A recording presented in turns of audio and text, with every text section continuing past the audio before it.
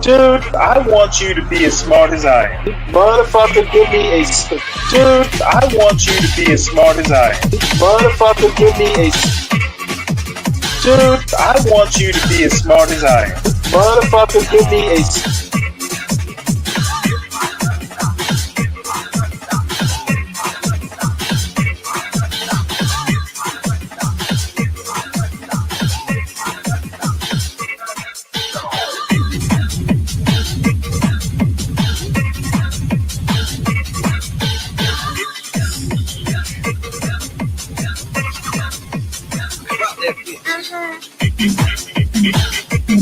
Dude, I want you to be as smart as I am. motherfucker, give me a specific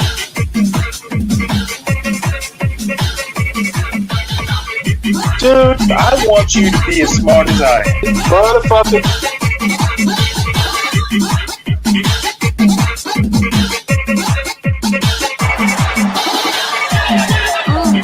Come on out, you rapist!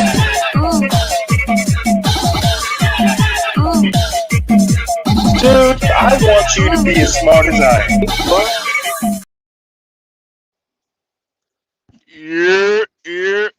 Welcome back. Welcome back. It's another episode of Gone Trucking. I won't be here for too long, but we'll see. We'll see how everything works out, you guys. I'm not gonna be here for too long, but hope you guys are having a awesome Saturday. You know, I've been up since like 2 this morning. Salute to Stanley.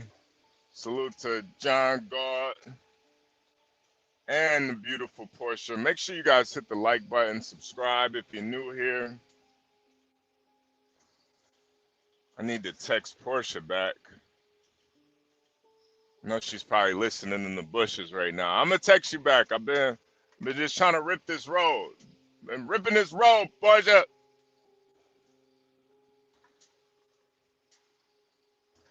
So yeah. It's been I think this has been a great the last stream, honestly, it was a really good stream, man. We've been having some good conversations here, you know. And salute to Be Brave, you know. I do like seeing, old farts like Be Brave still seeing them without the fire being burnt out just yet, you know. Still got something to say, but you know, Be Brave is a relic of yesteryear. His opinions and his thoughts, they're outdated, but I know it is entertaining. People do like the taboo. And unfortunately, white people being extremely racist to this generation of black people, it's taboo. We don't know what real racism is, man. Stanley's generation experienced real racism. Is the generation before that. We just experienced some a little bigotry here and there, but this whole idea where it's something wrong with these people, they're sick in the head. Nah, this country is sick, man. I don't know how you guys don't see it. This fucking country is sick. Takes advantage of the most less fortunate, the most unfortunate people. It takes advantage of them. So I am proud I am proud of Be Brave though. If I can inspire him, I do you know inspiring a old racist white man. That is very. I never thought I would do that. I never thought I would inspire an old white racist. You know.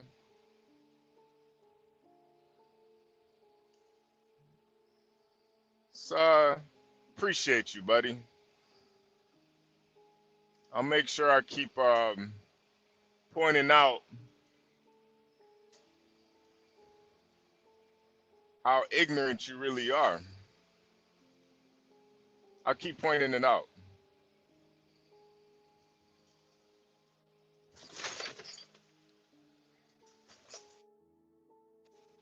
Hey, Stanley. Hey, man. Hey. I didn't know whether to come up or not. Oh You no, no, finished you're the good. You're good. monologue. Yeah, yeah, yeah, yeah, yeah, yeah, Look, yeah, yeah. Nah. HB, I went to an all boys Catholic military school for high school.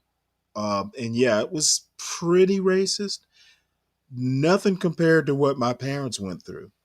Right, But right. the funny thing is, for all, for all the trials and tribulations, that's pretty much where I developed or groomed my sharp tongue. You know what? People didn't fuck with me in high school because they never knew exactly what I was going to say.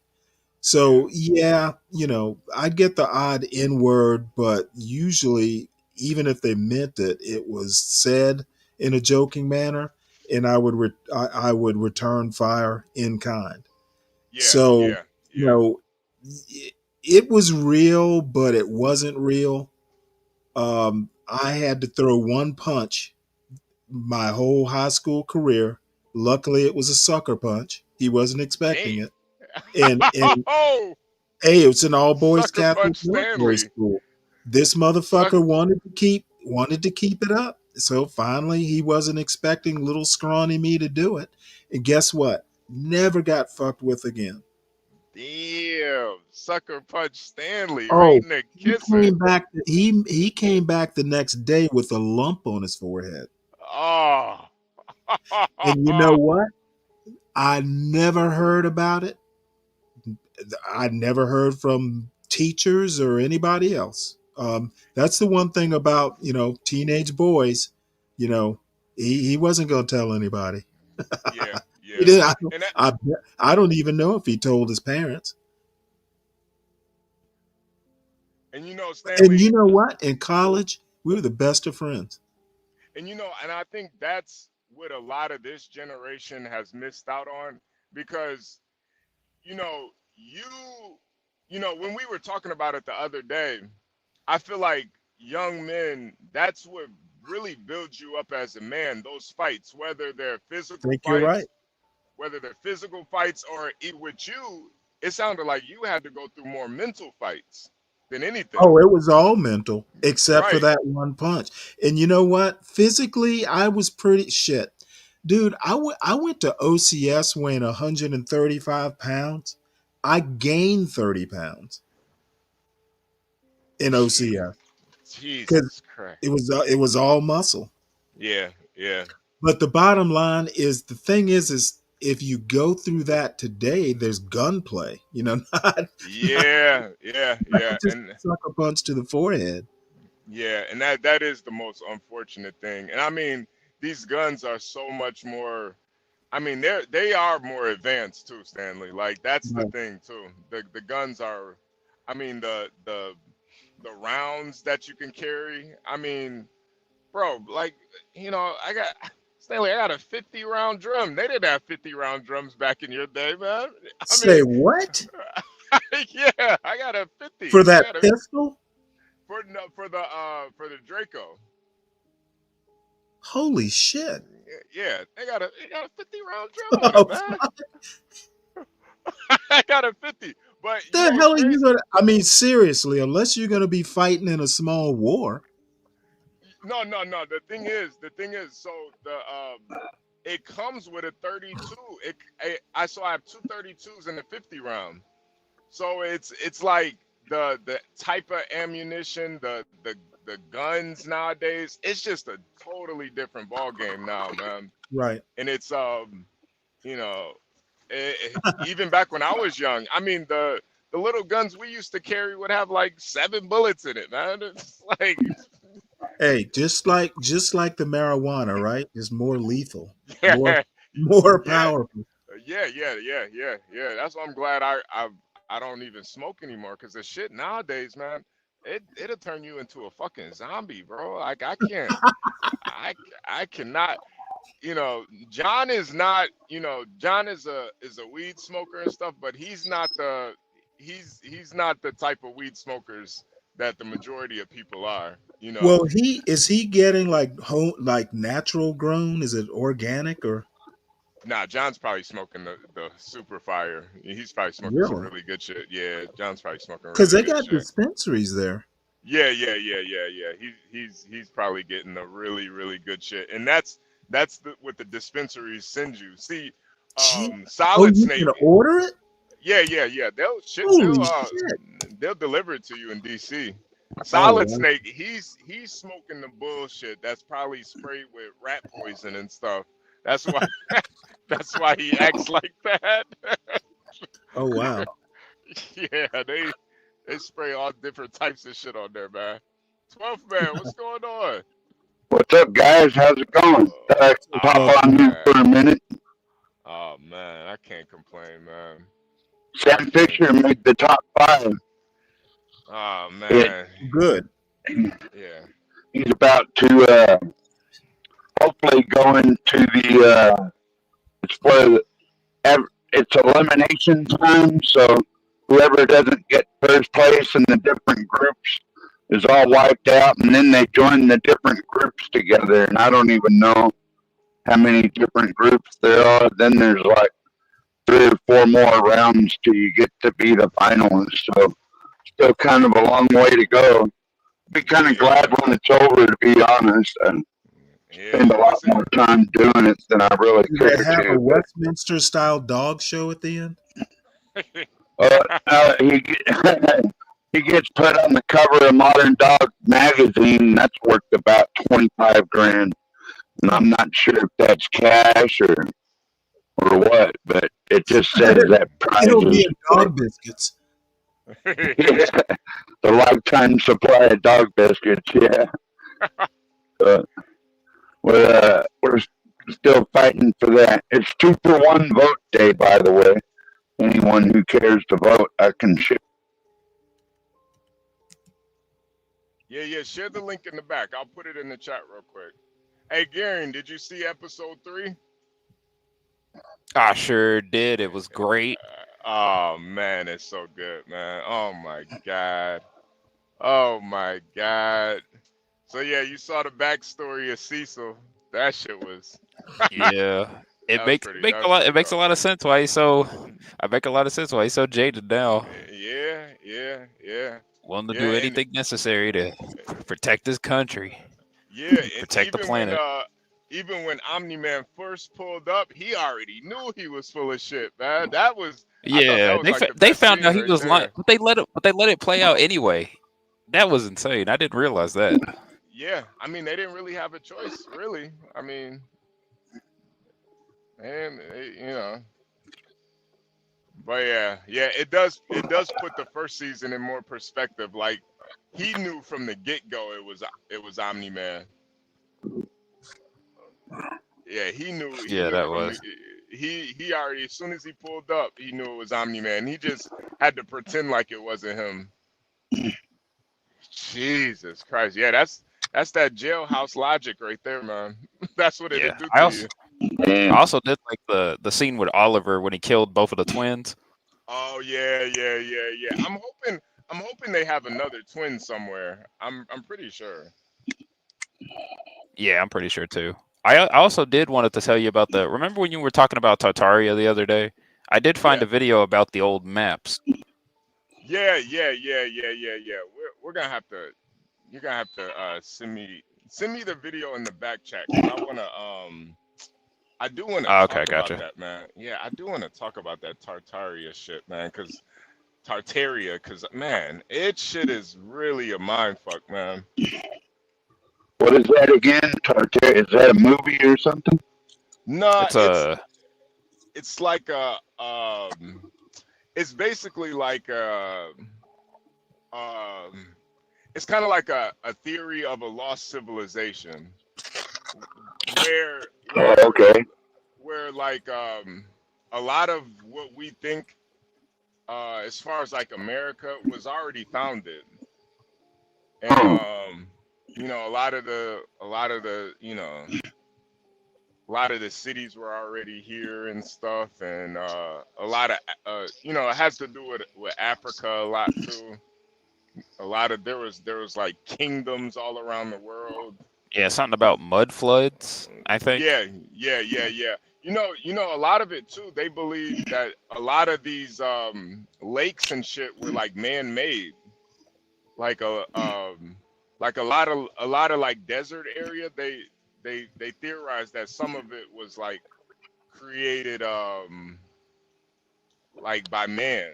Like they got rid of these lakes so they could grow agriculture on top of it instead.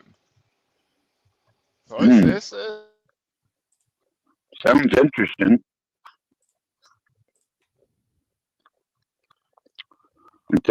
Is that a bit like the flat Earth theory? Kinda, but not Whoa. really. Oh, So Kanye's girlfriend had a swastika on her back? hmm. Oh, Wait, hold it. That's wait, gotta hold be on. When was it? Wait, when was this? this has gotta be like some fake. I'm looking at Psychopath's channel and his thumbnail. Here, let me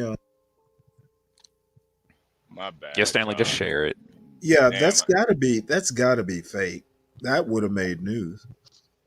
my bad. HB out here and cloning himself. Okay, I don't know how Yeah, to blow it up here. Let me see. You can Uh, just full screen it. You can take us off if you want. yeah.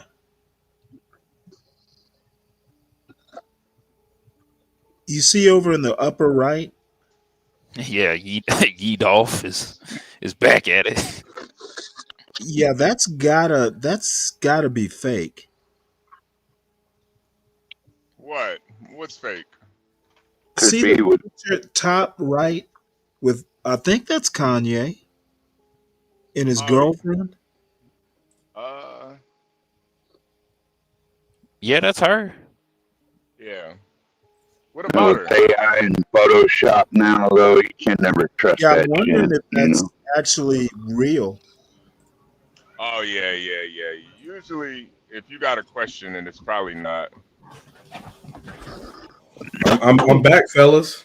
Oh, Speak What's is up? back in the Hey, building, man. hey, Hey, HB and Speak. Garion, y'all Yeah. puckered Oh my my ass God! for a little bit. CKJ says he's selling a T-shirt.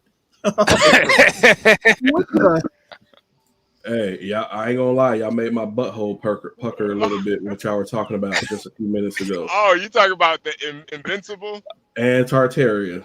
Oh, so you fuck with it? You heard of Tartaria You too, know what man? that stuff is? Oh yeah, including you heard about the theory about the Great Wall of China. It wasn't actually built by the Chinese, but it was built by the ancient Tartarians to keep the Chinese out. Oh yeah, I have heard about that. I Because thought if it you was look built at by, I've also heard the whole it was built by giants theory as well, but I don't think that was believed because I think the blocks of it don't make any sense. well, Like the see, sheer like like the blocks of the wall. gaps in it where you can shoot arrows from. Yeah, those Like, little slits. yeah, those are actually facing towards China. Ah, It's not the other way. Ah. yeah. I'm telling you, man. These theories, I think what make them so interesting is like a lot of that shit we cannot even fucking fathom today. Like even the Stonehenge shit. Like not the Stonehenge, but the where it's like those heads that were under like those giant heads. They're not Stonehenge, but the Oh, other the ones. Easter. Yeah, the I know what you're talking about. Easter Island heads. Yeah, Right, there's a right, theory that right. those got buried by the mud flood. Yeah, and that the crazy thing is they just recently dug them up, and they're like fucking 20 feet tall. It's not just the head; it's like a whole body under there too. Have you heard about the door in Peru? Yeah. I've also heard Yeah. about the I also remember hearing something about like apparently there's a door to hell under one of the Catholic churches up in Europe. I forgot which one though. Well, shit, Vatican or Notre Dame? I think it's Notre Dame. Well, what about the Vatican when they opened those doors that supposedly hadn't been open in so many years, and there was actually people behind them? Like, what the Yeah. fuck's going on there? And then they show like infrared photos of the people that came from the door, and they look like aliens, like their skeletal structure. Man. Yeah. But Gary, and I hate to break it to you, Oliver killed off the twins for good. Oh. Yeah, Okay. that's the end of the Maulers. I didn't think it would come so quick though. Damn. I thought So they didn't have any. So they didn't have any other backup clones. Yeah, I guess they No, weren't smart enough. he knocked them off. Yeah, I guess he wasn't smart enough to. Yeah, they didn't expect that little boy to bust them up like that. Yeah. Yeah. Did you hear him when he went through the first twin, the one with the broke jaw? Like, oh shit! Yeah. No, I think he took his jaw. I thought the first twin got his jaw took off. Yeah, no, he broke it. He broke it first, and when he saw the other twin, when Oliver went through the other twin, he was standing there holding his jaw, talking about, "Holy shit!" Yeah.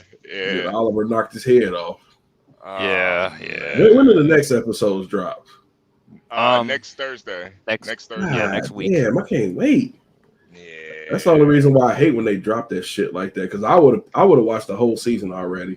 Yeah, me too. To be fair, I am still pretty hyped for the Invincible War. I know I'm ready to Angstrom see isn't dead. Conquest. I'm ready to see Conquest. Yeah. They said if it's done right. That first Conquest fight is gonna be great. They said if it's done right, because the Conquest fight between him and Invincible took place over several issues. So that shit should be like some Dragon Ball Z type shit. Remember how Dragon Ball Z used to have those epic fights, and that shit would last a couple of episodes? Oh man, Yeah. I think that Frieza episode was like fucking 30 episodes Was or it? something, man. Yeah, every time it would get good. Wasn't that like the world's longest fight in any show? Like the world's I longest fight per remember episode. the tournament of power lasted a pretty long time. Where we I get wouldn't be introduced to surprised. Jaren.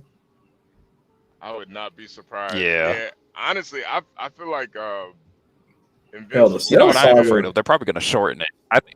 I really do think they're gonna shorten it though, in order to save You know what we're not runtime. going to get, Gary? Unfortunately, we're not going to get the great scene from Anissa.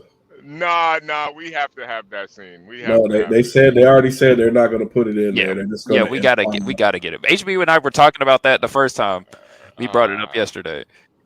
They already said they're not going to do it. Yeah, that means they're probably gonna. But they have a whole kid but they have a whole kid doing that though. That's a whole part of the show. Are they just gonna rewrite that out? I think they're just going to imply to it that he was great. Oh, okay. Oh, they're gonna pussyfoot it. Okay. Yeah, I would like to see what Anissa's working with under that costume. To be fair, they did make her way thicker in the show compared to compared to how she looks in the comics. She looks scuffed in the comics, but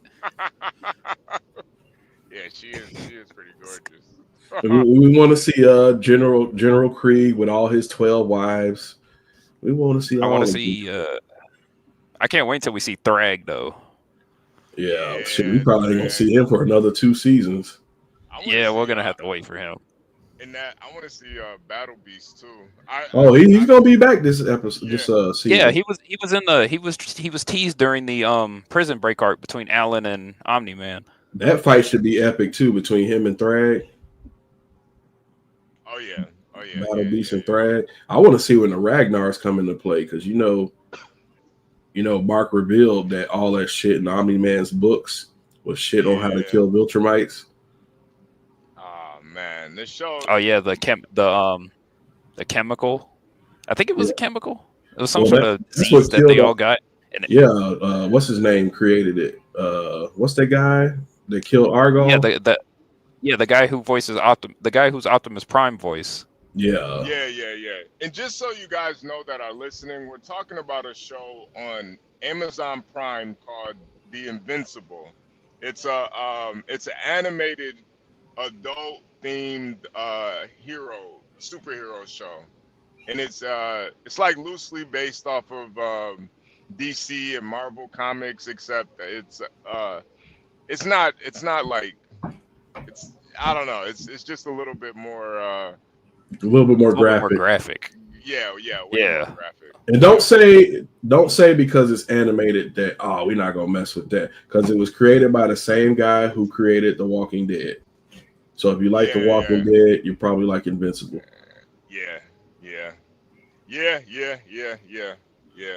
And I think what's better about this than The Walking Dead is the story.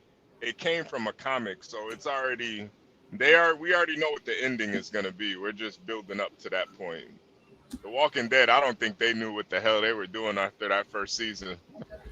I think The Walking Dead would have been much better on like HBO or something, where they could have got a little bit more. I mean, it was pretty graphic as far as like zombie kills and stuff, but they cut out a lot of the in between shit from the comics. Yeah, CKJ, Yeah. it is kind of like The Boys, except it's a little bit more. There's a lot more going on than The Boys. The Yeah, Boys kind of. the boys comic sucks. Yeah, Have you actually read the comic?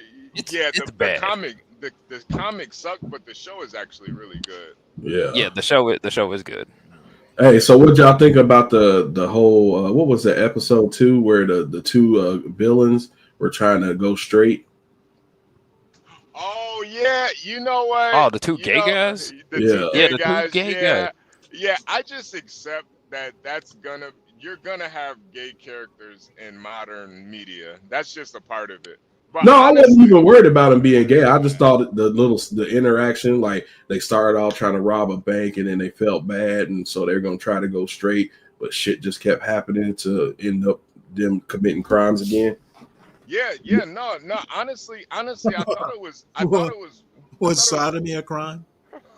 No, Well, they didn't no, show the no. sodomy. No. Them, what's so good about it, Stanley? Like They them didn't show being that. gay- They didn't even show that, Stanley. Come on. Yeah. Them being gay really wasn't the. Yeah, It like was the just kinda main thing. Yeah, it wasn't even the main thing. They just kind of threw it in there. We didn't know they were gay till they hugged at that one Yeah. point. Yeah, and then they Well, like then were it was holding hands. gratuitous. Yeah. I thought they were Yeah. just. Yeah, I thought they were friends. And then they started Yeah. holding hands and looking at each Yeah. other. I was like, these niggas gay. It's like, Yeah, oh, these a couple. These guys are a couple. What the fuck? But hey, but speak. I think they did that. That scene was like, bro, that was a beautiful fucking scene, man. I don't Yeah, think I've because ever it was no talking. It was just music. Yeah. I don't think I've ever seen a gay scene that was like I was like, damn, I kind of feel for these. Yeah, I did. I felt bad for him. I was I like, kind of felt bad for him. I'm like, damn, they were trying to get straight, not Yeah. literally, but trying to go Yeah, straight from yeah. committing crimes, and Trying to get straight. but they just kept shit just kept going bad for him, and it made him end up committing crimes again. Yeah. And then who had to take him down? Invincible. Yeah, and I think like the whole point of that is like it's kind of going towards Cecil's whole point, where it's like you're only a hero because you say you're a hero. Like in reality, there's probably to them you're a fucking villain. To them, they're just trying to they want to do right, but they're fucking. I mean, they're gay and they're they don't have any money, so they're probably gonna do some crime to figure it out. They're gay and righteous. Hey, I ain't gonna hold you though. I hate Cecil's guts now just as much as Mark hates him. I don't blame I mean, Cecil though, man. I don't hate Cecil. Yeah, me either. I don't blame Cecil for what he did though, man. It's like, bro, you gotta have contingency plans with somebody that powerful, man. Yeah, but just to me, the thing is like he will get the job done no matter who he has to screw over to get it. And like that guy Bulletproof said, he's like, fuck that. I can't work with a guy I can't trust. I was like, exactly, because he will throw them under the bus if it gets him to achieving his goal. But speak like I think Cecil said it in season 2 where he says the only thing that's holding Mark back is his morality, and due to that morality, it's the only reason why he's not going around murdering everybody. Mark is probably, I don't know if he is at the time of the show or at the time of season 2, but he's probably the strongest person on the planet, Yeah, well, at season 2, yeah. Yo, what's up? He's talking about all his how fast he's got, how much weight he can bench, and all that shit. Yeah. So they put him on their rigorous training regimen after Anissa whooped his ass. Yeah. How you gonna talk comics without me, man? To be fair, I feel left out. Hey, Virgo. Virgo, do you know about Stanley? You know Stanley is Homelander. Hey, Virgo. Hey, Virgo, you're left out because you're a girl. Yeah. Don't underestimate the girls, The clubhouse Stanley. doesn't allow girls. My fucking bed just broke. Do not underestimate a girl, Stanley. I've read both comics. Damn it! You know about Invincible, But then? HB, to what you were saying, I know The Walking Dead. If you read the comics, it wasn't all that great. But if you watch the new one with Rick and Michonne, it explains everything in the comics. Yeah. So everything that happened in the comics happens in that one. So I prefer the comics of Walking Dead versus the show because after season 7, the comics was awesome. Like, and not to spoil it for anybody, but I was done. Rick does get his hand cut off, like in the comics. Yeah. What comic we're talking about? She's talking about the Walking Dead. Walking Dead. Man, The Walking Dead. I'm not a big. I like I don't know. Zombies are cool. I like future war type shit, like fucking robots and shit, like Terminator. That's what's up. You ever see Terminator movies? Oh yeah. The Terminator movies fucking rock. I want one where it's just the future war. Have you watched the animated series on Netflix? No, I have not. I gotta check that out. I didn't even know that existed. Yeah, it takes place in the future. Dude, I gotta fucking check that out. What's it called? What'd you say it was called? Oh shit! Just when you go on Netflix, just type in Terminator and it's an animated series. It'll pop up. I can't remember. I know what you're talking about. The daggum, yeah, the Terminator anime. What the fuck is it called? I gotta check that out. There's no like you said it's anime. There's no like weirdo shit in there, is there? No, I mean other than it starts out in the past, but then I've never seen this, so I wouldn't know. The rest of it takes place in the future. Good, because I don't want to watch any of those like weirdo animes, you know. Wait, question for Gary and HB. Okay, it's called. Go ahead, Gary. It's called Terminator Zero. Terminator Zero. Yeah, I'm gonna watch. The name. Yeah, that's what it's called. Terminator Zero. I'll probably go watch that. We ain't coming early, but are you two fans of Castlevania? I like Castlevania, dude. I saw the first. Oh, you mean the net? Yeah, the Netflix series. I saw the first season. I haven't seen the second or third. The fucking the soundtrack on that is so good. Wait, Speak. What were you about to ask? Because I'm about to get out of here, man. Oh, I was just saying, were y'all fans of Castlevania? Oh, nah. Oh, bro, you have to watch it. HB, you do got to watch the first season. You don't have to watch the second or third. You got to watch the first. Well, there's two different shows as well. So I'll put it in my notes. I'll check it out. All right, y'all. I'm out of here, man. Yeah, Gary say if you want to see, take care. if you want to see a bitch get burned alive, be safe out there. See you. All right, man. See you. Yo, guys. Have you seen that Kingdom Come game that just came out? The Kingdom Come or whatever. It's set in like medieval times, dude. I'm thinking about. I gotta head out on issues. I'll be back. So Stanley, you running the joint now? Stanley.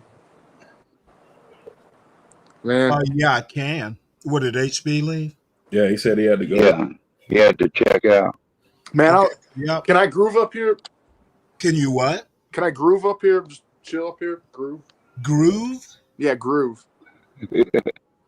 Okay, hang out. You mean? Yeah, hang out. Yeah. That's what the clubhouse is for, I guess. That's what's up. But yeah, Allied Master, check that out. You'll like Where'd it. Virgo go? Yeah, I gotta check out. You said it was Terminator Zero. Terminator Zero. Hang on, I'm getting some. Yeah, that's a scam. I'm getting some fucking scam text about unpaid tolls, and I haven't had a fucking. What's it called? I haven't been anywhere with tolls, dude. I'm getting scam text, dude. Yeah, just block them. You know. But I got a fraud call when I was on with y'all earlier. At least that's what AT&T said it was. So I didn't answer. I mean, that's the thing, dude. Like, you can get these fucking, if you get into debt, these fucking debt companies will like just sell your info. It's crazy, and then you just get a bunch of motherfuckers calling you and shit. The sad part is for pennies on the dollar. Yeah, I know. They shouldn't be allowed to do that. That should be a crime to sell someone's personal info. So Stanley, what you got on your mind?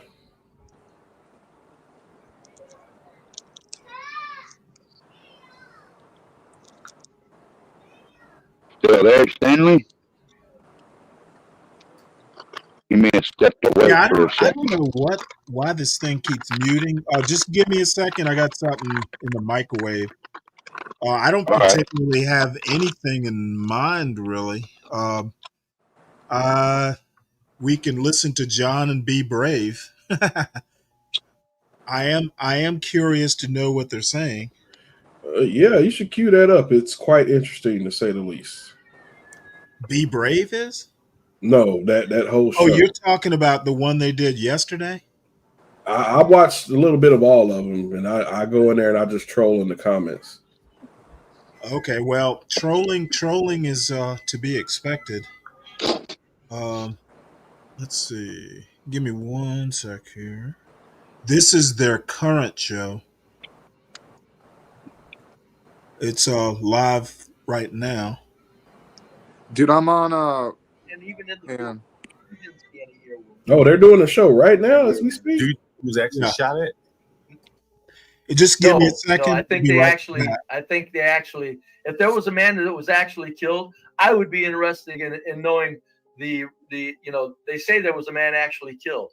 Those could have been a bunch of actors in back of him, but they'll kill somebody to make a point. No, I don't think Trump was actually shot at. No. Damn, that's interesting. Just all I'm saying is think of the odds of that bullet traveling a quarter of an inch outside of his skull, perfectly parallel, when he just turned his head perfectly. Yeah, no, that's. The fact or God put his hand in it, didn't he? One of the two. If that was a real attempt, God turned that man's head just right. And I ain't saying just right a little bit. You had to be goddamn perfect for that bullet to run parallel along that fucking skull and not hit his head and not give him a head wound of any sort. I ain't saying it didn't need to it would have blown his brains out. I'm saying it didn't nick his head. Yeah, you know. So yeah, that is interesting. That is very, very, very got interesting. his First Amendment right. Shit, this is what I hate doing. The other attempts, no, I ain't buying them at all. Free to be free? Hell no. Stanley, don't you think the obsession? 3, 4 of them? Has he had No. any lately? Oh, now everything's okay? Everything's okay. I'm sorry, what? I said, don't you think his obsession with the black man is sickening? Okay, That's who's my main problem with Be Brave is actually his, he makes shit up, and then because he's white, he won't say this, but because he's a white man, he basically thinks he's right, even in his assumption. His obsession.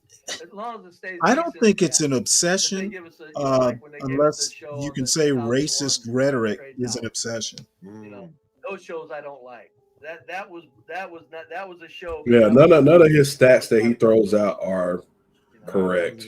Okay, well, they're not only made up stats; they're made up categories. Yeah, the 70%, the 30%, the 30%, the 70%. His premise is 70%. Basically, 3% of the black population commits most of the crime, and 70% of the black population makes excuses for that 3%. So, several things wrong with that. I know the 3% of the population, that might be right. I'd have to actually go and research it. It is a very small percentage that commits a lot of the violent crime. Um, I'm trying to figure out why. Well, number one, roughly 70%. I'm sorry, roughly 50. Hold on, let me pull up this Pew Research poll because I actually looked it up the other day, but I need to refine it. But roughly 41%, I think it is, of the black population lives in urban areas. Now, urban areas, that doesn't necessarily mean the hood. It means basically somewhere near or in the city limits of the bigger cities. And then the it's roughly, it's like, I want to say like 52% live in rural areas. So, technically, most black people don't even live in urban areas. And I saw somewhere, and I can't seem to find those numbers. It was way less than the 41 or 42% that even live in what we would call the hood. So, what I've been telling Brave is most black people don't even live in the hood. So, if most of the black crime is, or most of the violent crime is happening in the inner cities, most of the black people have nothing to do with it because they don't even live in those neighborhoods. But his premise is that, well, 70% of the black people who don't live in the hood, they are basically making excuses like it's our responsibility to police those inner city neighborhoods. It's not. We're not our brother's keeper. And then the other problem I have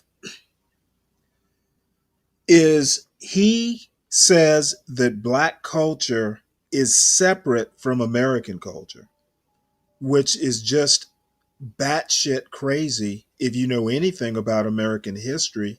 Um, the people that were brought here in 1619 and their descendants, all the people, who wound up coming through South Carolina and Norfolk and other New Orleans, um, way before the Civil War, what other culture would they have?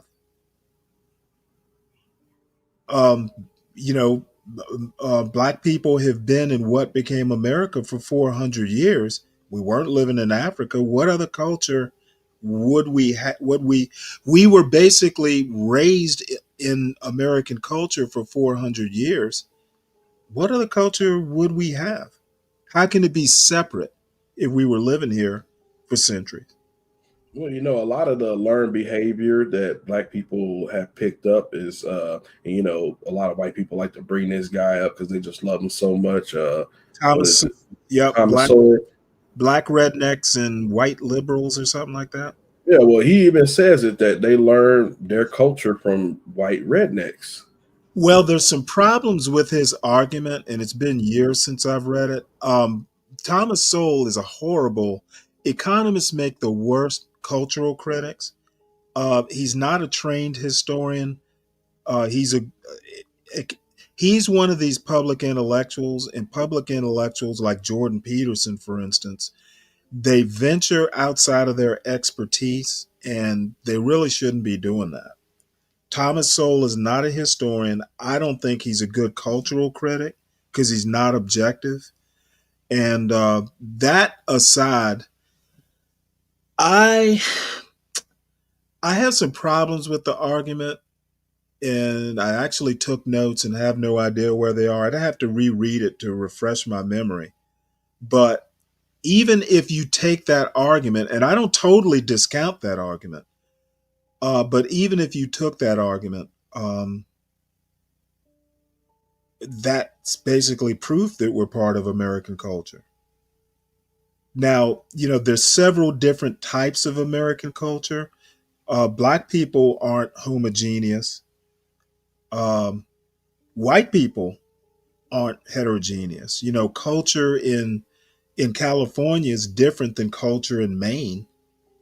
There are all kinds of intersections and overlaps, but the culture is slightly different. It's a variant of American culture. I think black culture is a variant, and there's several types of black culture. Living in a black neighborhood in rural Georgia or St. Helena Island, South Carolina, is different than what's happening in Atlanta in the hood. So just his arguments are a mess. But what's more upsetting than his attitudes and his shtick is that black people supporting it. Black people buy into B Brave's bullshit. That is the most upsetting. And I'm not upset, but it's the most disturbing to me. I just think he's full of shit, but that's just me personally. Well, let me put it to you this way, and he talks about it a lot. He doesn't even come over here to talk about race if I'm on the panel anymore, because he and I just go back and forth on it. And he's just decided, if he comes up here and I'm on a panel, we will talk about something else. Now, I don't have a problem beating him over the head with his own ideas, but it does get a little cruel and just little hot, little heated. Well, we know B Brave's MO. He doesn't want any pushback. Since I've seen him Oh yeah, producing yeah. TT show till now with the shit he's doing with John. If anybody has any pushback, it's like, get him the hell out of here. Get him out of here. Yep.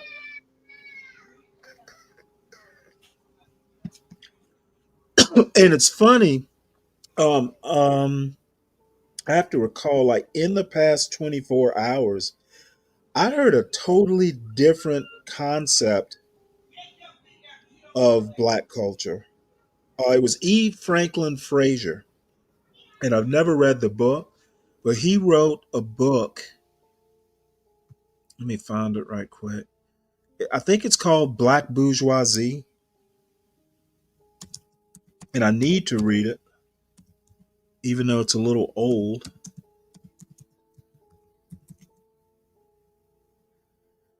Hold on one sec. You know who E. Franklin Frazier was? No, I don't, He but was I like should. a really pretty famous black sociologist. Like back, he was pretty much active, I guess, from like the mid 30s to almost 1960. So he's kind of an elder or an ancestor now, but he's still read in sociology classes. Here it is.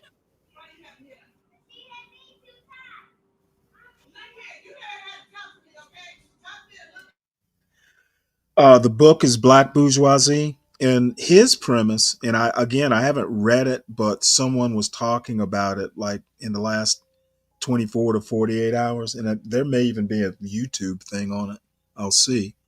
But anyway, he's basically saying there are two types of black culture. One was basically the people who were mulattoes who could, sometimes pass for white, and their brand of culture was very close to the higher class Southern culture. If you read Uncle Tom's Cabin, there is a part where when Uncle Tom gets to New Orleans, if I recall, the butler to the guy who was like the master, the slave owner, he's kind of a gentle slave owner, but a slave owner nonetheless. Well, his butler, his body man butler, valet, I think actually, was a mulatto, and he basically wore the master's cast off clothing, but they were way finer than any of the other slaves in the household wore. He would get all perfumed up because the master let him use his aftershave or whatever. This guy was light skinned, and just kind of you know he was full of puffery. you know he didn't do the manual labor. He was pretty much just like trying to mimic the master's behavior, culture, etc. So anyway, there's that class of Negro, and I'm going to use the term Negro because we're talking an old book. And then there was like regular black culture, closer to the field culture. These people had African features. You knew they were African descendants. Yeah, It, darker complected. a house slave, field slave sort of thing. So that's how E. Franklin Frazier, an actual sociologist close to the black community, a part of the quote black community, saw black culture. It wasn't a 70% and 3%. Of course, this is way back when, so the violent crime wasn't as much a factor. But he saw black culture totally different than someone like B. Brave does. So there are really different versions of how people see black culture, and Be Brave is, one of many. The difference is his is unlettered. He has no training other than just maybe he's skimmed some books and whatever's going on between his ears is his sociology. Gotcha. Yeah, and I do drone on, don't I? No, I was just listening, but like I get where he's coming from because I would have seen the world in the same picture had I, let's say for instance, like you remember back in the day we used to see those commercials about with Sally Struthers, say this little African boy for only 25 cents a day. Now you saw these commercials all the time, and Right. if you've Yes. been to Africa, that's what you assume Africa to be. But now I've never been to Africa, but I've studied about Africa, and I know that what I saw in those commercials is not what the only thing Africa is. Yeah, I've So been to Egypt. yeah, and then Be Brave's like I sit there and I watch all these closed circuit camera feeds of blacks committing crime. Well, of course you're gonna assume that black people are just out here doing degenerate shit. If that's all you do is sit up here and watch closed circuit footage of black people committing crimes, you're being programmed to believe that all black people act a certain way, and that's just not the case. Well, he will constantly tell you he doesn't believe the books or the statistics. He believes what he sees. And that's like you're not omniscient. You don't see everything. If you really used his logic, he's only seeing what they want him to see. Yeah, you're believing what the media is pushing. Connect those dots. On one hand, there's the global corporate elite.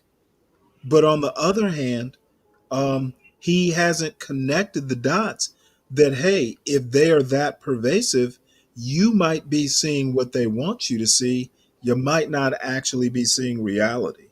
So Yeah. they're totally different, like parts of his brain, and the parts of the brain don't connect. Yeah, his version of reality is totally distorted. But to me, I just seem it. I feel like it's a type of sickness that goes on in his head because he literally believes that blacks are destroying American society, and it goes way beyond that. I mean, there are all kinds of things that work against his argument. Yeah, well, even the neighborhood he lives in, black on black crime is not affecting you, sir. What are you talking about? I guarantee he rarely sees many black people throughout his day. He's just really problematic. But the problem is, black people like CT and John are giving him credibility. True. Even So letting him have a when voice you at that. give a little bit of credibility to a person like that, and he actually thinks he's an expert and he's speaking truth. And somebody in the chat today said, and I don't know whether it was a joke or not, but basically, Be Brave is the leader black people need. Yeah, that's clown shit. And I was like, well, that's very Andrew Johnson. If you know anything about Andrew Johnson, He wanted to be the Black Moses, or he wanted to be Moses for Black folks. Believe that or not. Mm. This is the guy that I listened to the other day on E. Franklin Frazier, and other than this one video, I really don't know what he's about or his politics or anything. Hey, I got to drop down for about 20 minutes. Will you be on still? Okay, well, I'll watch this. All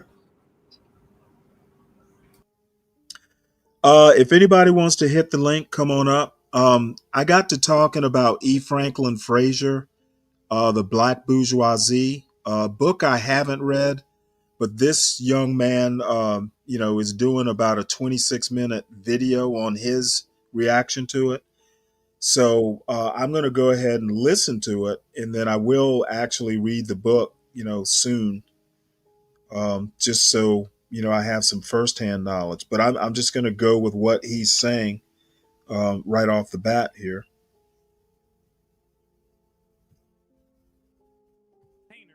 From the lowest rung of the ladder came to be the most influential members to the Black community. Why are they there, and what caused them to get to that spot? The explanation comes from professor and sociologist Dr. E. Fraser Franklin in his 1957 book titled Black Bourgeoisie. And as we go through this explanation, I want you to listen very carefully, because what we're going to go on is a journey. And in this journey, we're going to deal with some backstory on Black American culture. And all this is going to lead us to our final destination of answering this question. But I need you to go through the full journey in order to get the understanding. And so once you understand this history, then it'll no longer be a mystery. And so let's go in here to page 113, where it says this: there have been only two really vital cultural traditions in the social history of the Negro in the United States. One. Now, again, I'm going to remind everybody, Frazier was a trained sociologist. I think he worked at least most of his career at Howard University. I don't know whether he knew Du Bois or not, but I would imagine he would have. This is a man who is a Black American who studies Black America. This is his book. And I would trust what this guy says over Be Brave. I'm way more qualified on several different levels.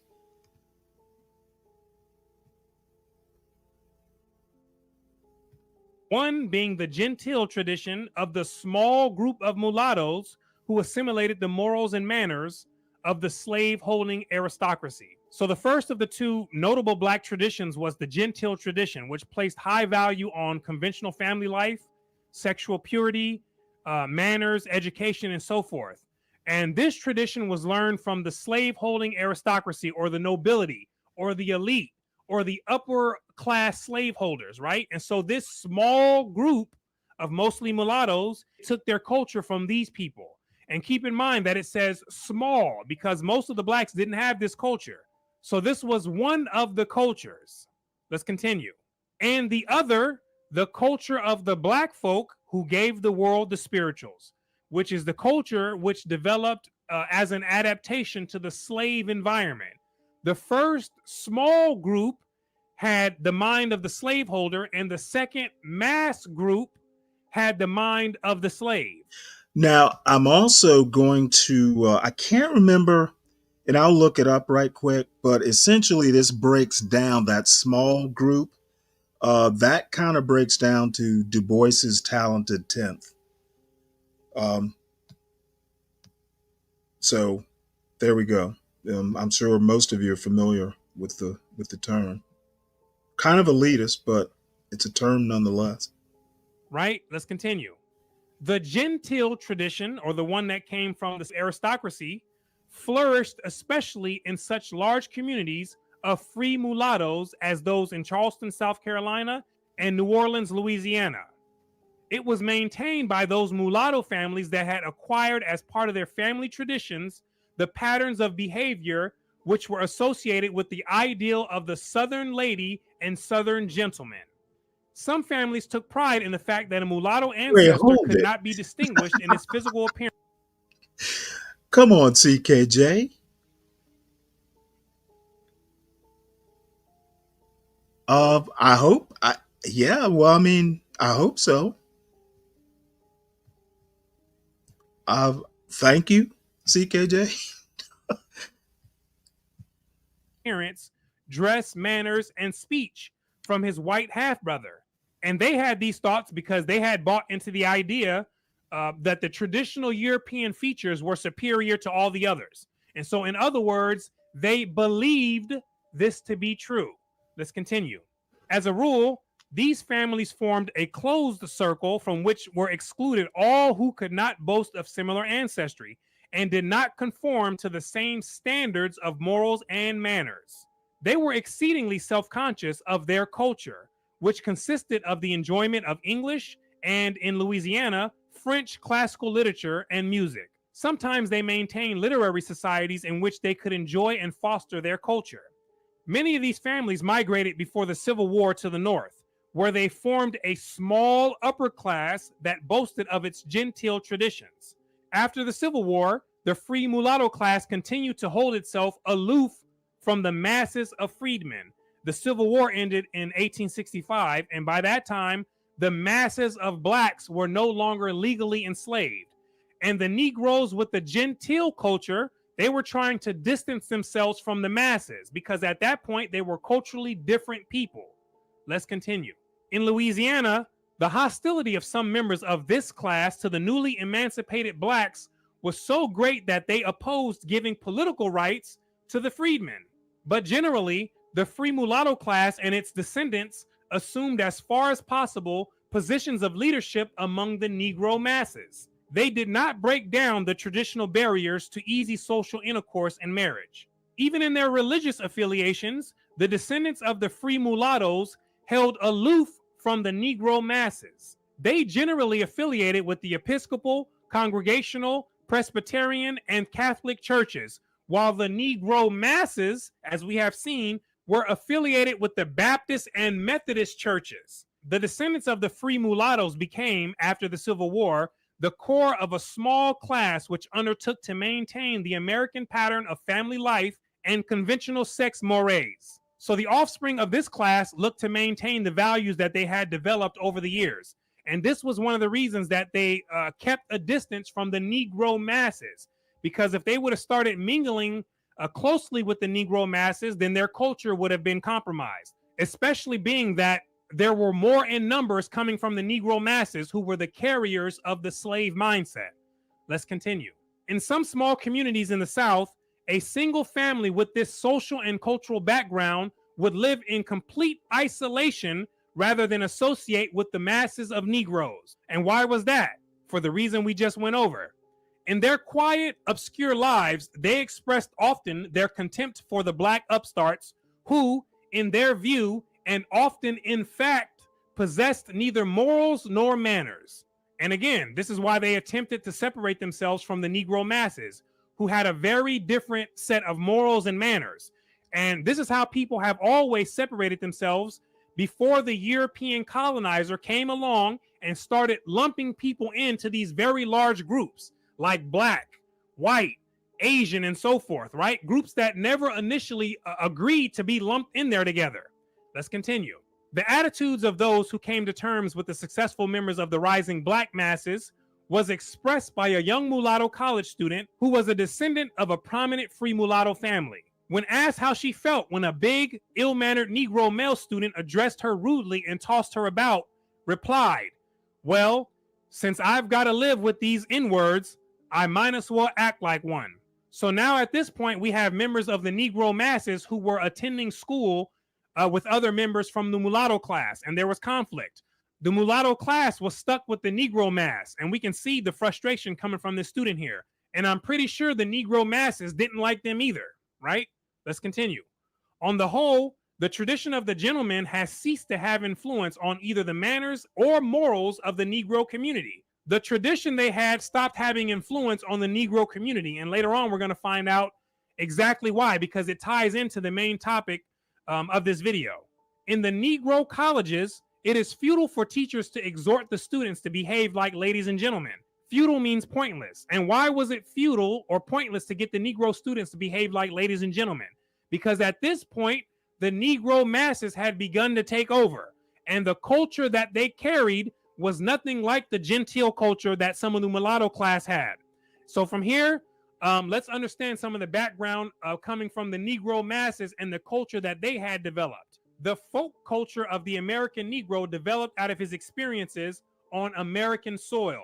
Whatever element of African culture might have survived enslavement became merged with the Negro's experience in the new environment and lost their original meaning. The Negro.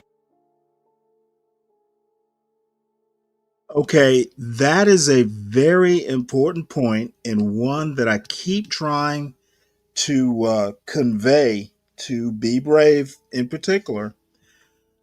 Black culture, Black American culture, is not versus American culture. It is a part of American culture. It may be hybridized. There are different ways you can characterize it. But as it said, there's some vestiges of African culture, but it got merged into the quote experiences of the African in American culture, in American culture. And to me, that's just common sense.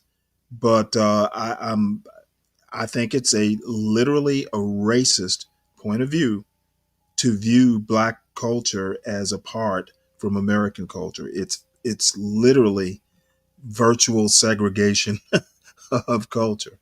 Dude is still living pre civil rights or pre Brown versus Board.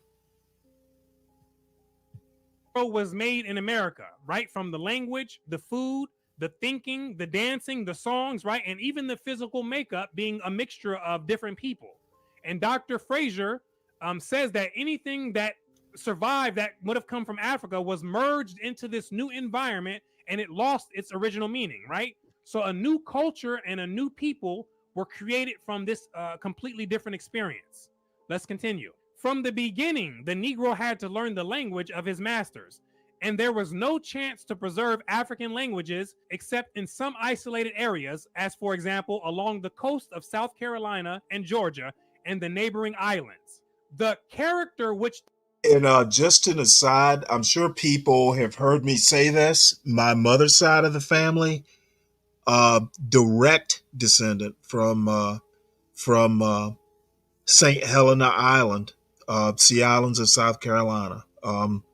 Have spent a lot of time over there with my great aunt, my mother's aunt, Rose. So, I'm very familiar with that part of the Sea Islands. As familiar as someone who actually isn't a resident is, or can be.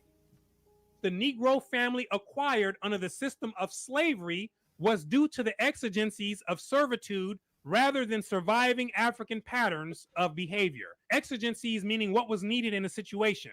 So the character of the Negro family, which included the woman heading the house, was needed under the system of American slavery, and it was not something that was of African origin.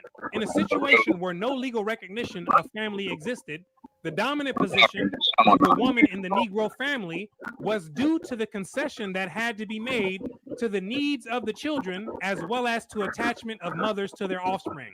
Even in the matter of religion, there are no evidences of African survivals as in the West Indies and in Brazil.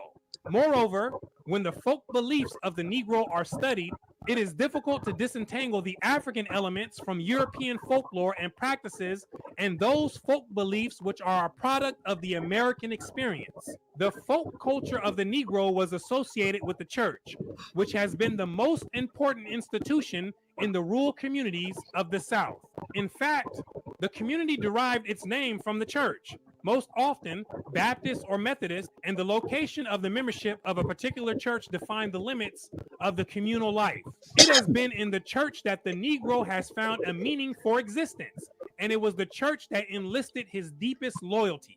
The church set up and defined the norms and moral conduct and provided the necessary discipline to enforce its rules and behavior. It was the church that the Negro spirituals or religious folk songs were born. So the church was the most important aspect. I'm going to skip ahead because unless you're really interested in this, it is a little pedantic. However, I can play it through. It really depends on what folks in the chat want to do. But I think probably this is enough to get my point across. Be Brave is just way off base with this racist assessment of Black culture. He has neither the expertise nor the experience. And I don't know why we keep giving his notion of the state of of Black America any credence or legs or anything like that.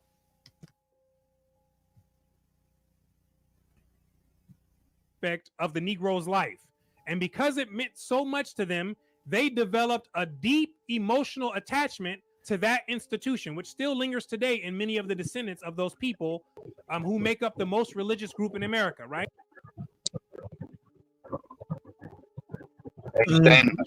Yeah. Making more money. I wouldn't listen to anything he has to say about Black folks or Black culture. I mean, he's never even lived around Black folks. He says he grew up there, but the bottom line is that I don't know. I'm probably spinning my wheels here, but I think what I'm doing is just making myself feel better. Because I know a lot of times people on this channel think I'm full of shit, some of my notions, but, I'm not wrong about this anyway. Are you taking me back home to it? Okay, I'll be right out. Sorry, man.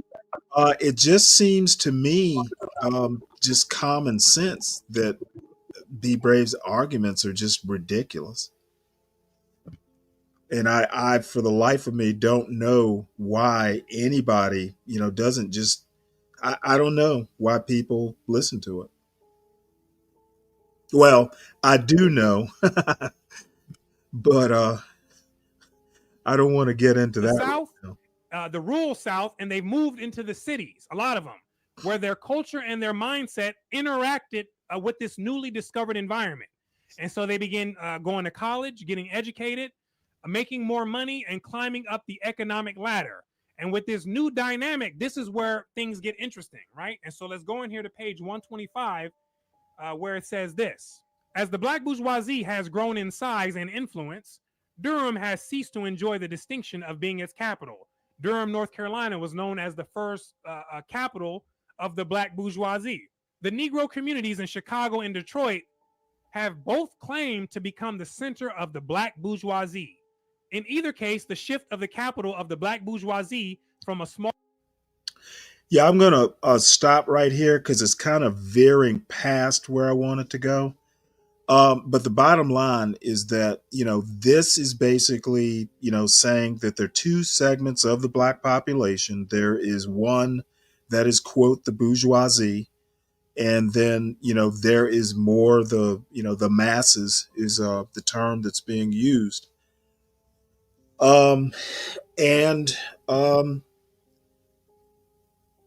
That is different than the notion, because at least in Fraser's time, that small part of the Black community that was, the quote bourgeoisie, that's not 70%. I think today, things have kind of morphed and changed, especially post 1954 and 1964. There's a larger Black middle class. So the bottom line is the origins of the two types of cultures have kind of changed over the years. Post 1964, there's a larger middle class. So, you still have that upper crust. You still have, a working class and a working poor, larger middle class. There's an upper middle class as well. And two things I want to show right here, and I'll blow it up a bit. Right here, it says here about 1 in 5 Black Americans say they live in a rural area. That's roughly 20%. So this top bar right here, this bar chart, 18% of the Black population or who identifies Black rural, 40% suburban. Okay, basically out in the burbs, 41% urban. Now I know I saw somewhere a breakdown of that urban population, but for right now, add the rural and suburban, that's 58% of the population. Okay. In the 40 so 58% of the population is non-urban. That's 60 to 40 roughly. So almost 2/3. So 2/3 of the Black population don't really live in the urban areas. So that's close to Be Brave's 70%. Again, the urban population at 41%. I thought I saw a breakdown. I'll have to search it up if I indeed saw it, because that whole 41% does not live in what we would call the ghetto. So I need to figure out how to parse that 41% down. And then one other chart. This is from blackdemographics.com. Somewhere I need to figure out, where do I keep that link? Let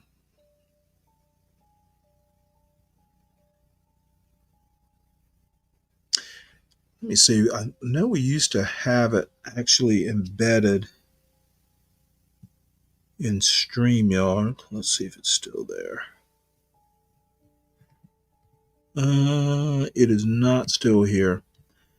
Well, there's a breakdown of the Black American population, or people who identify as Black American. There's a breakdown by class, and the class is based on income, not wealth, but income. Households, income. Let's see, middle class. It's this chart right here.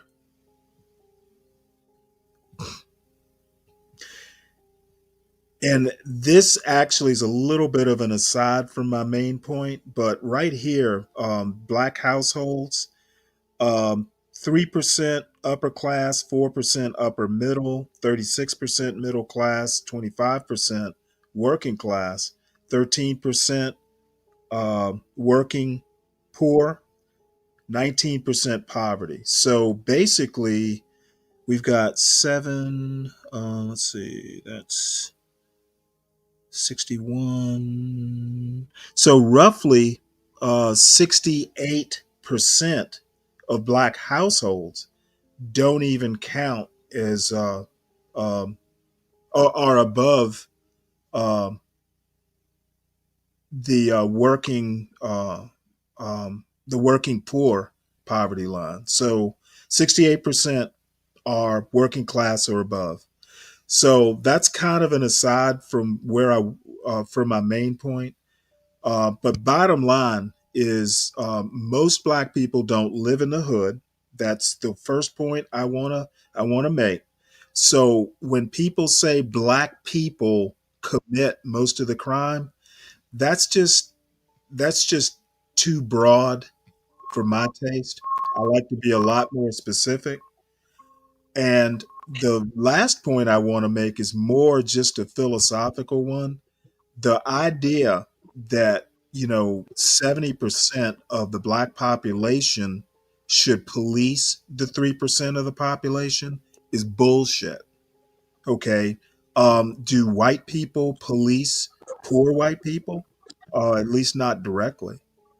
So Be Brave is just really, some of his logic is just egregiously wrong, and why we put up with it, I don't know.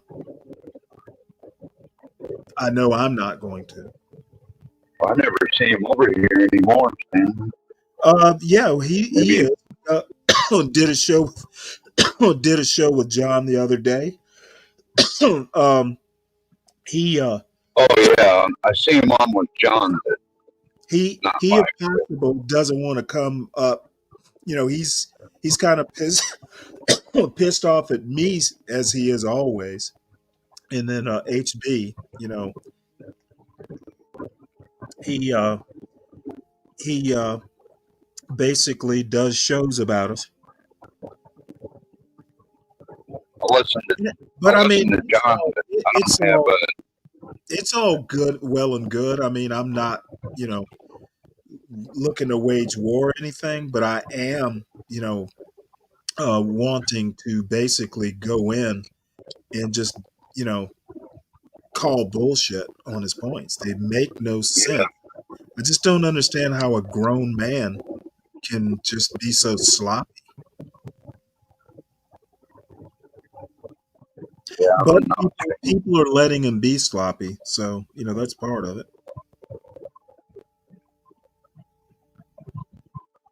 So anyway, I'm done with my pedantry. It's a beautiful day here on the Kenai, Stanley. Yep, it's good to know. I just had to run into town, do some bank errand. Now I'm headed back to the boring old woods. Well, good. You're play with my new making a run, shotgun. making a run for the border. Getting out of here. I like when I just come in town and get out. Do what I need to do and get out. Yep, I used to do that myself. One trip to town and one trip out. If I forget something, you know, oh well. I'm not coming back Yeah. out, especially if there's snow on the ground. How much are eggs down there, man? A bunch of what? How much are eggs down there right now? Hold on, I'll check. It's been about a month since I bought any. Do you use those in your oatmeal cookie? No. No. You know what? Yes, I do. One egg, one or two, depending on the recipe. Yeah. Hold on. Let's see here. It's $8 a dozen here the other day. I just said I'll do without for now. I'm not paying no $8 for a dozen eggs. I can get over the fact that I don't need eggs for breakfast every morning. I can eat oatmeal, be just as happy. Right. I don't know. I've found as I've gotten older, I don't like eggs as much. Honestly, I'll occasionally do an omelet or over easy, but yeah. I mostly use eggs for for baking. I use it in my I bread love, mainly. I love me a good bacon, cheese omelet, maybe some onions, peppers. I feel like I'll saute those first, then throw them in the omelet.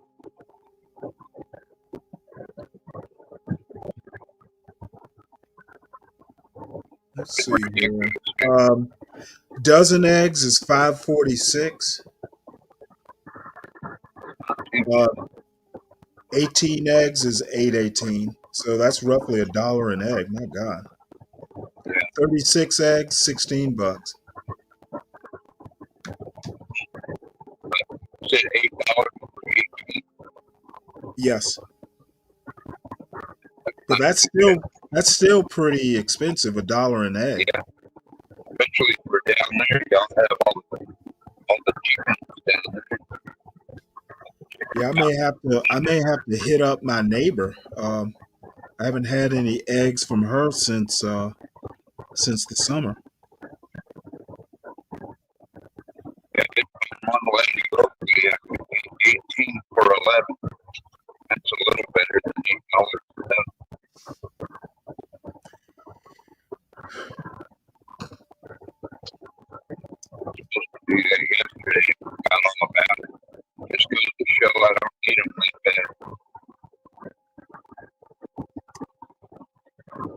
Claris,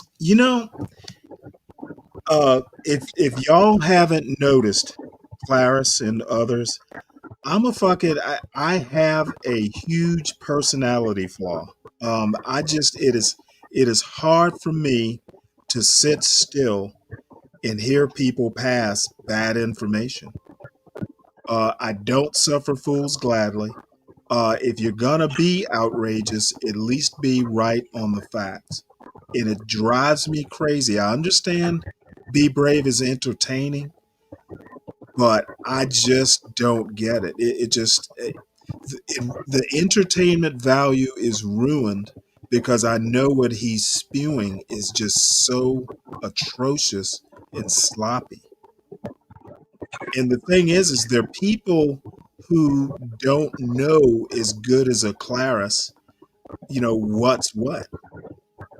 So, it really does hurt my soul to see black people buy into this bullshit.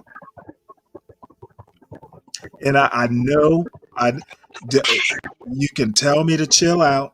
I know I should chill out, but this is the way I've always been. I just do not like. Um, I don't like to be wrong. Uh, and I think that's obvious. But I don't like other people to be wrong either. So, you know, anyway, I'll get off that tangent. I know it's entertainment. It's just not that entertaining to me. And I have to do a better job about just ignoring it. The other day during the racist roundtable, I listened to 5 minutes and I got the hell out of there because I knew the longer I stayed, the higher the chance I was going to get pissed off and just be disruptive. So I just left. Palomino, if I'm sending bad information, it's unintentional. And I think in your case, you just don't understand the information. Therefore, you think it's bad information. A little studying, a little research, and you'll be good to go. I hope that sounded as patronizing as I meant it to be.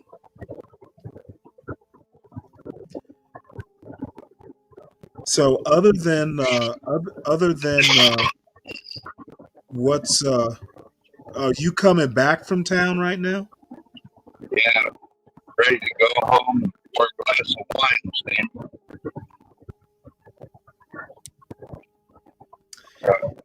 Yeah, if I were worth the shit, I'd probably go out and get some beer too, but I'm too lazy.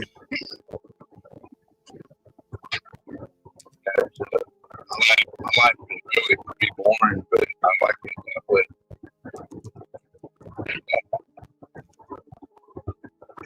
I had enough excitement. My lifetime the last two lives.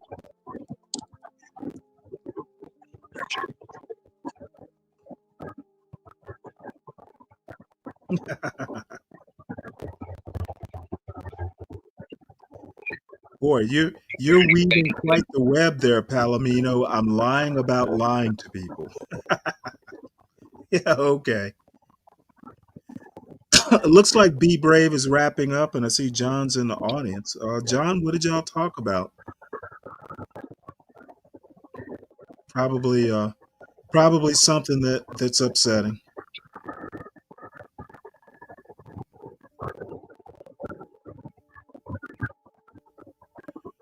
Let's see. What is? Listen to John.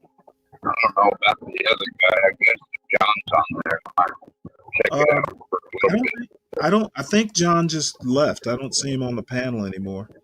Oh, he was talking about the corporate machine. John, actually, I had a question about that corporate machine. Be Brave's point of view on, Black America and racial relations. How does he know that the corporate machine is really just showing him what they want him to see? Has he ever addressed that point? It could be that they intentionally are leading him astray so he looks like the fool.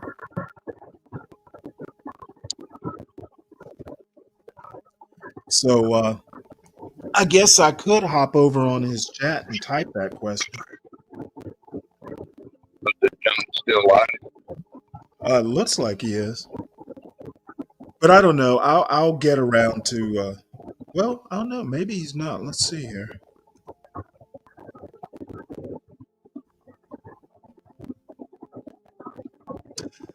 Yeah, it looks like he is, but I'm just gonna let it go.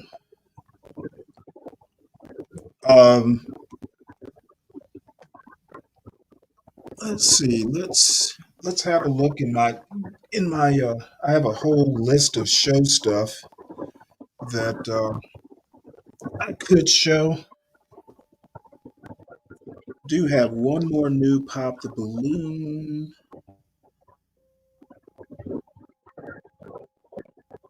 We could watch fishing shows. That'd be good. Whatever you and Jeff wants to do, I'm good. We'll do this for some ASMR.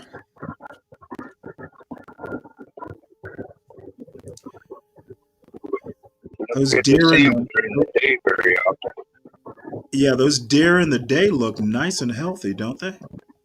Yeah, they do.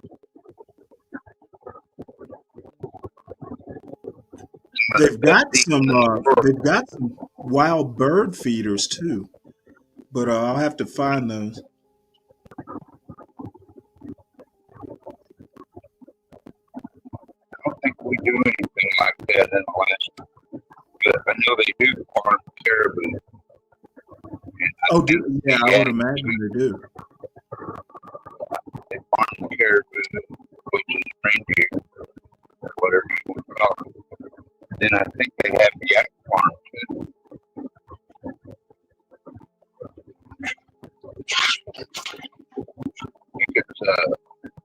Canada has a yak farm.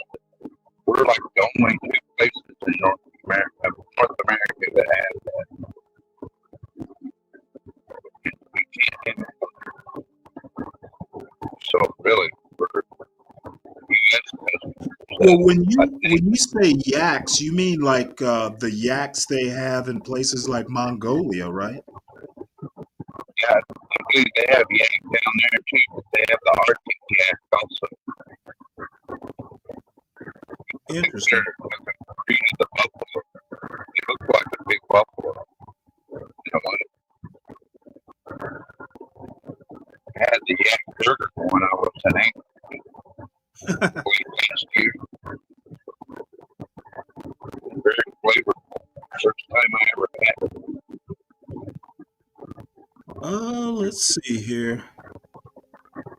I would have sworn, because it's almost crappie season here. Oh, nice. One thing I meant from down south, some of that bluegill and crappie fish. Yeah, I'm gonna have to. Oh, there we go. I'm gonna have to dig out because I had some videos I thought I saved. This guy's doing some simple smoked spare ribs. I've been wanting to watch this. Trim these ribs up a little bit, ain't gonna go too crazy. Everybody done trim some meat before, so you just kind of, get the loose ends off. Anything that you don't want on there, you can take it off. Most people go crazy, Me, I don't suggest that. I suggest just, cutting a little bit off now, and anything you don't want on there, after you cook it, cut it off. And that way, if you don't want it, you can throw it away, or you can give it to the dog, or you can put it in some beans, and make your beans have some smoky flavor, But yeah, to me, if you buy all that meat, everything is just too high to be wasting all that meat unless you're going into competition. You don't have to trim all your meat and make it all squared off and stuff. It's still gonna cook, man. You know, as long as you get that smoker hot enough, you know, to render the fat, you got to cook it hot enough, at least 250, to render the fat, then you're good to go. You just got to leave it on there long enough to render that fat. Now, if it's a big hunk of fat like that's on a brisket and a mohawk, yeah, you got to cut that off. Yes, sir. Just a little FYI. But yeah, I didn't go too crazy on these ribs. I just trimmed a little bit off. You'll see in a minute. I'll show the camera and put some seasoning on and got them out there on the smoker. Yes, sir. You know, because they spare ribs. They got to cook about 5 or 6 hours. So, yeah, it's fall and the days are short and it gets dark fast. So you had to try to hurry up and get these things out there. That's why I was kind of in a hurry. You know, when trimming them up, I didn't go too crazy. And you might say, Uncle B, what about the membrane? You take your membrane off? Well, I'll say I've only taken the membrane off one time. One time in all my many times of cooking ribs. I've only taken the membrane off one time to see what it was like. And yeah, that'll tell you something. I've never done it again. Because if you cook I the usually score the membrane down, membrane. I don't take it off. if you cook your ribs right, you ain't got to worry about the membrane. The membrane is going to cook down and it's My going to melt father in and out just actually like everything else. recommends You know, taking it that off. membrane to help hold that meat on the bone. You take your membrane off and you cook your ribs like you're supposed to. Guess what's going to happen when you pick that rib up? You're going to have a bone in your hand and the meat on the floor. Yes, sir. Yeah, so I recommend leaving that membrane on. That way it make everything stay on the bone. You know what I'm talking about? So you know, when you pick that meat up, you won't be feeding the dogs. You know, and you're gonna be mad at yourself when you drop that big old pretty piece of meat off that bone and it land on the floor and old Roscoe pick it up. You know, that's what I would avoid. But yeah, you know, back to the ribs. Yeah, we just getting these things, you know, trimmed up a little bit. I'm not gonna shape them up. You see all of that extra meat on there. Look at there. I just trimmed a little bit of fat off, and that's it. You know, didn't go too crazy. We'll leave all that extra meat on there, and we're gonna get the seasoning things up. You know, and I like to start with my salt. That way, I know how much salt I got on my meat, and plus the salt will already start penetrating the meat first. So I like to start with my salt. And it's kind of like a guide code, you know, because you can see the seasoning salt, especially if you're using Lowry's, you can see how much salt you got on your meat. And that's what that is right there. That's just regular old Lowry's, not rub, just regular old Lowry's. So I put that on there first, and then I come back with my garlic powder, usually, or sometimes garlic salt. It depends on what I'm using. And then some, course, 18 mesh pepper. You know, that's what I like to use. And that's it. Salt, pepper, garlic is a basis of all your meat. In case you don't know, whether you're fixing chicken, pork, you know, beef, it doesn't matter. Salt, pepper, and garlic. That's your main line. And then you can spruce it up with anything else like that paprika right there. I like to put that on there. It gives it a little extra flavor. You know, I started using the salt, pepper, garlic on one side. Now ribs are a little different. I probably do salt, pepper, garlic, or half salt, half MSG. But usually, you know, say on chicken or something like that, I'll do one side MSG, pepper, and garlic powder, and then the other side salt, pepper, garlic powder. That seems to work out pretty well taste wise. I have a Kinder spicy peach rub I like to use on Yeah, ribs, but I'm I'm not picky. I'll use lots of different stuff. Really, I don't usually do the same thing every time. I've kind of gotten in the habit of doing the same thing every time. Now here's what I did though. Um, I've got like 5 different dry spice rubs because I've got like all kinds of spices here, like spices to make curries and stuff like that. Uh So huh. I've got a taco seasoning spice rub. I've got a dry jerk rub. I've got like Oh a yeah, I like jerk rub. I've got a steak, like a Montreal steak seasoning rub that I also use for pork, or sometimes I'll use the jerk seasoning on pork as well. And then I've got a pizza spice that I use when I make pizzas. Uh So huh. these spice rub things, if you actually have the spices, um, you actually go and just make your own instead of spending Yeah, yeah. all this money on the spice blend. Well, Like the that's what people Montreal, do that make the rub. yeah, exactly. And like the Montreal stuff, that McCormick Montreal steak seasoning, Yeah, I don't like that kind of stuff. it's expensive as hell. I don't do the McCormick usually. I like to buy, like maybe, sometimes I'll buy like from the barbecue pit boys. That way, at least you're buying from a real small business and a small Right. business that gives you entertainment, instead of some giant corporation like McCormick. Yeah, Claris, right after we get done with these ribs, I do have some catch, clean, and cook fishing. Uh, Now, I actually did have a video, I might still have it, of a lady who was cleaning rabbits. She didn't cook them. Uh, I don't know that I want to show that though, because it is a little graphic. Though it made me hungry. What was that statement? This What was lady, graphic? she's like an off-grid lady or off-grid couple. She showed Oh, okay. nailed to the tree method of cleaning rabbits.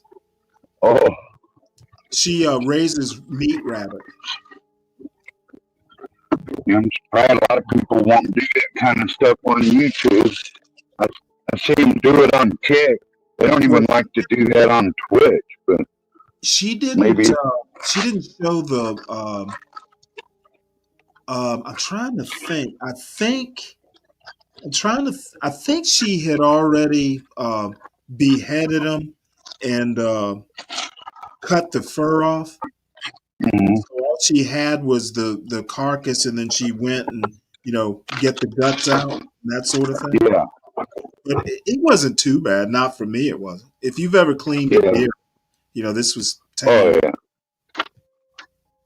Doesn't A bother lot me, of but like rubs have a the. lot of paprika in it. That's why it's red, because it's got a lot of paprika in it. So, but yeah, that gives you color, and then yeah, a little bit of black pepper I on gotta there. run for a That's minute, about it. Stanley. I'll be right back. And Okay. yeah, you keep it simple. Everybody overthinks barbecuing and smoking meat. Keep it simple. Salt, pepper, garlic. That's plenty on meat. It doesn't matter what it is. Put it out there and let the smoker do the rest. Don't spray it. Don't mop it. You just keep that temperature. But, you got to have a hot enough temperature to render fat, and that's the key. Once you get a hot enough temperature to render fat, which is usually, like I say, anything over 225 degrees, it's going to render fat. It's going to take a little longer because that's kind of on the low side. So a lot of people like to cook it up a little higher, maybe 250, 275, and you're going to render that fat. Once you render fat, you won't have to spray, mop. Just so you know, if I'm gonna use a smoker, I usually do the 280 degrees, maybe 250. If I might do 250 for ribs, but everything else is 280. If I'm gonna do the ribs in the oven, and I do occasionally do that, I usually do three. I think I usually do about 225, maybe 250. So anyway, That's the two. It's actually pretty cool how you can cold smoke at these low temperatures. It takes a long time, but to me, the cook is better.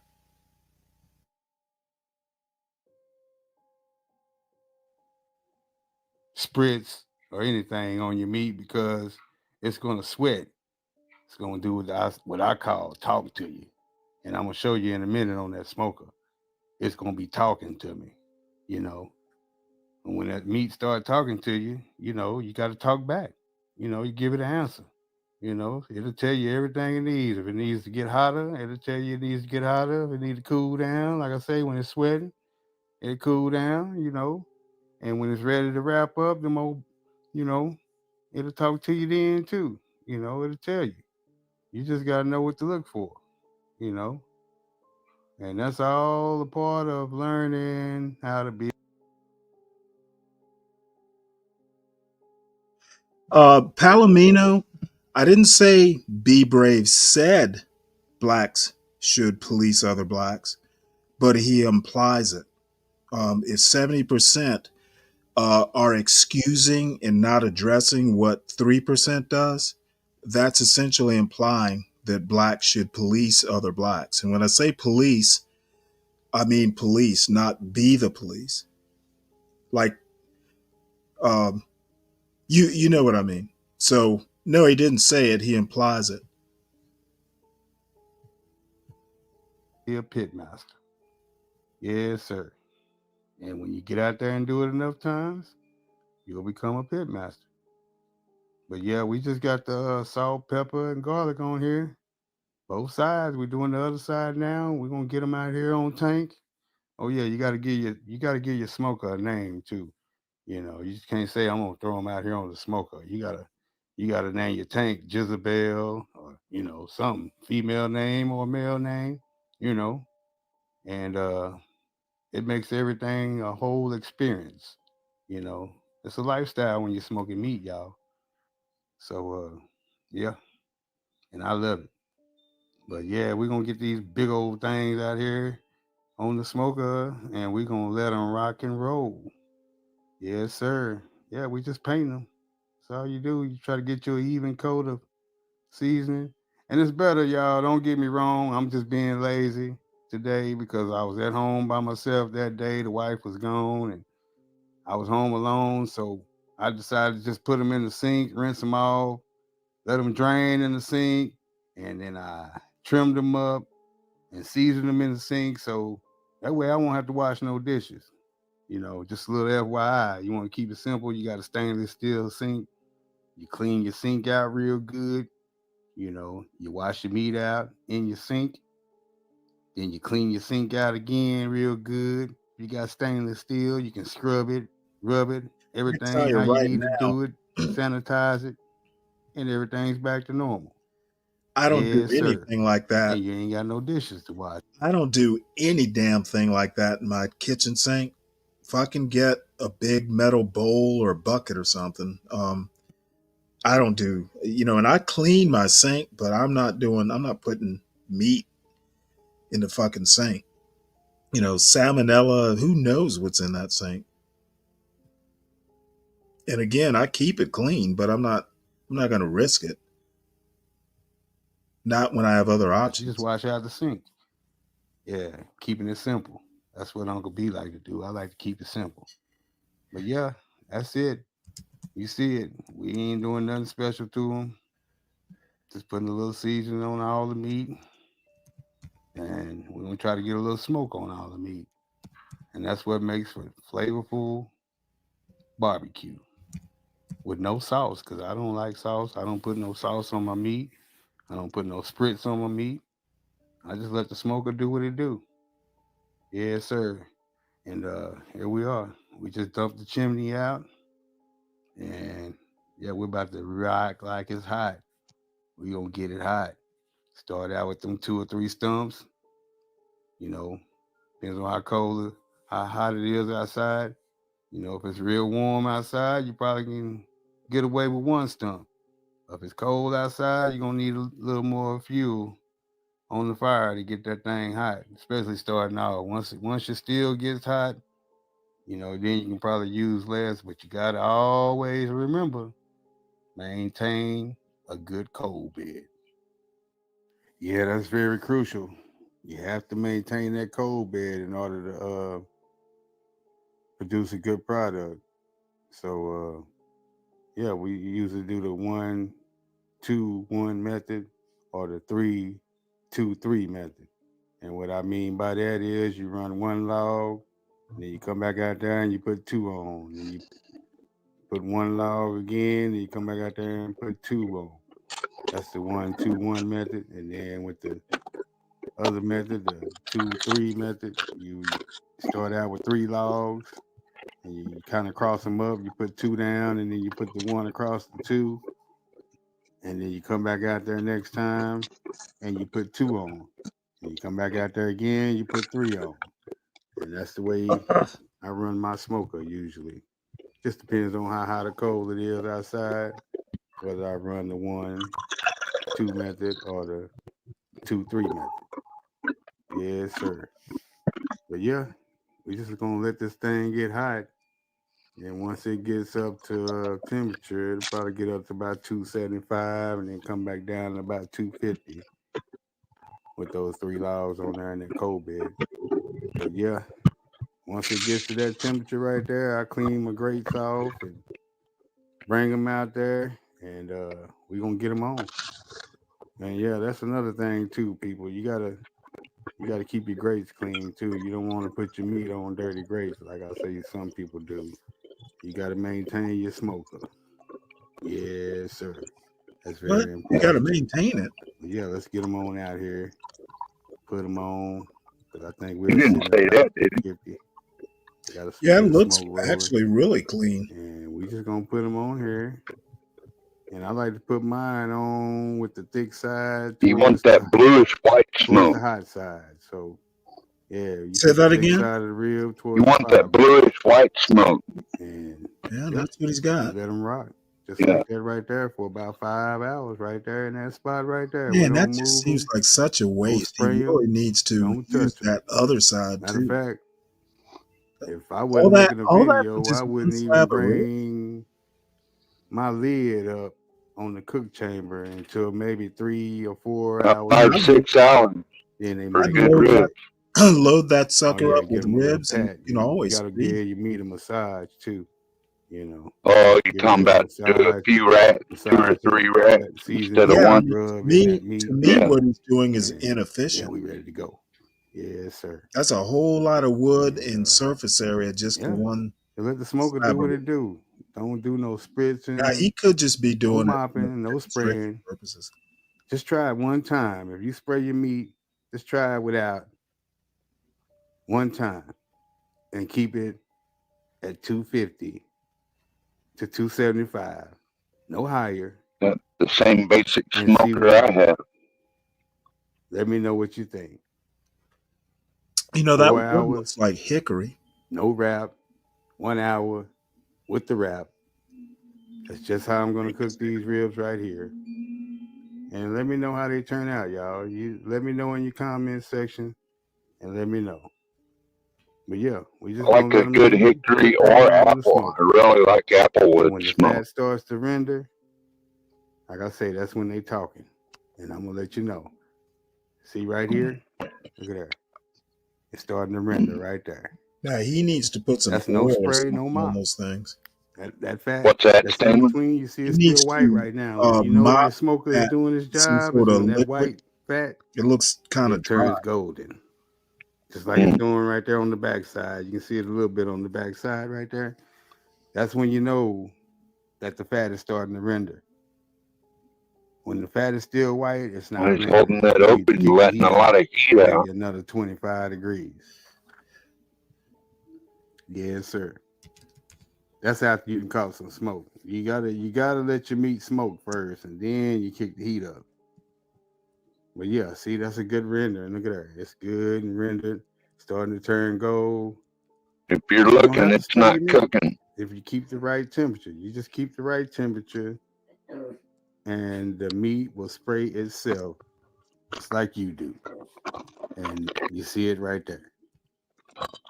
That meat looks like I sprayed it, but I didn't. That's just a fat rendering.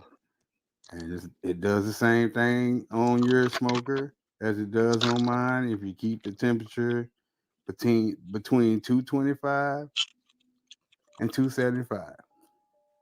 That is the key. You want to keep it hot enough to render the fat, but not too hot to evaporate what you're rendering. Yep. So try to keep it under 275. But yeah, we right here. We're about 4 hours in, I think, right here. And you can see the fat rendering. You know, some of it's starting to look like it's trying to dry out. But don't worry about that, because when you wrap them up and you start to steam them, when you wrap them, all of that rendered yellow, golden colored fat that you see right there, it's going to render all over that meat when it steams in that foil. So, yeah, don't worry about it when it starts to look dry on you. Just don't spray it. Just try it one time. And see what it do.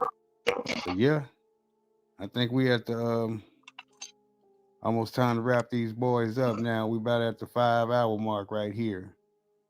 And they got good color on them. Got little barks forming on them. And golden fat. Yeah, right there. That's the look you want. You see how gold that fat is? When you see that fat golden right there, that means that meat is smoked to perfection. When you see that fat turn gold, when it's white still, yeah, it can take a little more smoke. But when you see golden fat right there, that's when you know you're gonna have that Uncle B's signature smoke ring on there. Yes, sir. Yeah, it's time to wrap them up when you see that right there. You wrap them up and bring them back out here and put them on for about another hour at 250. And then you bring Wrap them in them right and let on them the rest grill. for about 30 minutes to an Don't even hour. take them off. And you unwrap them, and there you go. Look at that. I didn't take the flap off the back or anything. And yeah, we got bark, we got juiciness, and yeah, we ready to go. Look good though. And that's the simplest and the easiest way to cook a spare rib. Just keep it simple.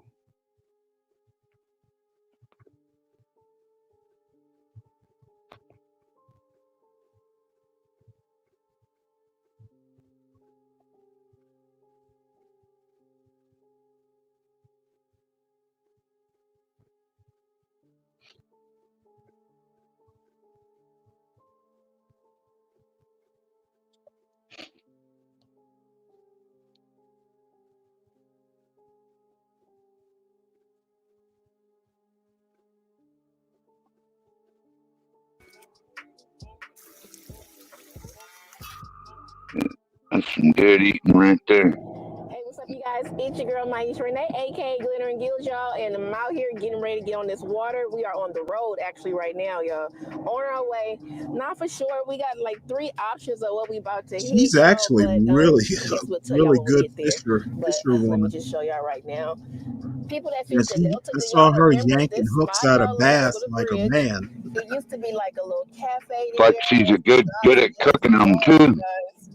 That is totally I'm gone. Never thinking actually she fished is. it I haven't seen myself, her but cook, but on my I'm way sure to she fishing, I is. would always see people like over there, and it's gone now, y'all. Here's the bridge, Wasn't y'all. that her just frying those fish? Probably. Look, y'all. It's all just like docks. Hey, I ain't gonna lie though, I wouldn't mind fishing that. Both would pull up and they would go there, and I guess they had like food, they have drinks. I mean, it seemed like it was a hot spot. I think though, when they had that really bad like storm last year, I think that kind of like just messed it all up. I don't know. A lot of docks have been destroyed in the Delta from that storm we had last year, y'all. I don't know, but we are on our way, and I'm gonna go find us some water, y'all. Where? This is in That y'all see back there, Mississippi? that's the It's gotta, Altamont. Mississippi have hills like that? Seems like Western Mississippi has some that I can remember. Okay. Delta stretch is so long, y'all.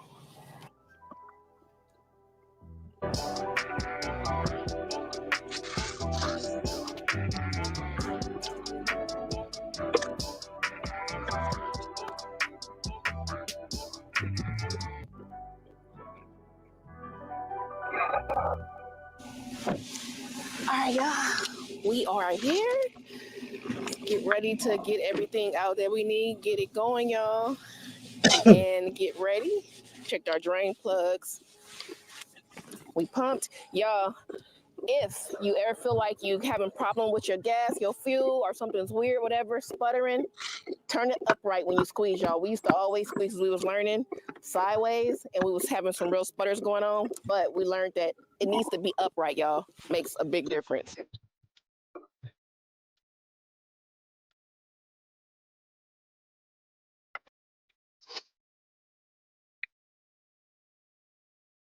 We've been out like I think 3 times, y'all. Within like the past 5 days probably. We've been going almost like every other day. We fish a lot, y'all. I think we ready, y'all. Ready to have some fun. Wish us luck, y'all.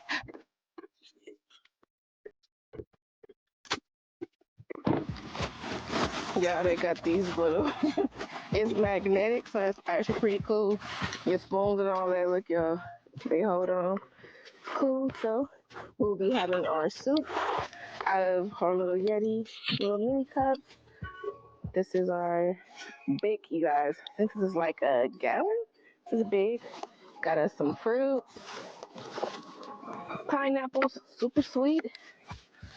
What? Let's No see chili what's up, boo. dogs? Make sure y'all follow y'all girl on Instagram and Facebook. And please make sure you like, share, and subscribe. Oh, really, Clarence?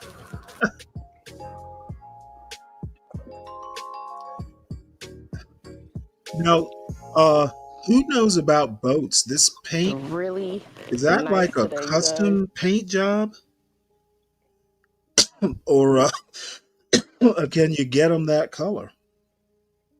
Well, I see them all kind of different ways up here, Stanley. Some of them will come with fancy designs. Others are custom, like if they're a guide or something, they'll do up their boat and like their own guide, however you want to call it, colors. Okay. Well, she's kind of big time then. Look at this. It's beautiful out here today. It's maybe like about 50 something degrees. See, obviously she's married. If she weren't married, I might go seek her out. These are so sweet. Mm-hmm. There you go. Let go, bye bye.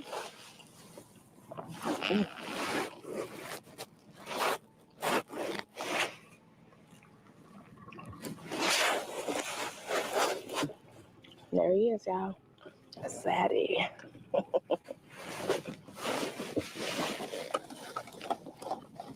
Pink rope?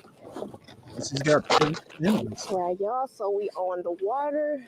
The hunt starts, y'all. I think we only gonna keep y'all. Maybe we just find some slabs, whatever. Right now, we just want to have fun, practice with the equipment some more, and just get some of that tug, y'all. I got the craving for that tug again. So we're gonna see if we can find y'all and have some fun. Ain't nobody out here with like 2 other boats, so let's see what we can find. We're gonna hunt these docks. We already know our hitter. We just want to see what else.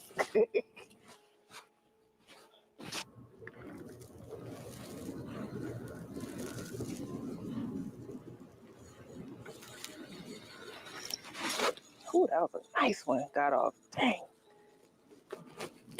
Oh, you pulled hard. Interested to see what they looking like. That was a nice Yeah, one. it's I wasn't even ready. we had a warm spell. Let a girl get her stance in I'm first. I don't know. Sometime It's this gonna be a week I'm good day gonna today, venture y'all. down and see what's at the pond. So it does have crappie. It's like 20 There's feet another down. type of sunfish, might be a Pretty deep. red air, Somebody had commented and then the other day and catfish was and like, bass. they was fishing from the banks and they thought they might be deep. Yes, y'all. Any They love it bluegill? down there, but they like at 20 feet. I can't. I think they are bluegill. Sometimes it's hard for me to tell the difference between bluegill and crappie because crappie aren't Yeah, always Let's see striped. what they looking like. right. That's little daddy. But it's But I'm thinking I they're know your probably family is down bluegill. there. So look here, let me tell you something. Don't play games with me because I might make you a chicken nugget. There you go, y'all. Look, that's a bite for the Now, boat. see, my grandmother would have With kept the fun that. in the beginning. She never threw anything back. Let's see. Blue's cool. All right. Nice She too. using double hooks. I'm gonna throw you back for good luck. Don't tempt me though. So I wasn't gonna do no catch and cook. But look, every time I look at him, Oh, she's using all I see is worms golden brown. or night I'm crawlers. gonna throw a minnow on there, y'all. Disappointed. Let me show y'all. Have a little bitty hook, y'all. Oh, okay. Minnows, So she's using they're the so lure tiny. and some It's sort of best to fresh. kind of like get them on there all the way if you can, Was it some because sort they'll of steal shrimp them. They so delicate. There you go, y'all. or grub? Oh, Yeah, nasty. it's like a Not a grub minnow, but a mealworm. Oh, or a nasty mealworm. mealworm, huh? Okay. Them boys produce though. Somebody else. Oh yeah, I think he's at It's Open getting Sesame. bigger. Hey, if you bold enough to hit that crappie jig, you big enough. Oof. I think it's time to Open Sesame, y'all. I only gonna keep the big boys.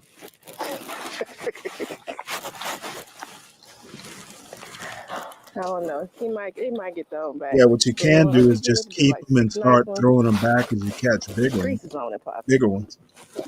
Or somebody. Let's see. Oh, hey, a little one. A bluegills, y'all, in January. Sunfish. Sunfishing, y'all. Boy, this is nice though, because look, we gotta wait all the way to March to get to all the big boys. This pretty dope right here. Another bluegills is not playing. Yeah, they are. Y'all, they hitting the crappie jigs. Straight crappie jigs, y'all. Yeah, Boo open. Boo open up. Let's see. Boo set up. Y'all, this what I got. This is what I got on here, y'all. They eating that. Come on, man.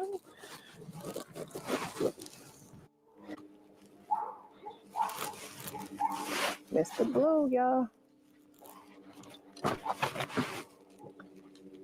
Oh, he eating too. Use my good old nail to get you loose. See? That's a good thing about nails. Got my bait back too. Yep.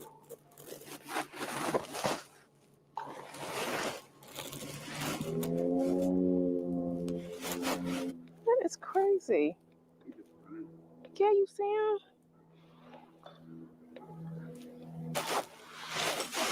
Look at y'all, Cecil Brown. We got competition out here. You can't get them all though. A lot of people be seeing the sea lions, y'all, and y'all be like, dang, sea lions, they eating all the fish. No, y'all. I chased the sea lion. We have caught a lot of fish by literally going like close to where he is and throwing. Before we had like any fish finds, anything like that, y'all, we would chase the sea lions and we used to come up. They're chasing fish, y'all. And these fish, they don't run like y'all think. They don't. Proven on the actual electronics, y'all. They don't really run. Follow the sea lion, y'all. Don't let him punch y'all out. He ain't he ain't getting them all. That one's nice. Come here. Fight, nice fighter. Yep, nice and thick. Some good ones, y'all. That's some pink panthers. No. Some pink ones. Whew. Hey, What's up, MC? What's up, John? No, it's MC Nemesis. Okay. what are we watching here? Fishing. Brian. Fishing. Look, Is this what y'all. YouTube's for? I don't know, Reacting girl. on a live That's how big stream? their mouth is. You know, Blue's I'm got sorry, a what? mouth. Maybe if you turned the fucking video off, you could hear me. Oh well, I don't really want to hear you. Oh well, go You, fuck you got yourself. you got something to say worth hearing? Yeah, I got something to say. Why do you think I came up here, stupid fuck, bitch? Oh my goodness! You know what? If Goddamn you're going to nigger, be this stupid fucking abusive, nigger. you're hurting my feelings. You I think might you have can to. be hateful, bitch? Please, god damn, please, bitch, please. This uncivil behavior. You think that you are going to be I just hateful to expect me? better of my white Bitch, betters. please. I expect better of my white betters. You think that you're Come hateful to on, me and I you actually need care? to lead the way for us poor negras. Yeah.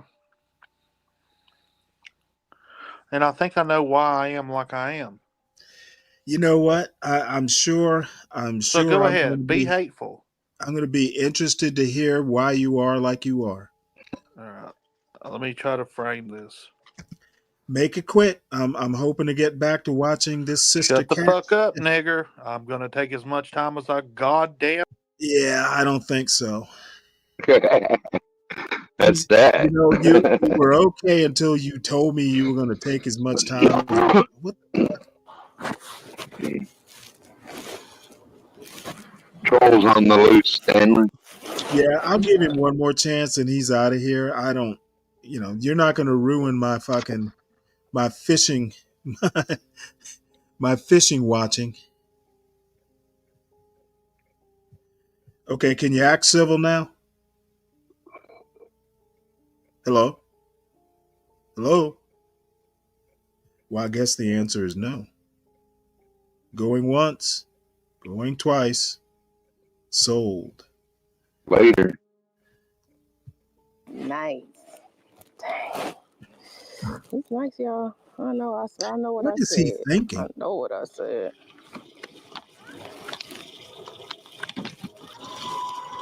I wonder if some of these guys just go around trolling black or what's mostly black channel. Well, he should know not to do it to me. Because I mean, the bottom line is, I have no reason to entertain his foolishness. I don't find him funny. Dang.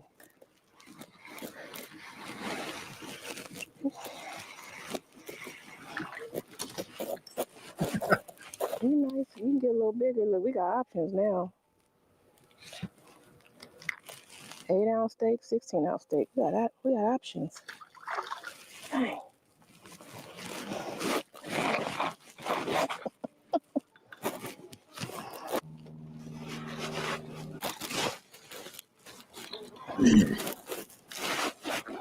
There's a nice one, y'all. That's a nice one. We will take. Come on, Nails, do your job. Nah, I don't know. We might have to skip ahead to the cooking part. Yep. Drop.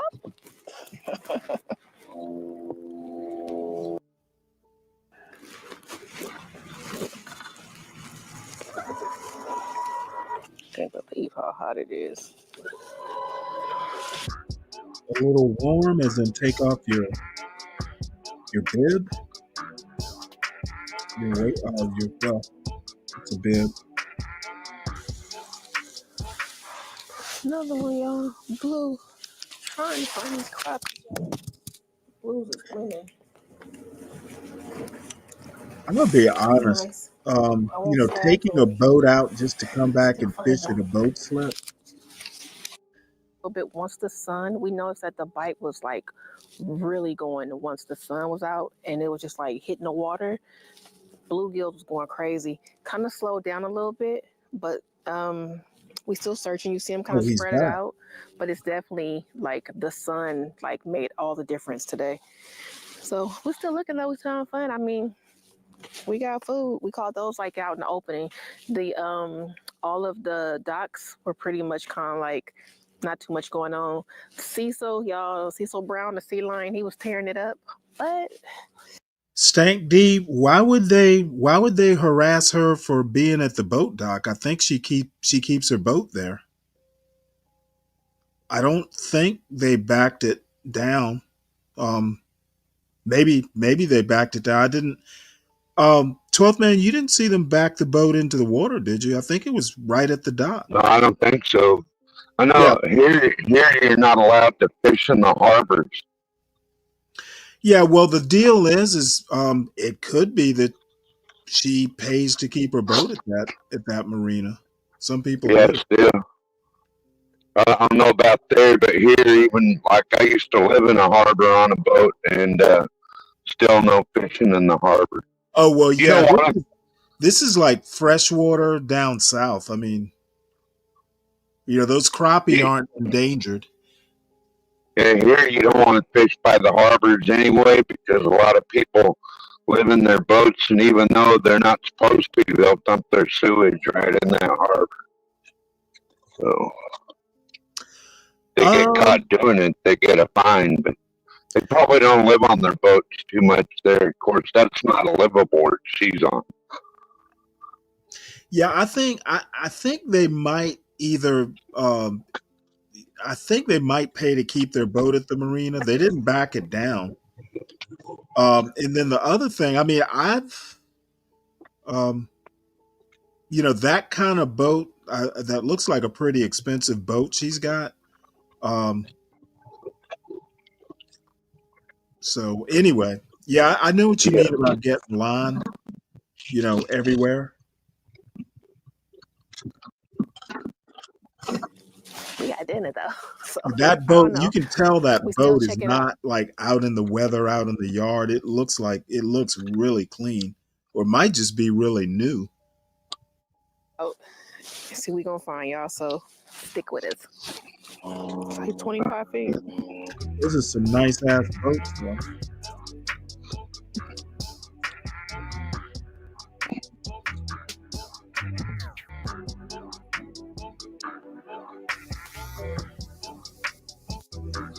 But it's kind of nice having a slip because then you don't have to haul your boat back and forth to the lake or whatever. You just Right.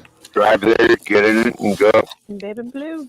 I don't know though. Would you want to keep a bass boat in a slip Baby like Blue, is that? your auntie down there? Grandma? That seems like a lot of money just for a bass boat. Need somebody. Slab. I know they got some 2-pounders down there. I've always wanted to get one of those They're pontoon backbiting boats, again, y'all. like the party. Ooh, they It's cold got too. like a. They eating too. Dang. You know what I'm talking about? Pontoon boats.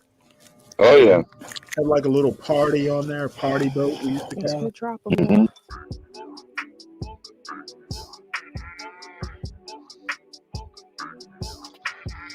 Saying this one guy here, he had a pretty good sized pontoon boat in the Kenai River, These for our soup. charging $200-300 a pop to take people out to catch salmon. Really? Mm-hmm. That's all? Yes, well, so we I have mean, two. how many people would he take? Oh, okay. So it's like 300 a person. Yeah, yeah. Oh, fuck. How many people could he 3. take out? I think when I seen him, he had 6 on there, and Damn. people had plenty of room to cast their lines and stuff. Wow. These, and y'all check it out. They customize it for your girl. Yeti, of course, on the back, but look, that Glittering Gills logo, y'all, on both of them.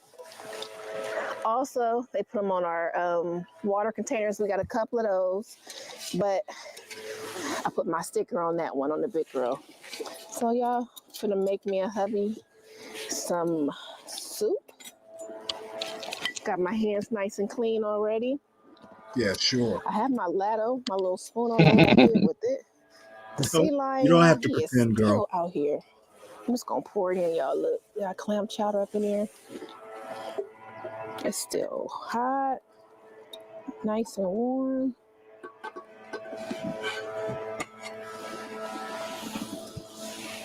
One for hubby. Oh, come on now. We don't need to see you making stuff. That.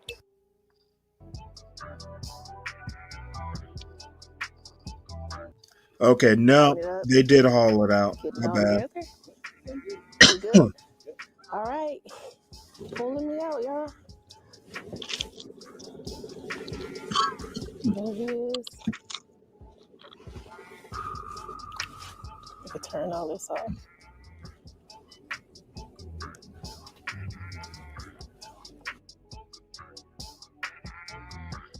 Oh, I thought she was there. Oh, there she is. This water. All right, y'all. So got the fish seasoned, filleted the majority of them, y'all, and just kept a couple, like 5 whole, and just filleted the rest, y'all. And you ready to go ahead and fry them? Cornmeal, a little bit of flour, garlic powder, garlic salt. Yeah, that's another thing. I usually just make my own seasoned flour too. Mm-hmm. Yeah, me too, Stanley. Instead of paying money for the fish fry stuff.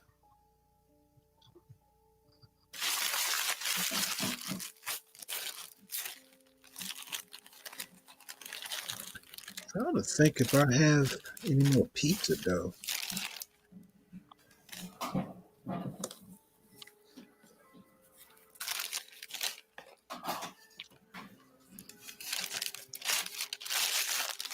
I used to always cut that, what do you call that top pan?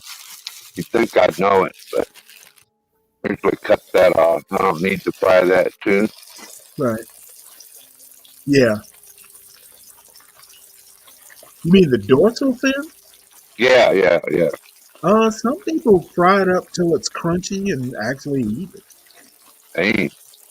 Yeah, hard fry it. Yeah.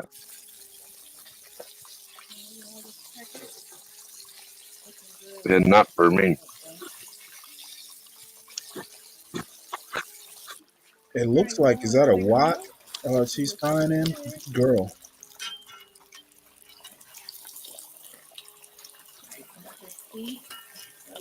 Now, I have eaten the tail fin. Sometimes that does come out pretty damn good. If it's real crunchy like you're talking about. Yeah.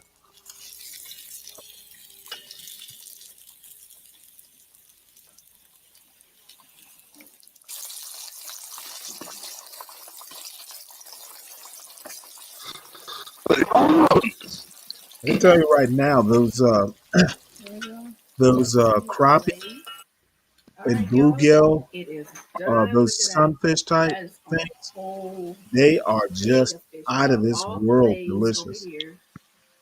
Here's some whole I don't even, bluegills fried. pretty much crappie's the only Y'all, then we got freshwater our fish fries up here. Just go ahead and I'll fry them cook and straight up eat. in that fish I grease. will We're gonna go get ahead and fry catfish that. fillets when they're on sale from Publix. Yes, y'all. But other than I'm gonna that, sear them up. like bass and stuff like that, I always throw those back. I don't particularly like eating them for dinner. Got a 5-pound bag of catfish fillets here for I think it was $24.99 for a 5-pound bag.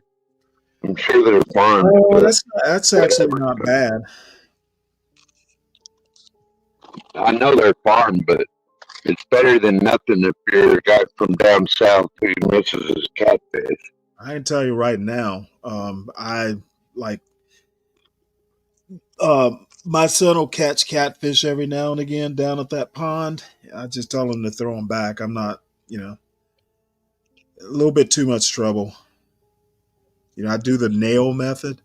I don't even feel like dealing with all that. They have a nuclear plant in Oklahoma that uses a lake to keep the reactors cool. Oh yeah. And that's it. They also farm catfish right there. Really? And me and a buddy of mine used to sneak in there at night, and catch what we wanted, and go home. All the way to Arkansas. Yeah. Bootleg fishermen.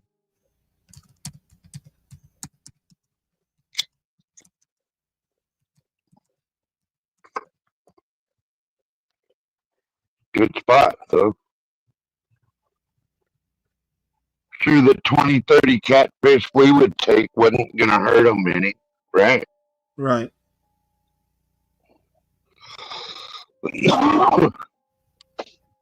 All right. Well, Throw your line out there and bam, this is they my hit it. this is my girl. My wannabe, wish I could girl. Oh, yeah, I remember you playing her before. She's scuba diving those lobsters and bringing them back up and cooking them, yeah.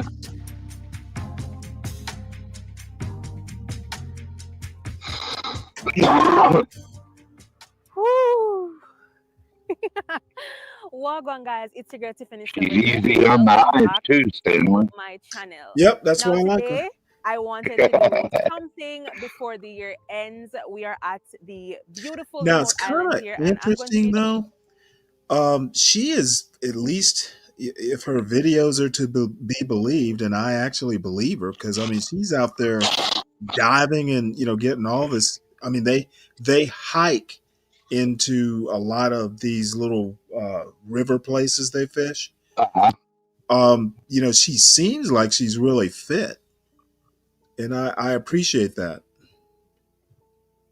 doing some diving. We're gonna catch some whelks. We're possibly gonna catch some fish. I don't know. Now she's But I kind really of wanted thick, to do but I mean, another video before the year ends, just to No, have that not too vibe. bad. So what we're gonna do Right. is we're gonna go out now, catch something, That's come about back, right. and yep. Mm. So stay tuned, guys. I don't like big old butts, but I like ample butts like she has. As you can see, I am in the shallow area. I did What dive is out a I little don't bit even deeper, understand what this but it was means. Do you really white understand what he's and I talking couldn't about see here? anything. Let me So look I came here. back into the shallow.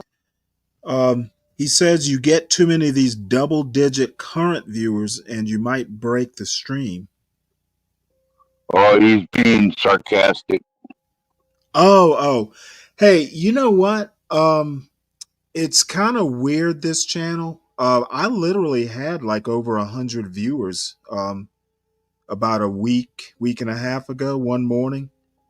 Now it was they came in and kind of I forget what you call it. They were kind of traveling around, but I don't worry about the numbers too much. Kind of the same crew tends to hang out. I know I'm a bit much. I'm a liberal and a very, very strong-minded liberal. I don't do the echo in this echo chamber. What can I do? What can I say? At least I think you're a little less liberal than that myself, Stanley. But you You're know what? definitely not a Maxine Waters. But here's the deal. When you go and you look at the analytics, like after a week, believe it or not, my numbers are pretty much everybody else's numbers. And when you consider that, at some point I was doing like a overnight stream, my numbers were good. So I understand Palomino is looking out for my best interest, and I sincerely appreciate you looking out for me. What? 74 pounds? Where the hell did you get 7? What were y'all doing? Fishing for like 5 days on an they were camping out for 7 days. 7 days of crappie fishing. And this girl was just and her boy there. I envy you. Where? I need to be your son, Crown Reese. Area to catch some whelks You need to and to adopt see an what old else I man. can catch.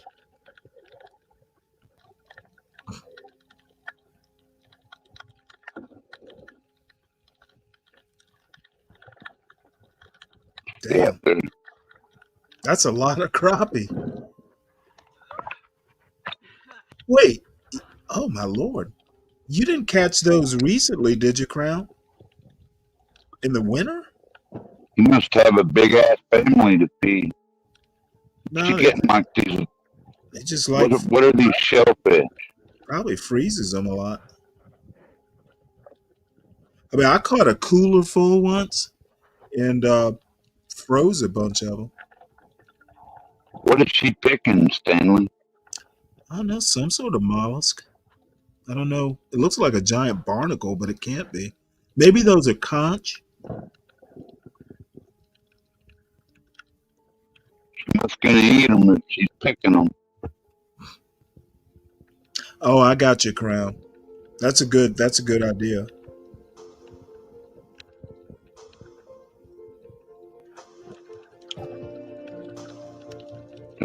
Little yellow and black fish was pretty.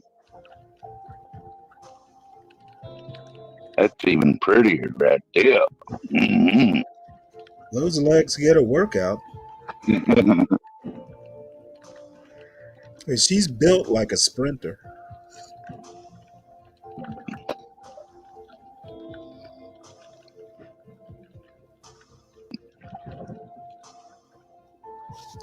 Let me see in the description.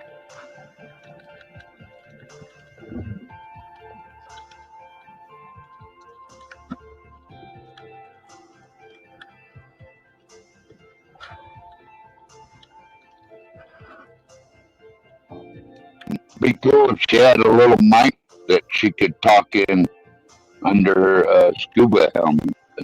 I'm not even sure if you can talk with a scuba What is that? gear on. I've never been.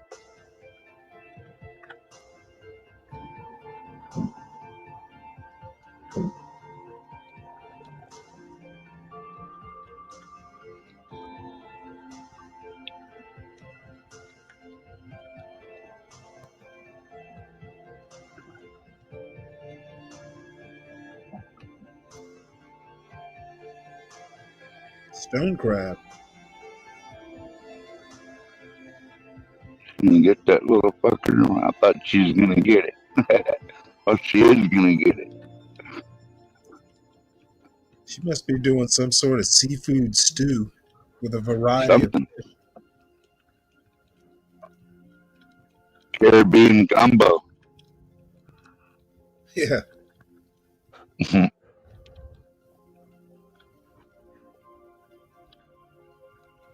Oh, there's another crab, wasn't it? Well, that's a spiny lobster.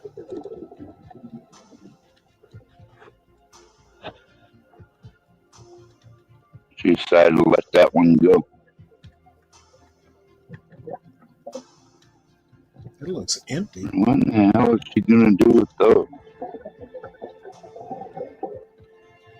I wouldn't know where to start to cook something like that. Well, she is going to cook, so I guess we'll find out. Yeah. That looked like a nice sized lobster. I guess she's saying it's too small. Little antlers it has make it look bigger.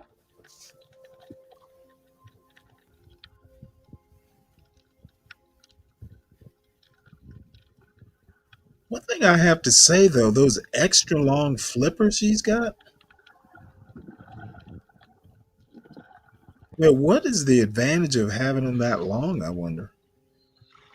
Well,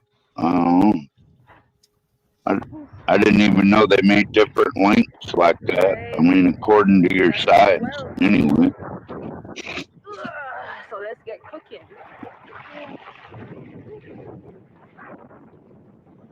Like her boyfriend has more normal size. I'm trying to trying to figure out. It seemed like those would be a lot more a little bit of a noise. uh, difficult. So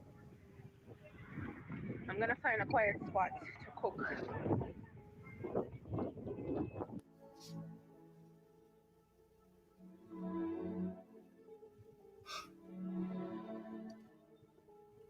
Damn, I guess they're somewhere pretty.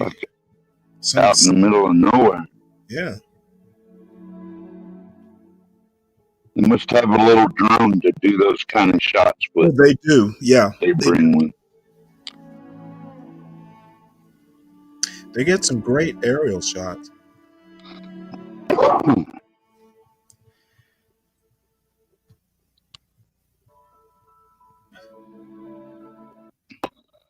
Kind of welts it is. Oh, I'm not really welts. familiar with these, That's a lot of work for those but little I think it's the bits of same thing. shellfish. 1, 2, 3, 4, 5, 6, 6. Yeah. And this one I found, that's the shell, but this is how big they get. I think they get bigger than this actually, but I just wanted to show you guys how big they are. Look at that. How big this is compared to this. Ooh, I got one next. But yeah, I have 2, 4, 6, and the one that I took out the shell makes 7. I bought a snapper from home because I wasn't Little sure red if I was gonna snapper. catch anything, so I just bought this from home just in case. Yeah, it's a good size, really good size. Guys, I bought pineapple. It's not the sweetest, but I couldn't find any sweet ones, and we're gonna make Very this work. funny, Humble. Trust me, we're gonna make this Seen work. a clip And the other day of also people find roasting those pineapples because like I need on to a prepare it. barbecue. Oh, by the way, I'm making Really? whelk soup. In Yeah, the I gotta try I've that. done that before, Yeah, so just I wanted to do you know that. that not And with the I think because we have the leaves snapper on the top, with but whelks, I think yeah, it's the gonna whole be coconut. a pretty I good mean, soup. not pineapple. So I Right. have my machete here, Never and we're seen gonna that get some before. sticks.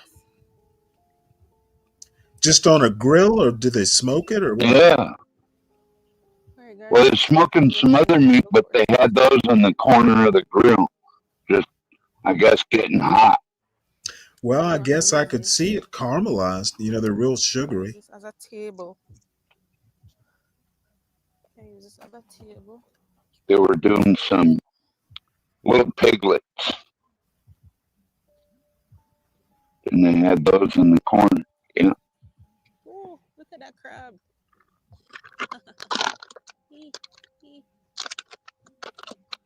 Oh, that's a ghost crab. Maybe. Crown Reese says barbecue pineapple is awesome. Oh, nice. Look at this. This is nice.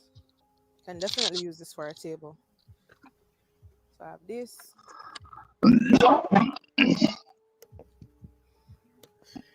Yeah, this is my least favorite part where they're going and finding wreckage.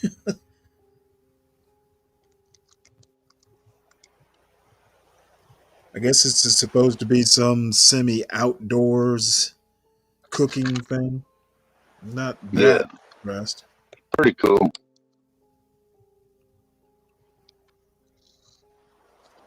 I think you showed a video one night where does Alexa Outdoors or Karina Outdoors will go out and do stuff like this kind of, but in a snowstorm. She's a crazy Canadian.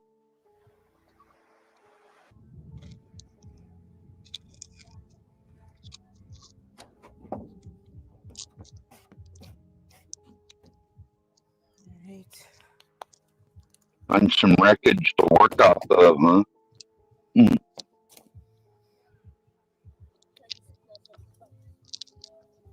Whatever works.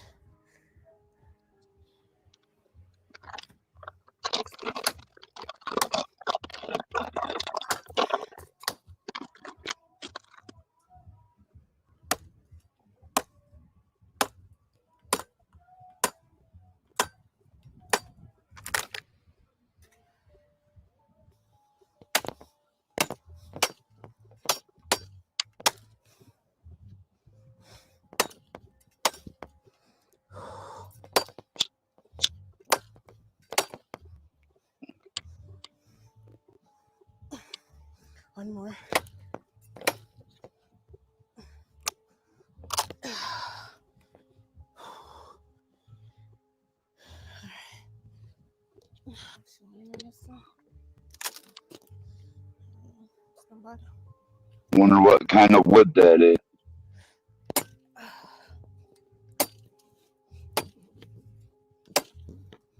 The cooking kind, right, Stanley? Yeah, it would help to have an axe or a hatchet.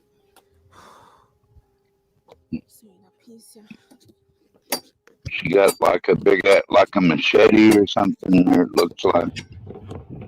I'm working with my phone. Yeah.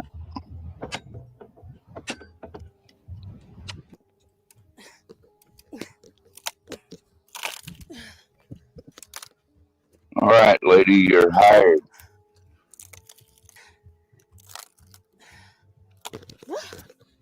All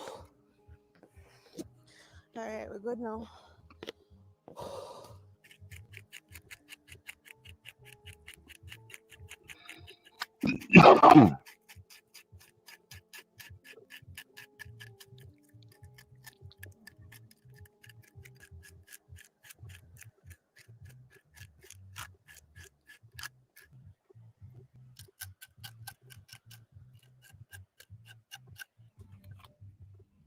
Yeah, I have kind of So mixed I feelings have about this everything meal. laid out. I have the seasonings here. I have the pineapple.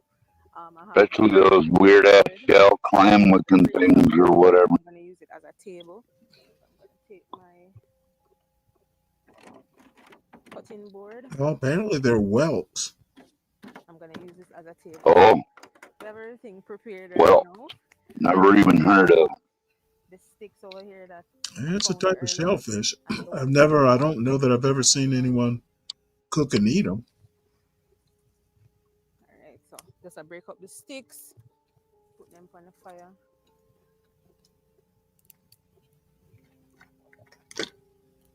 All right. I'm sure those only grow in warm waters. I think I'd have to look it up. It seems like they grow. They'll grow in at least Southern American waters. Guys, it's a ghost crab. No, light. All right, here we go, baby. All right, we did it.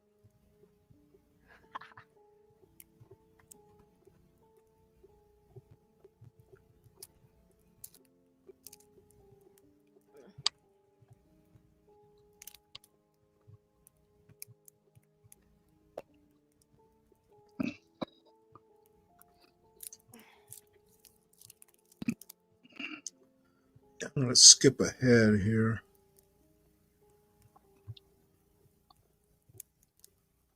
Time to clean the whelks off the fire, and now I'm gonna take them out.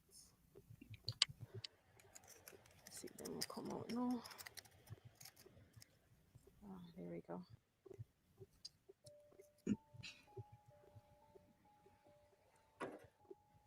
Right there. Oh, this is their feet. That's why them so strong. Now, what is he making? Some sort of. See? Looks like she stripped the. Cut the fish in strips. And a long man.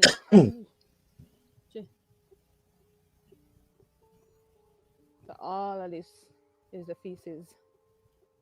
I don't know. Hopefully it looks better cooked. Pull a whole clam out, or whatever you want to call it.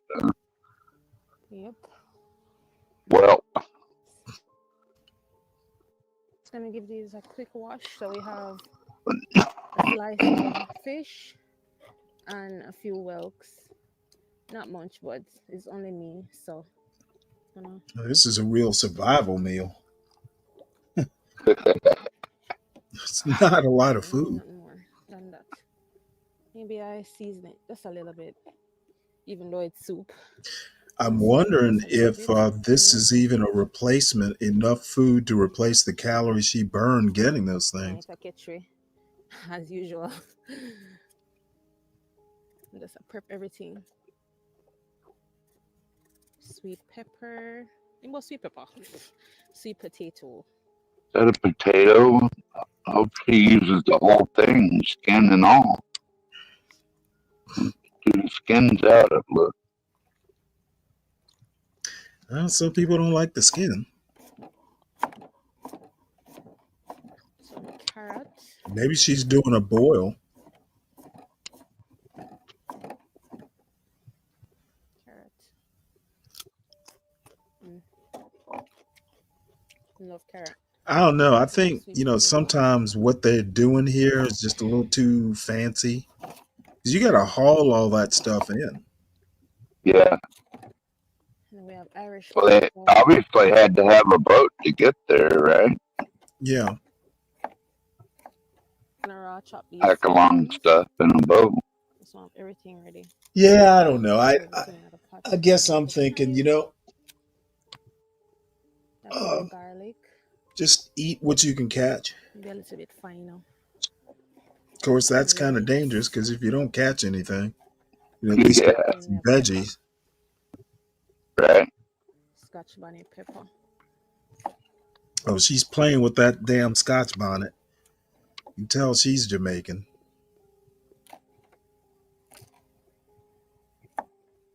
The man them pepper hot no more. I was gonna put 2, but I'm not bother. We have pimento as well. Come on, Marine. You don't believe in all that astrology stuff, do you? Very essential.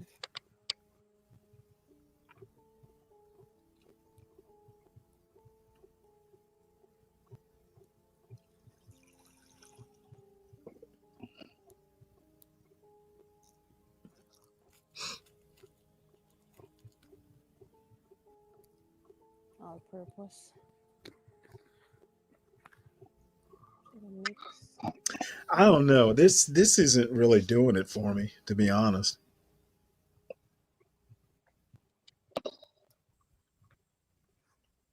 Gonna put in the sweet potato.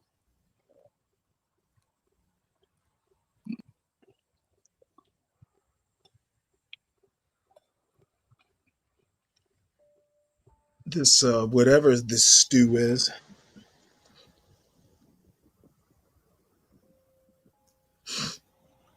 Hello, little guy. Hi. Hi. Is it a hermit crab? You. Hi. Hi. Fucking grab it and put it in the pot. Alright, pot it go on. Alright, so now I'm gonna add in the fish. So you can go on mash out in there. Can make the soup nicer. Tried it before and it worked out perfect. Now, wonder did she bring oven mitts? So now we're gonna add everything.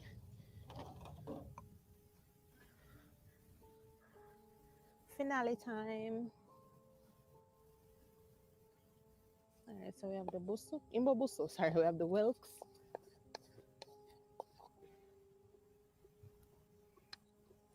The whelks kind of already cooked because I did put them on the fire earlier. And carrot. And then the seasoning. Oof.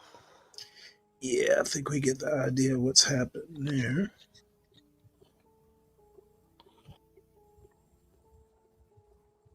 I think the whelks in there too, Yeah, me get one whelks. Yeah. I don't know. What do you think? This does not impress me. What's up to you, Stanley? I did send you one in the back. I'm talking about the food. It's not really doing it. Yeah. That last lobster meal she did that I watched, I thought that was a lot better for sure. Yeah, this is just kind of.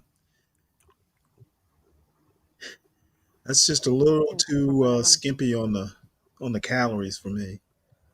The carrot. If I was hungry, I'd eat. Oh no, I would eat it. I'm just worried that that's just enough for one. Her boyfriend or whoever's doing the filming there is not going to be enough for you. Poor guy.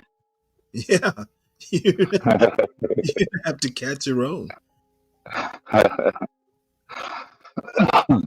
All right. Well, this is the good stuff here.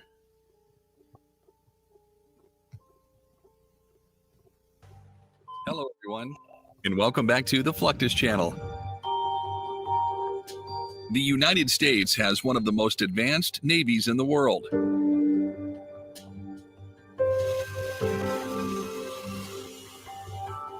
However, every effort has been made to equip these vessels with early detection equipment.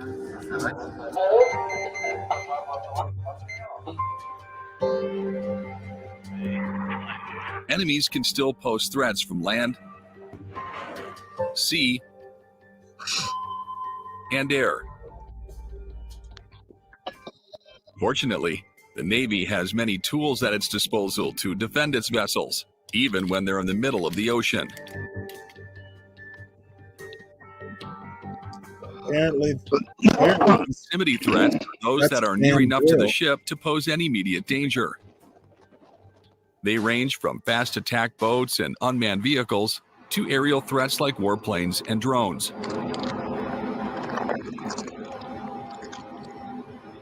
For such circumstances, sailors are trained in the use of .50 caliber machine guns.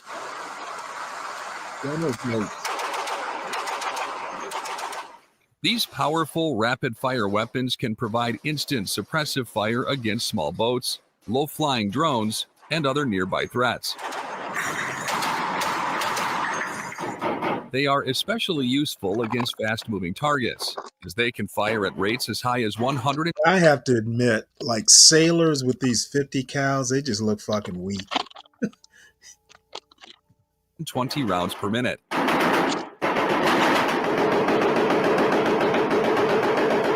This is often enough to push threats away from the ship, if not destroy them outright. Some close-up threats call for more precise attacks, which is why Navy soldiers are also trained in the use of light arms and assault rifles.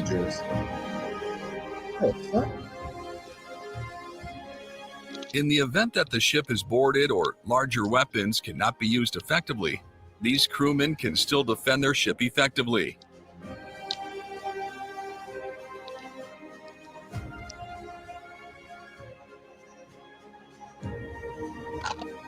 While at sea, crews will often turn portions of the ship's deck into firing ranges so that they can practice various attack and defense scenarios.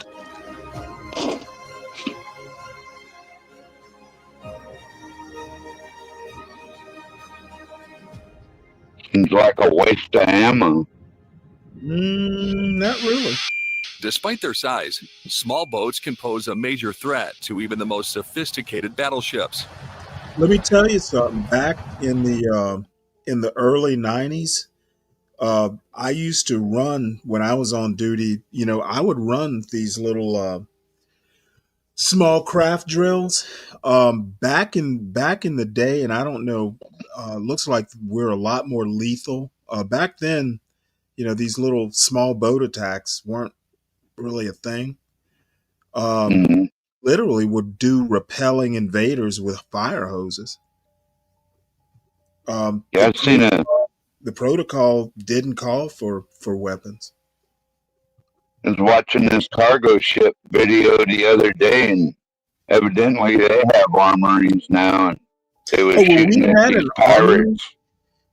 We had an armory, but it was, you know, it was a destroyer. I was talking about like a cargo carry, you know, those big cargo carry ships. Yeah, and apparently they even had, like, watched a movie about them being kidnapped and detained on a cargo ship, but apparently they finally wisened up and started carrying firearms, and they were being attacked on this one video, and these pirates were coming after them, and they started shooting at them from off deck, and evidently hit the fuel tank, and that whole little pirate boat just exploded.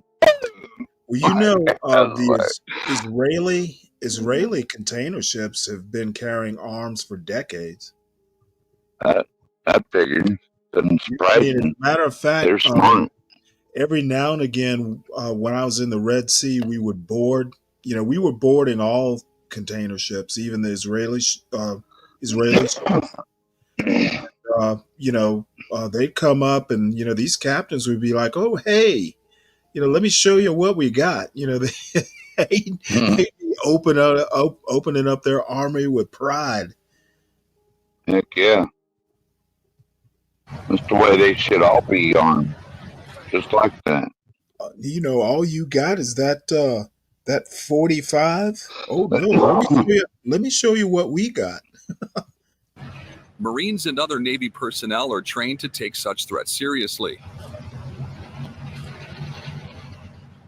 Yeah, now the Marines, they have to do target practice. It's part of their job. Right. They will use everything from machine guns to helicopters to explosives to keep fast attack boats from breaching the ship's perimeter.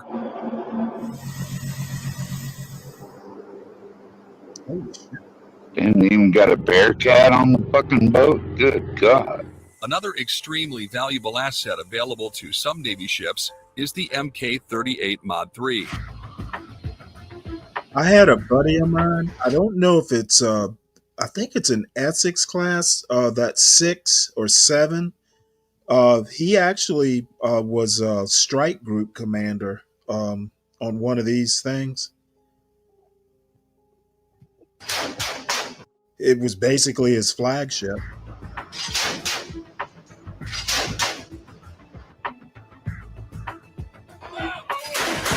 The Mk-38 can be fitted with a 25mm chain gun, capable of firing more than 200 rounds per minute.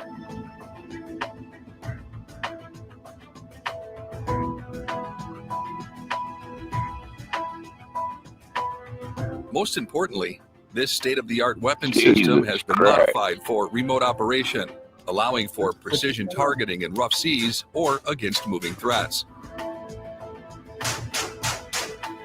The weapon has a maximum range of more than 16,000 yards, but is most effective against targets within 3,000 yards. That one not even manned? For naval vessels, Anyone? aerial I don't attacks think pose it the is. greatest threat. I haven't been on a ship in decades. I don't know what all they got. This has proven true since the invention of the aircraft, but is even more critical thanks to powerful new anti-ship missiles and other aerial weapons. Oh, those Tomahawks, man. For this reason, many ships carry advanced aerial defense systems, including radar, missiles, and automated guns.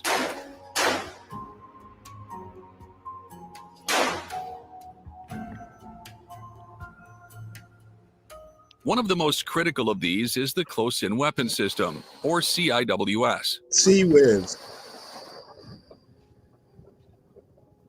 This radar-guided Gatling gun system is capable of firing 20mm rounds at a rate of 4,500 rounds per minute.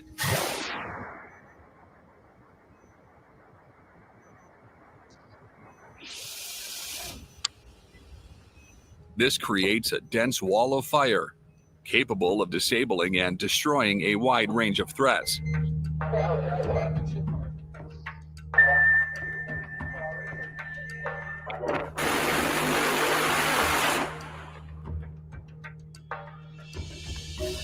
Codenamed Phalanx, the CIWS is fully automated, allowing it to provide rapid target detection and engagement.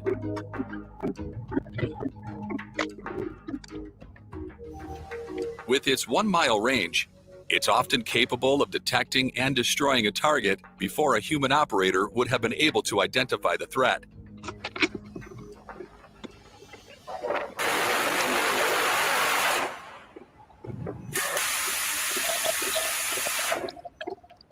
Most importantly, it can be used against multiple targets, including aircraft, missiles, and drones.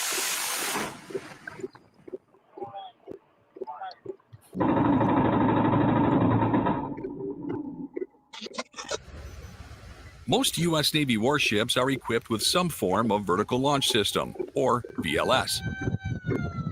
These are weapon systems built into the deck of the vessel and are capable of firing surface-to-air missiles to intercept aircraft, drones, or even other missiles fired by the enemy.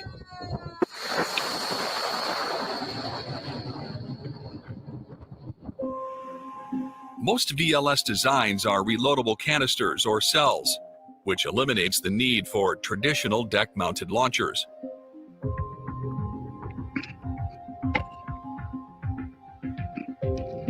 When tied to a combat system like Aegis, these missiles can be launched against multiple targets at once with minimal human involvement.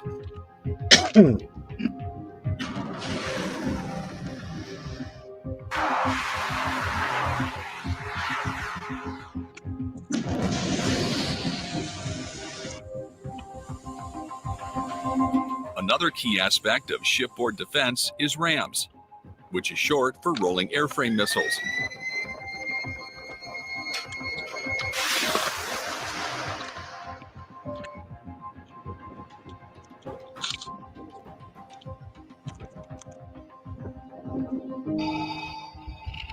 These are more lightweight and far faster than their vertical launch counterparts, with models like the RIM 162 ESSM and RIM 166 being able to intercept their targets in a matter of seconds.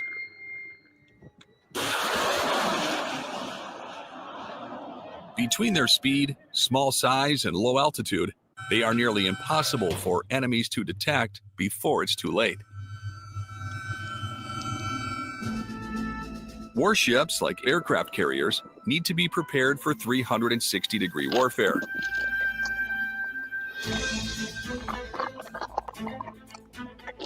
Indeed, since World War I, dozens of nations have begun using submarines to attack surface vessels from below. This is why naval vessels are equipped with powerful sonar systems that detect and track submarines or their weapons.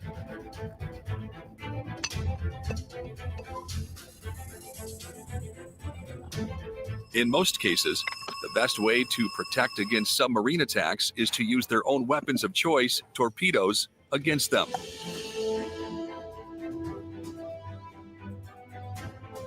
Torpedoes are essentially underwater missiles. They move through the water via a small onboard propulsion system.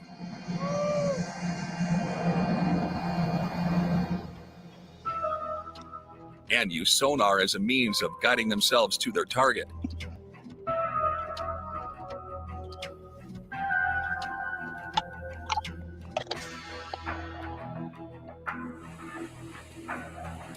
Most Navy torpedoes carry a high explosive warhead designed to detonate upon contact or proximity to the target. This allows them to do immense damage to boats above or below the waterline.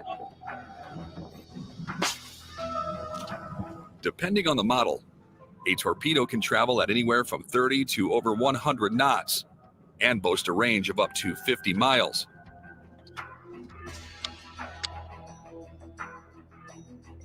Lightweight models have a depth capability of around 2,000 feet.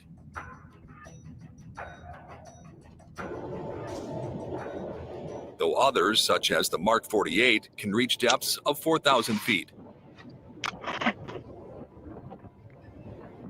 4,000 feet? Wow. Unlike submarines, surface vessels typically fire their torpedoes from above the water via side-mounted launchers. This allows for quick response to close-range threats, as well as more measured attacks. Once the ship's sonar or other detection systems locate and classify the submarine, the crew will select the appropriate torpedo and program the guidance system with the... Okay, let me put it to you this way. You don't ever fucking ping. You never ping. enemy sub's location. The torpedo is then ejected via compressed air or hydraulic pressure. Upon entering the water, it immediately homes in on the target, detonating upon contact or proximity.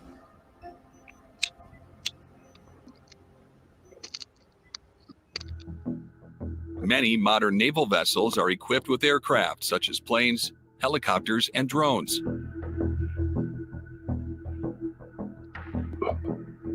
In the case of aircraft carriers, a ship can become a floating air base capable of launching massive attacks on enemy forces.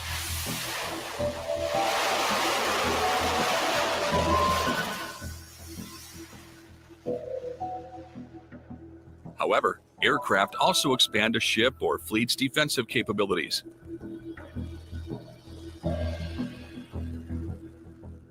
Not only do they provide early threat detection, but they can often be used to neutralize those threats as well.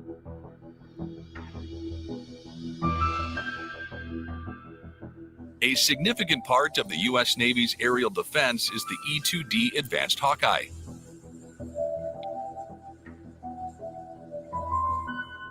An upgrade of previous Hawkeye models, the E-2D serves as the eyes in the sky for fleet operations. The plane is classified as an early warning and control aircraft.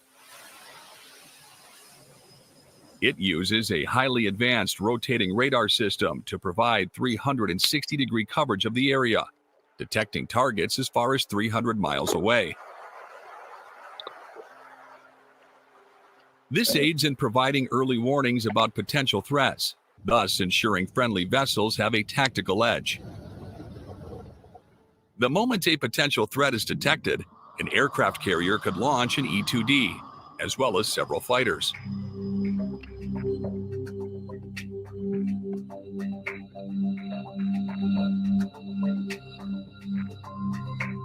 As the Hawkeye does not carry any weapons, it can serve as the bloodhound to seek out the threat, while the fighter wing engages and, if necessary, neutralizes it. Since the 1990s, the Navy has had to contend with the fact that not all threats come in the form of missiles, torpedoes, and bombs.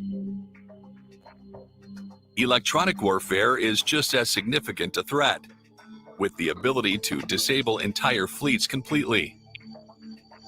To counter this threat, many vessels now carry the Boeing EA-18G Growler.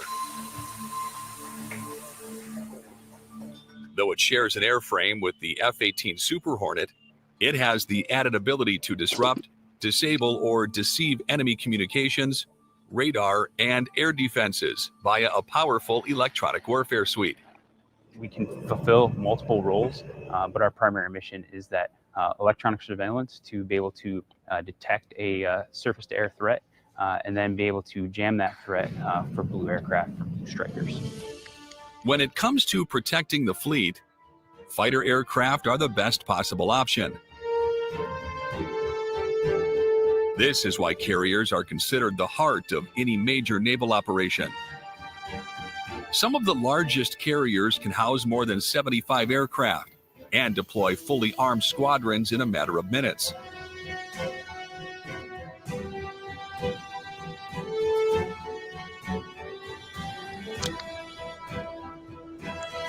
Once in the air, these F-35s, F-18s, and Harriers can create a wall of defense that is as deadly as it is impenetrable.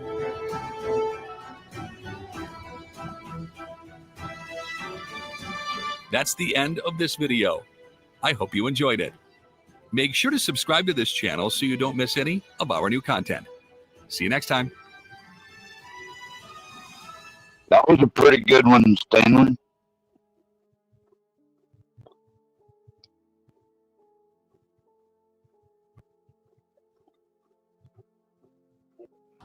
Got busy for about 5 minutes of it.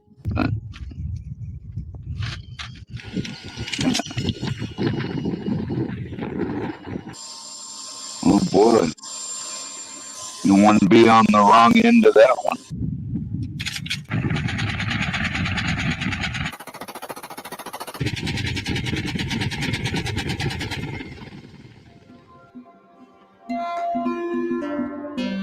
It's what they need on the border.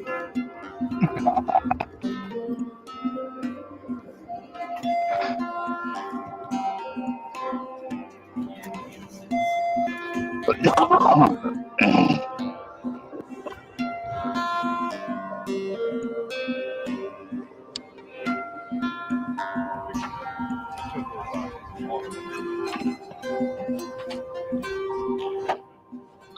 Stanley, did you hear that special ops going into Mexico and South America to take out the cartel?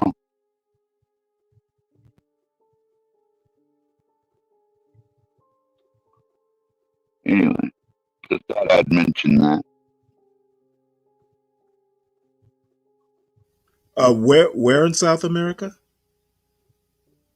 Well, I'm not sure exactly, but they're definitely going into Mexico and South America special ops to take out the fentanyl factories and shit like that. We'll see how that works out. I remember Iran Contra still today. Well, I hope they're doing it with the country's permission. I think United States stopped asking for permission after 9/11. Yeah, okay. Well, didn't they put that Patriot Act in and all that where they could just unilaterally go around taking out enemies of the country when they want? Where did you hear that they're going in? I don't know. It probably might have been Fox or Newsmax or something like that.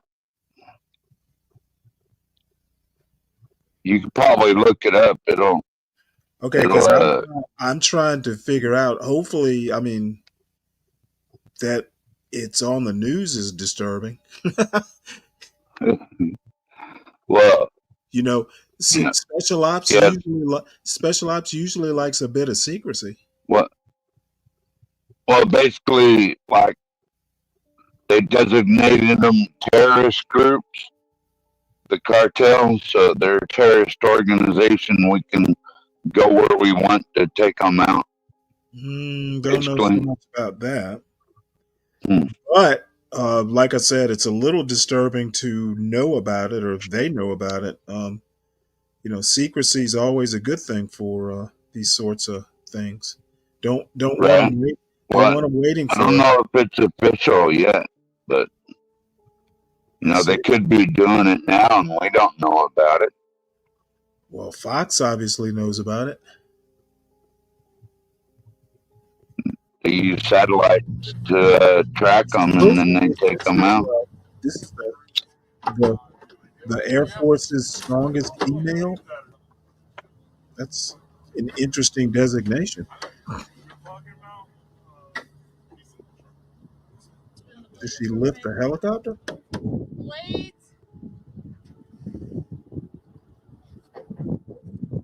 Might be just doing an inspection.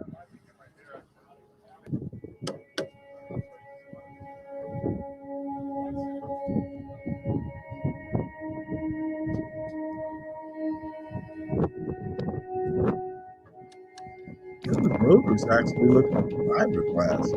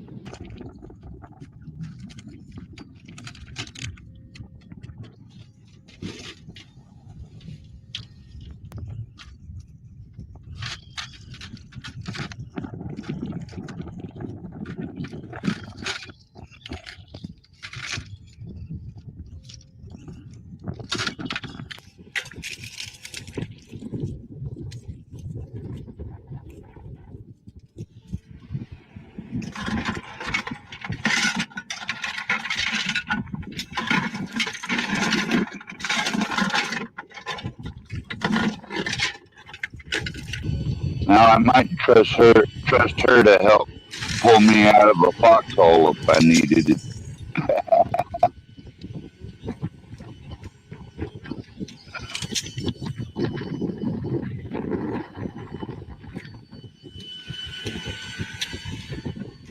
What's that Ranger tab she's wearing?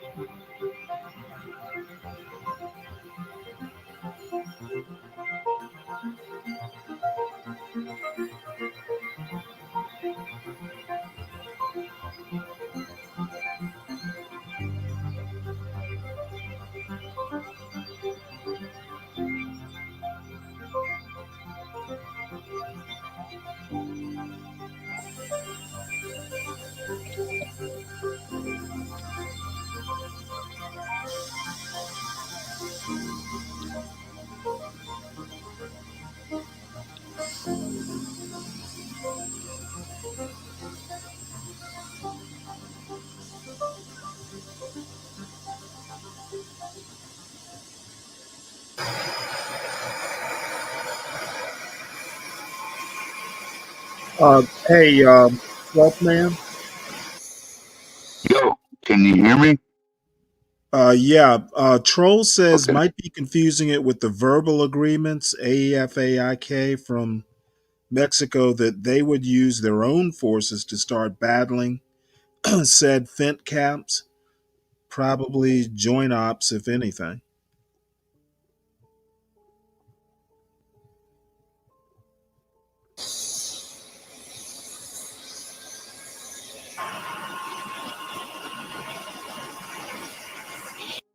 Hey, Troll, do they actually, they don't use Marines for this sort of thing, do they? Don't they use just Army, maybe?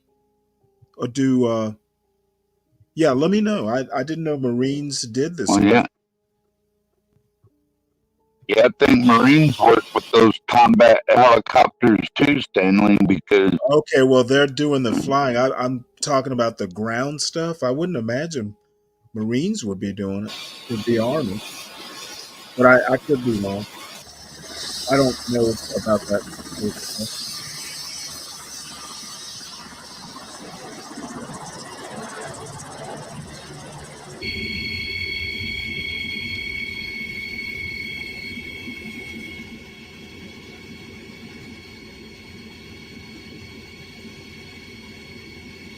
well, I found this real quick, Stanley. Short paragraph. Any U.S. military campaign to combat the cartels would only succeed if accompanied by a robust partnership with the Mexican administration led by President Claudia Sheinbaum, who has expressed desire to fight organized crime more aggressively. Yeah, sounds kind of like what Troll said.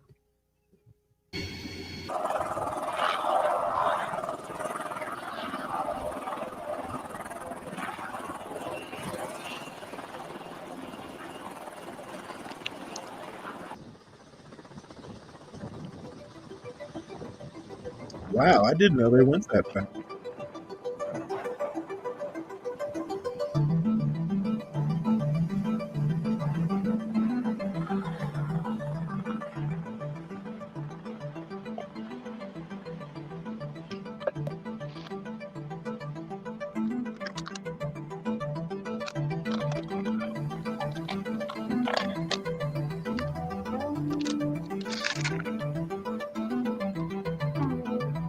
I had no idea. That's what that room is for. Who knew?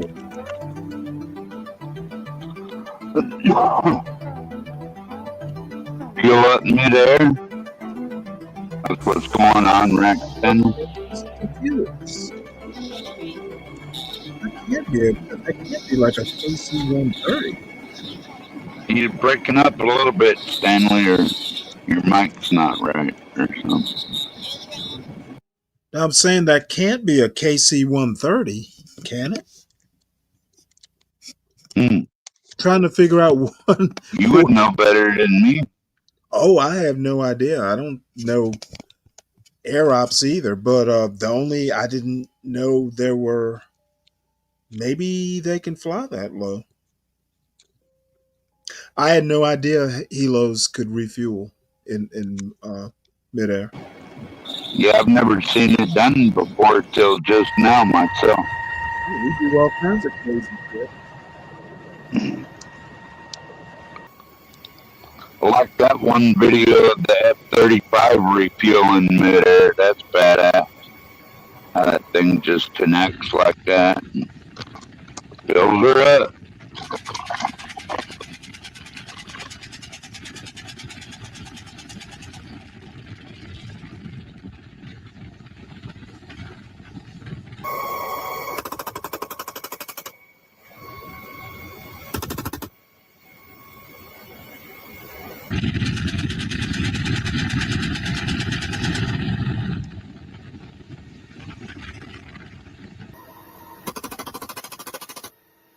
That is just a practice run or something here, huh?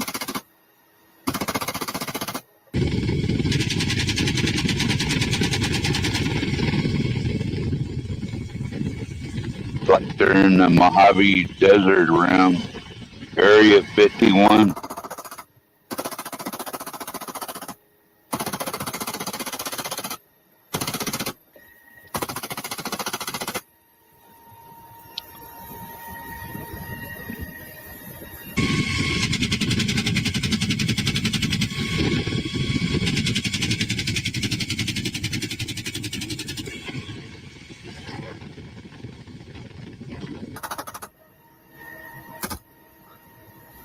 Something about shooting ammo at nothing just breaks me the wrong way. I don't know what it is.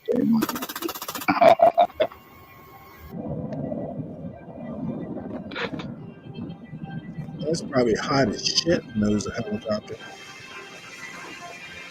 I guess you do have to get used to running a gun like that, though. That takes ammo.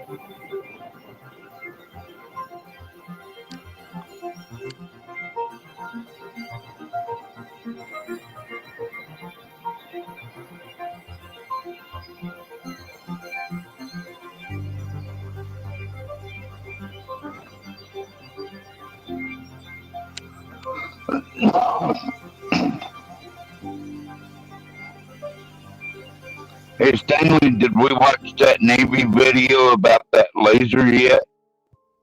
I think we did. That. Yeah, I think we did watch that one already. I don't know if that's being used yet or not, but that video is like a few years old, so I'm sure they're probably using it by now, but I don't really know for sure. If I think about it, I'll ask around.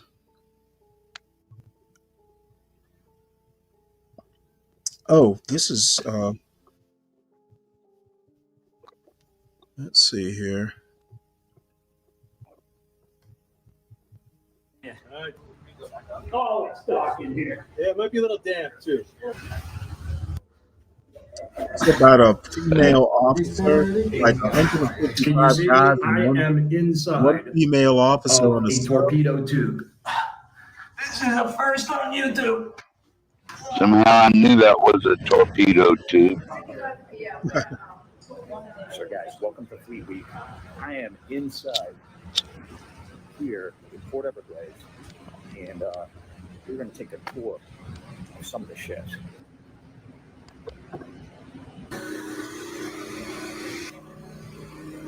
If it's a torpedo, isn't that on a submarine, or do they have those on ships too, Stanley? They have them on ships, surface ships too.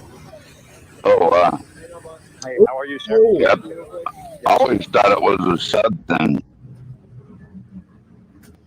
Okay, guys.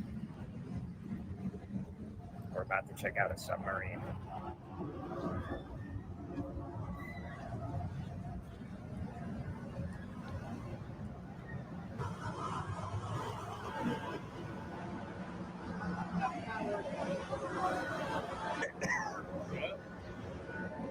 I just realized it almost blends in with the water. Look at that. Stealth.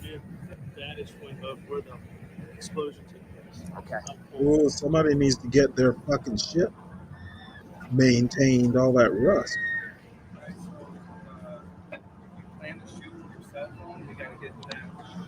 Rust?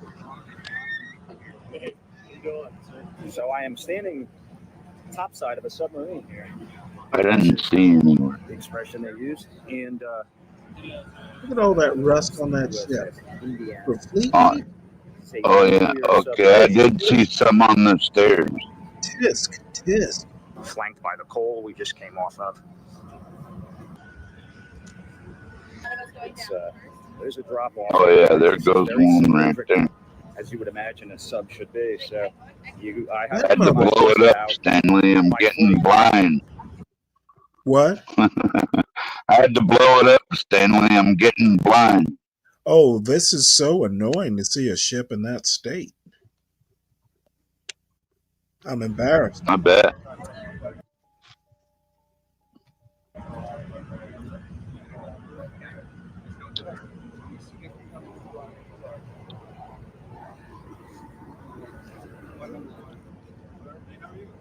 Mm. Hi. I guess you can't keep it all up all the time. Thank you. It's awesome. What a great opportunity. We appreciate it. Yeah, absolutely. And a lot of people ask the question, like when we submerge and we're underwater, the initial question is, hey, what's that like? It's just like being in your house. It's a little tighter, and you have 150 of your best friends all around you, right? So one of the things that we can go up forward real quick and take a look.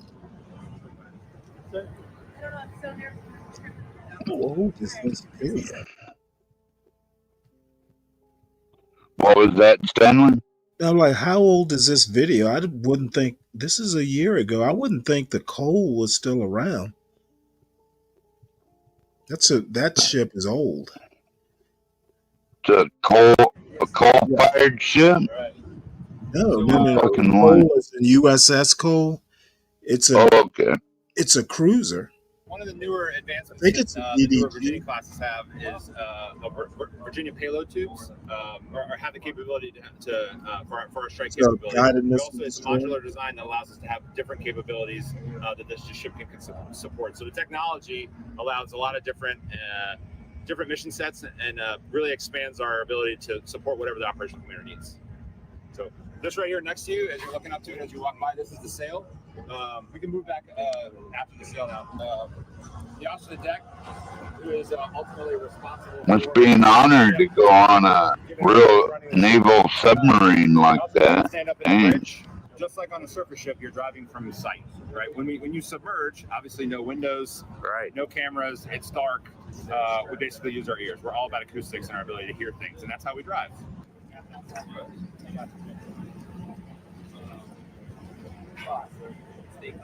He's on to the teeth. Okay. Is that a shotgun? Oh, these submarines? No, they guard those things like a fort. The ships, not so much. Subs, oh yeah. I feel very safe.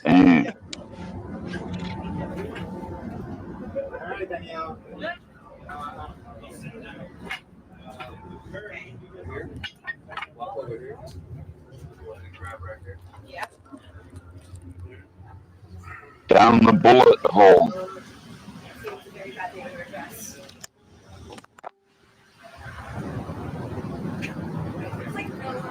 Wow. It's tight. Very efficient use of space. Yeah. Very tight. I want to see the galley. I would have expected it to be.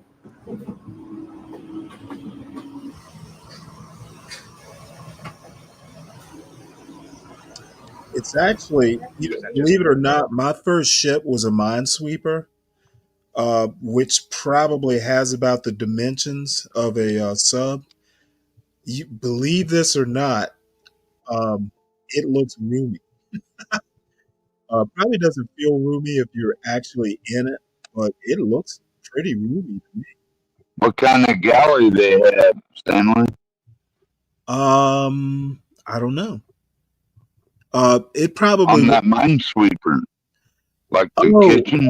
A minesweeper has a crew a little bit smaller than a sub. You could feed the crew on a deployment was about 100. Non-war, probably about maybe 50. So you have to seat in shifts. So you could probably seat I don't know, 30 at a time. Would they eat just MRIs or what? No, hot food. MRI, you don't eat. Usually MRIs, the only time you'll use them on a ship, like a destroyer or something like that, is if you're on water hours. The ship, my last ship, did not make water as fast as we consumed it. So every now and again, like if you're out in the Red Sea and for some reason you can't be resupplied real quick, they'll restrict water usage. Basically, they'll even turn off the water fountains and shit. You won't be taking a shower for a day or two. Yeah. But it's an interesting experience. I'll put it that way. Did they at least have wipes so you could wipe the funk off? Yeah, if you brought them with you. I don't remember because I usually brought my own. I don't know what the enlisted guys did, to be honest. But you weren't like washing sheets or anything. You were just, Yeah. until further notice. But what I was going to say is we will use the MREs during water hours when maybe you're not able to use water for cooking. Sometimes midnight rations, like if you get off a late watch, so you do you do an 8 to 12, 8 to midnight. After you get off watch, you might swing down and, get an MRE, just, to eat. Yeah. But the Navy doesn't use MREs that much. Clock? Oh, I got them all over the ship, and they're all synced up. So they had a regular kitchen crew most of the time, Stanley? Yeah, they'll have mess specialists. Basically, it's like a commercial kitchen. The difference is you use a lot of steam for heat. Right. You won't have like a gas stove or I don't. They might have electric like griddles and stuff, but it'll be like an electric flat top. But like for the boiling, like if you're gonna make a big pot of stew or something like that, they'll have the giant steam kettles, and then the heat, is by steam. So pretty industrial. Steam is off the engines. Uh-huh. I wonder if they use nuclear to heat on those nuclear subs. No, the nuclear produces steam. Basically, you superheat from the seawater.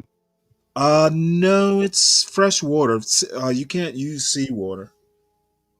You'll make your own fresh water, but seawater would corrode the pipes and everything. Yeah, I'm the executive officer, so I'm second to the captain.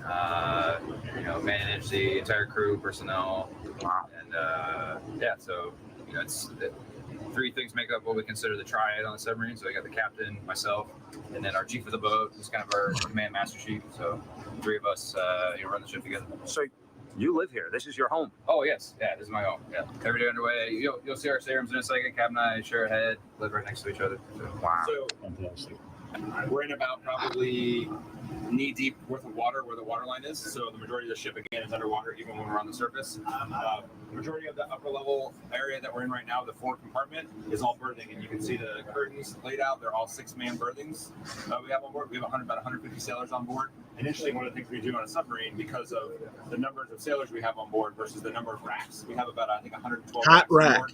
We do what's called hot racking, and what that means is we have 3 sailors assigned to 2 racks, and they'll rotate through those racks via. Dude, I never had the hot rack, thank God. When they're standing watch or for off watch, whatever the case is, so it allows. It's like port and starboard. Us to be able to, everyone gets a rack. We can have You pray your bunkmate is not a slob. more personnel on board to be able to support the watch bill, and we won't have to take up as much room. You see that here? When we were standing topside, you were getting some footage of down the lockout trunk hatch. The lockout trunk allows us to be able to support soft forces, and what you can do is this lockout trunk is large enough to support almost 20 SEALs or Special Operations Forces and their equipment. They all get in this lockout trunk, shut the hatches, flood it down, and then we can support soft forces being able to exit and enter the ship while we're underway, while we're submerged. Wow, 20 people in the ship.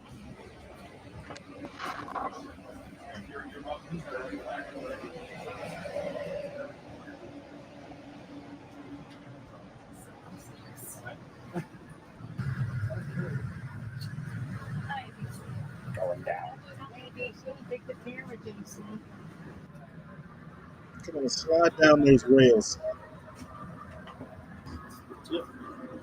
What a person.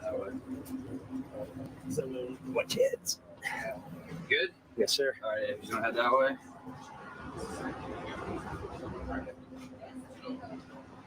Okay, so the Galt has the bridge, which is where this is the control room. This is where this is kind of the brain of the ship when we're operating. So Man, I'm surprised they're letting them film. Basically, everything happens in this room. So up forward, we have the ship's control station, and this is in essence where we drive the ship from, literally drive the ship. And it's manned by two sailors, the pilot and the co-pilot. And that's not, they're named the pilot and co-pilot because they fly the ship. We have the ability via these 8 screens, and these are all touch screens, to interact with that. I'm going to go hit the button. Over on this side of the control room, which I'll talk about in a second, is where all of our sonar watch standards stand. And they're able to take all that raw data. These guys control all of our air systems, our water systems, and our hydraulic systems. Our water systems are obviously very important because we need to maintain buoyancy of the ship, right? Question about the oxygen on the ship. Does that come from the ocean? You guys bring ocean water and take the oxygen out So of the all water? of our environmental systems, we create all of our own air. We create all of our own oxygen. We also take carbon monoxide and carbon dioxide out of the air.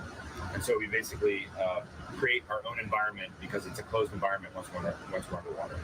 The younger generation comes along and they say, how can we make this more intuitive? Submarine Force did a number of studies and they said, let's use an Xbox controller. So we now operate our periscopes with an Xbox controller. That picture, that common operational picture, puts us in a position to be able to accomplish whatever mission we're doing, whether that's anti-submarine warfare, Xbox controller anti-surface warfare, on a sub. Intelligence, surveillance, reconnaissance missions. All those things rely on sonar's raw data and then our guys' ability to put those pieces together. And there's some space behind these partitions here, and there's some partitions here. And I think it's just barely 25 square feet, maybe. But it's really fortunate to have this in my office, where I sleep, where I do a lot of my work. That's the CO stateroom. Let's move down here. No. That rust is not DEI cause. It's an expensive suite on board. Right? There we go. The New York skipper's stateroom. I have not yet. I imagine it's a little bit larger than that. This is the XO But stateroom. He actually has anybody two can beds. hang off the side We of have a ship VIPs and on paint board. it. It's pretty low tech. He'll stay with the XO. So that's the top of the bed right there, and then So there's a bed here, and then there's a rack underneath with the Wait, curtains. hold it. Who's As we walk by staying here, with the XO? on your right, on my left, on the port side of the ship, you'll see internal countermeasures. As we walk by here, there's with the XO. Actually, it has 2 racks. I have not yet. I imagine it's a little bit larger than that. This is the XO stateroom. He actually has 2 racks, 2 beds. When we have VIPs on board, he'll stay with the XO. So that's the top of the bed right there, and then So there's a bed here, and then there's a rack underneath with the curtains. So you guys don't have to. As we walk by here, on your right, on my left, on the port side of the ship, you'll see internal countermeasures. You'll see those 2 tubes. Those are our countermeasure launchers. So if you come down here, you can see on my right, on your left, this is a stateroom. This is a stateroom for the officers. 3 officers assigned to a stateroom. And you can see that there's 2 desks that fold out of the wall there. A lot of space for storage and stuff like that. It's likely you'll have one officer on watch, and then you'll have 1 or 2 in here, potentially 1 in there and 1 in the racks. something smells good around here. Now this Nice. this galley area, I thought you were going to see it. Have you guys lost yet? That might have been the officer's mess. That's about the size of the ship, of my first ship. So if you have the opportunity, we'll Some berthing area. These cradles. We're able to have these cradles. Each one of these is assigned to a specific weapon. Oh, I thought it was a And bird. each weapon, and you can see over here, this large green torpedo with the room that's fully loaded out.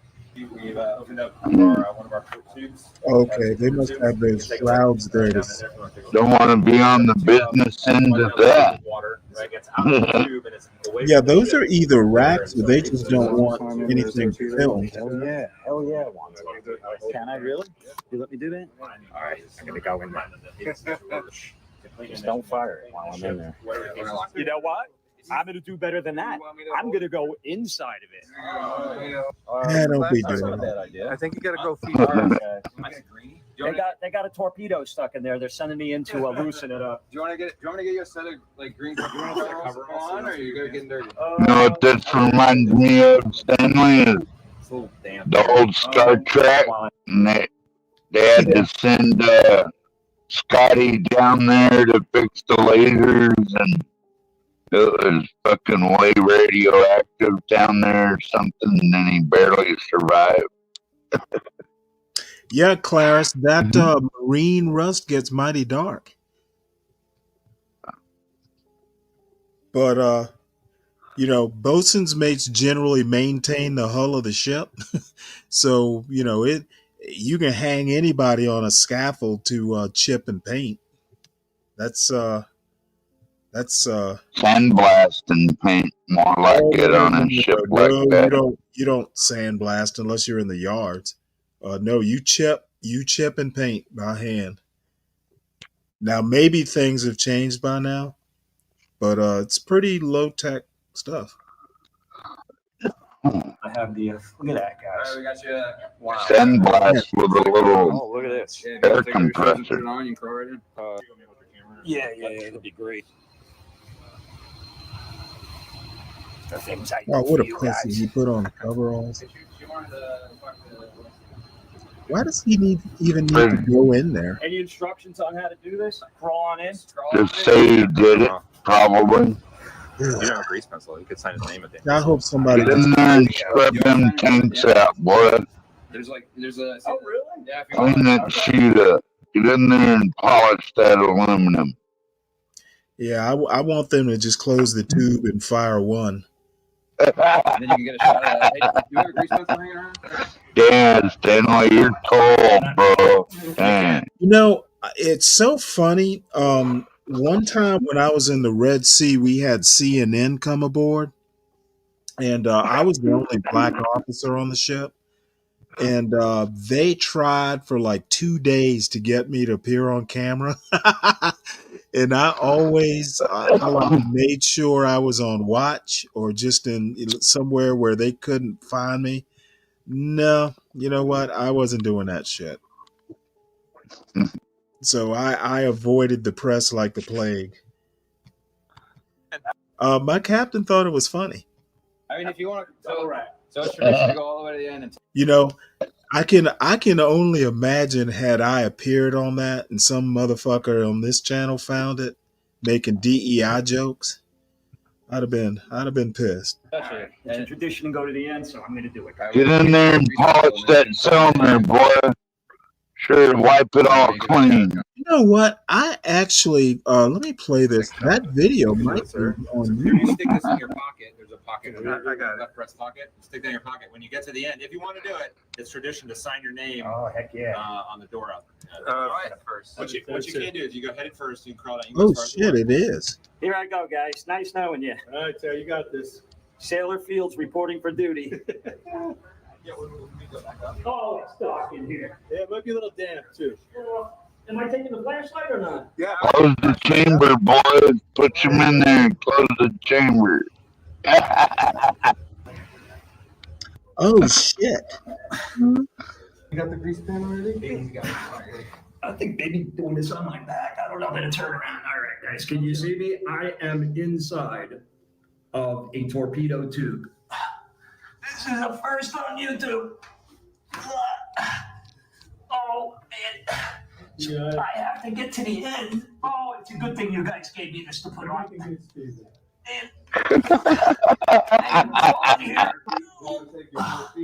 is pretty wet in here. Oh, What's all this? What's all this water? But Getting out. It's gonna what be with tough. sailor piss? All right. All right. I'm almost there. We could flood it and send you out the other hole. Good thing I'm not claustrophobic. Yeah, the other. I made it. Okay. They told me it's tradition to sign my name here, so I'm gonna do it. What did I do with that pencil? Come on, pencil. Here you are. This is hilarious. Whoops. Let's get that light on it. All right. And you know I'm going to sign it barefoot. Barefoot.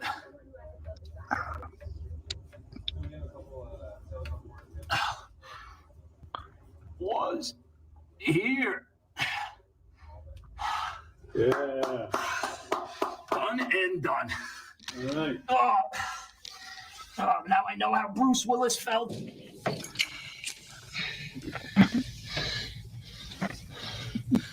Come out to the coast. We'll get together, have a few laughs. I'm trying. Let me know when I get to the end. Just Making progress. Could you scoop down that tunnel and back? That easy spinning? Do what? Could you go up that tube and back that easy? coming out of this thing? Can you grab the camera? I guess. Yeah, well, not yet. Oh, Is it? It's only been on the sub once. Kind of lift up on your groin. Or it was just to visit. There you go. Yeah, watch out for your foot. There you go. All right. I'm going to call it the next break. Looks like an older guy too. What's he about 60 or so? Watch out for your groin again. All right. That's what she said. He just needs a hand. There's a to your left. There you go. All right. You got it. Good job, bro. Make sure you. Holy fuck. How was it? No shoes on. Get his feet. It was great. Get his feet. Yeah, get my wet feet Barefoot. and everything. Yeah. Living up to the name. All right. Thank you. Yeah, man. A lot of Not quite that That's old. where I was, guys. You looked all up in there That though. was fun. No, I'm good. There you go. Hey, There's I that, found there's that. Let me give you your, I found a clip pajamas of my back there. What do you Red guys call Sea this thing? deployments. Coveralls. Flame resistant. I don't think They're not I blood resistant, though. appeared on camera. Onward and upward. Sorry for you. Yeah, it's all right. So I was gonna climb into. So I see someone climbing into a torpedo too. I'd probably. Yeah. pique my interest. Right? Exactly. Hi, guys. Taco Tuesday. It's Taco Tuesday, guys. Taco Tuesday on the sub. Man, got a whole crew in there.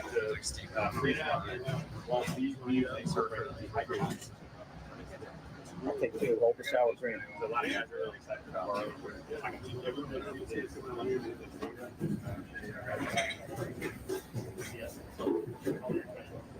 So it looks like right now they're making quesadillas. All right. Mess hall? Is that what they call it? The courtside, we call it the courtside cafe.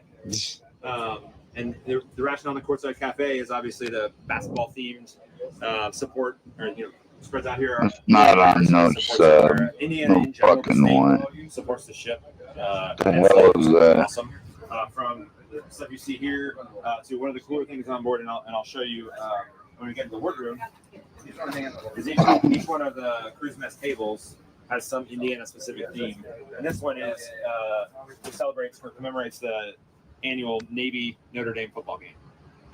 Very cool. And what's cool about this table specifically is, and all these tables are made out of wood, specific to Indiana.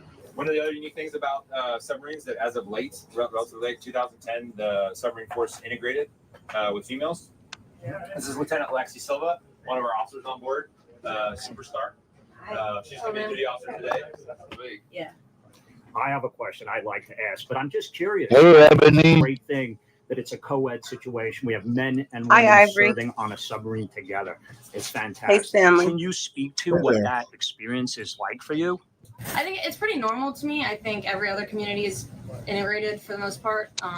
So just having men and women in the same quarters is not super different. I do think I kind of get to give the sailors a different perspective. All the enlisted are like male on this boat, so I think sometimes them having female officers that they can talk to and confide in probably gives them a different outlook on things and can make them feel comforted in a different way than being on an all-male boat.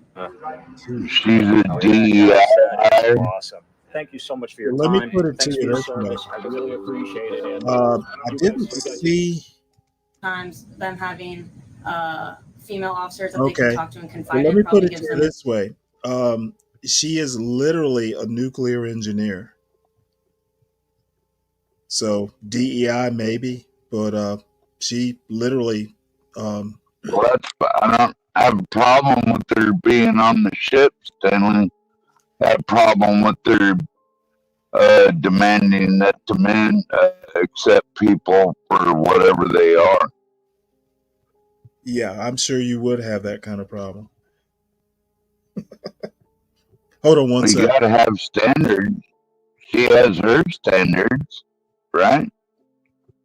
Well, I think we should practice the standards that have always worked in the military. And if you qualify, you qualify. If you don't, you don't. Simple.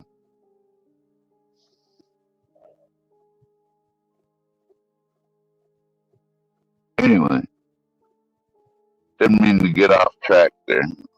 But she is, I think, a DEI hire. She could be a nuclear scientist anywhere. I'm just Yeah, not okay. sure on I got you. Whatever. on a ship. It's not the right place. I don't think to Yeah. Well, be pushing that kind of thing. your opinion is noted. I disagree. Thank you very much. You know what? It's funny. That was my sister on the phone. I didn't even realize today was my wife's birthday.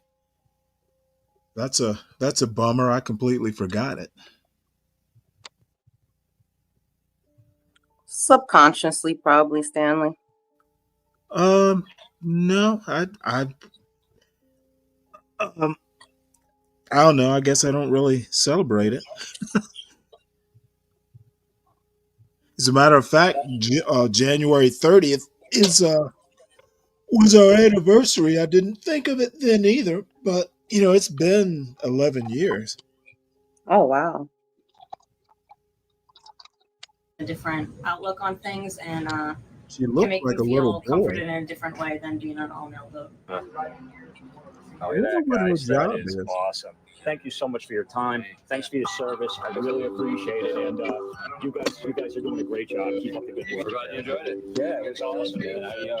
I know. It's not many people can say they did that. And my name's in there, so I can prove it. Up here? Oh, yeah. I hope you guys enjoyed the tour. I know I did. I'll never forget it. This way? Throw the light. Oh, lost already.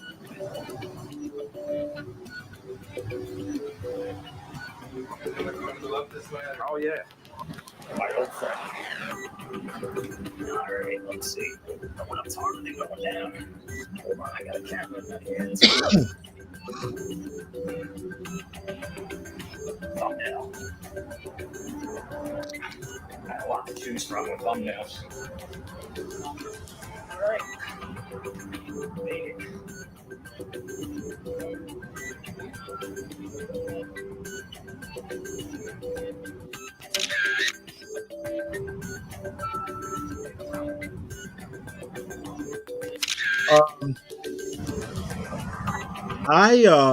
I have not because to be honest with you, Universal, there's a Wilderson book that I need to read, and I'll be honest with you. Essentially, what it is critical theory, or it's kind of based. It is a critical theory, and I will read it probably this month, but I don't look forward to reading it.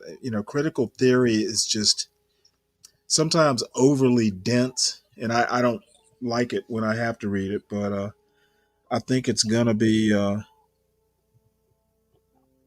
Yeah. Put recommend the clips. Just put them in the chat, and I can watch them tonight. It's been a few years since I've read. I think I read Incognegro. So it's been a few years since I've actually read. I'm not like into Afro pessimism that much. It's a little too dark, though there are tenets that I do believe in. Like basically the U.S. is like, um, it's terminally racist. It was tore up from the floor up, and it's not going to go away anytime soon. Um, Universal, I found an old CNN clip of my old ship. I was actually on the ship, but scrupulously avoided the camera. But it's like 4 minutes, and then I can start watching right after that. This is kind of a walk down memory lane. This is from 1992, I think. Now, CNN was on for 2 days and did a 4 minute video. The video's not that good.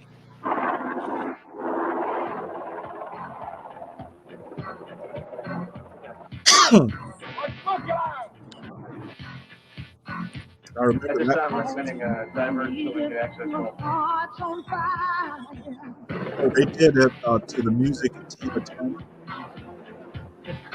That was my roommate, by the way.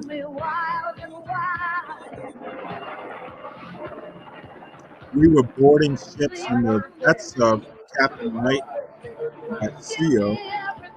We were in the North Red Sea, boarding ships, boarding container ships.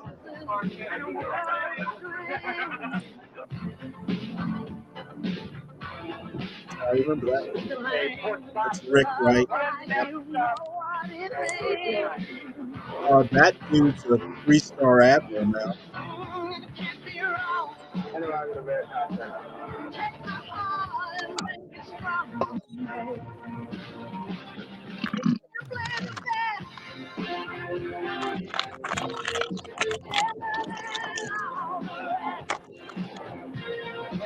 That Tina Turner Yeah, it was a playing in the CNN. background. It was a CNN. Yeah, be careful with that, Stanley. Don't want to get another strike. Oh shit! You know what? I didn't think about that. Let's see here. I'll just play it with the volume on. It's 4 minutes, and that's the XO right there.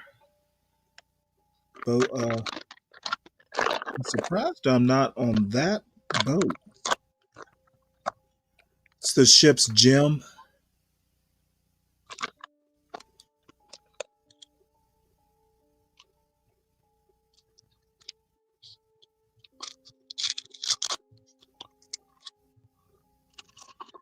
Let's see what else is there. I sent you one in the back chat earlier about Korean outdoors. If you want to play that one, Yeah, I saw that. I'm not sure. There's a story behind this picture right here. It looked pretty big, and she has a bunch of like Amazon stuff. So I'm not sure that I can. Not sure that I can I do it. wouldn't risk it. Yeah, it's going to be interesting to see if we get any Not sort of. worth the strike. It's going to be interesting to see if we get that little clip of music. I didn't get any sort of warning.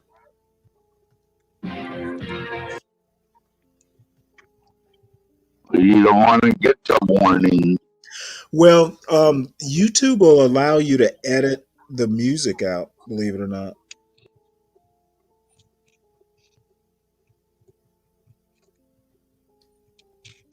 Oh, I remember him. He's a bosun's mate. He's a good guy.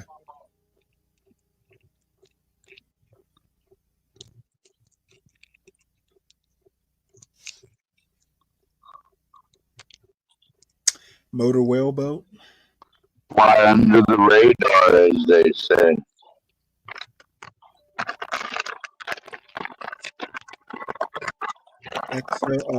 CO. This is an unwrap where we pull alongside a ship and throw over lines and resupply. It's fuel lines.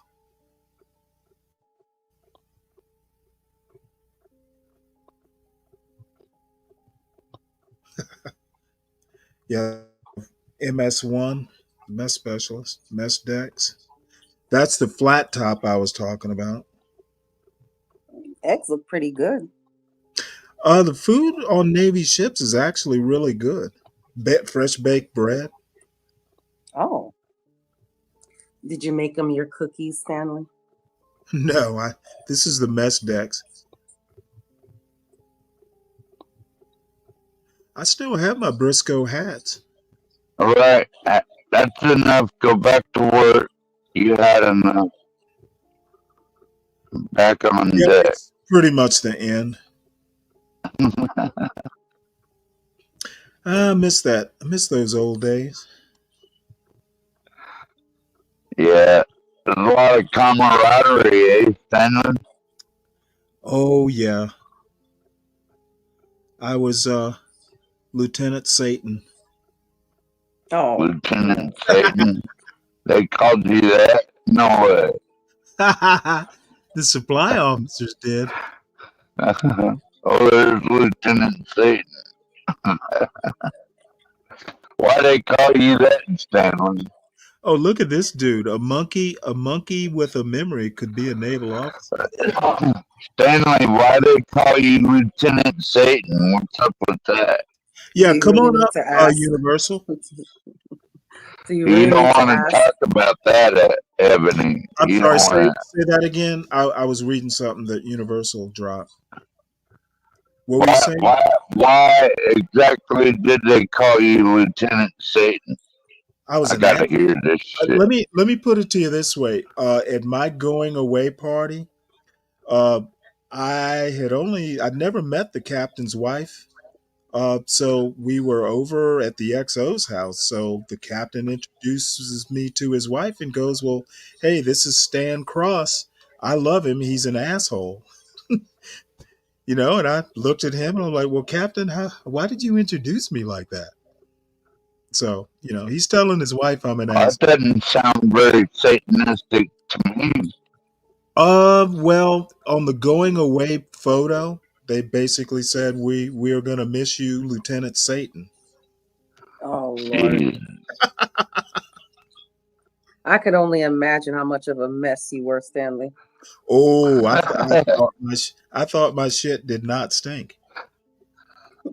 They told Stanley to drop down and give them 20. Stanley said, "Motherfucker." Hey, let me tell you something. We after we threw this ship's party at a hotel in Hurghada, Egypt, and they pulled out the beer, and it was just a big to do. Basically, before we went, to the Red Sea, they just kind of stopped and did the shindig. So the enlisted guys started throwing the officers in the pool. It's just kind of like, hey, they're human too. Get them, throw them in the water. I was the last fucking officer they threw in. And guess who prompted them to do it? Because the guys weren't going to do it. My boss. He's like, get him. So you got like a bunch of enlisted guys and my boss, who was a lieutenant commander, just like hauling me into the water. They weren't going to do it. Basically, my boss had to give permission. I don't know. I guess they just didn't want to chance it. Oh, and then I said, well, wait, hold up. Let me take off my shoes. Let me take off my watch. Let me take off my glasses. So they let me do all that, and I was good to go. Sounds like good times. They had a good time. At least they let me get off my shoes. Awesome. So Oh, cool. Okay, this is nice. I didn't get to see this interview, so let's have a look. Was it good? Well, greetings, everybody. Good evening. I hope everybody's having a great Saturday. What's up, Universal Jones? Not much, man. Chilling. I'm My enjoying bad. every minute that I have off, Universal. As you should. I'm sure you've been working hard all week. You probably need a break. Can I start This calling is you gonna be UT a for good day. short? What did you say, 12 man? Can I start calling you UT for short because your name's Yeah, too long? you can call me UJ. I usually respond. I see it in the Yeah, chat. UJ. UJ is fine. That works. Perfect. You know what? Humble presidents, everyone, I mean, everybody was kind of trepidatious when they dealt with me. My guys loved me. Because, at the outset I told them, you know what? I will defend you against anyone. No one treats you like shit but me. Um if if you ever get approached by like another chief or whatever, I will defend you, but you better be right. Okay, if you're right, I will fight to the death. If you're wrong, I'm gonna fucking throw you to the wolves. So but you know what, it did come down to it. As a matter of fact, one day we were going through this major engineering inspection, and I had this bad habit, and it was an evil habit, of walking around like, and if I was wearing coveralls or something, I wouldn't wear my rank because everybody knew who I was, who needed to know who I was. So I wasn't thinking. So this chief, this on the inspection team, is chewing out one of my guys. And I happen to walk by, so I walk up and I go, "Well, what's going on, Chief?" And he tells me, and it was something minor. So I chewed that chief out in front of my guy. I tore that chief a new one.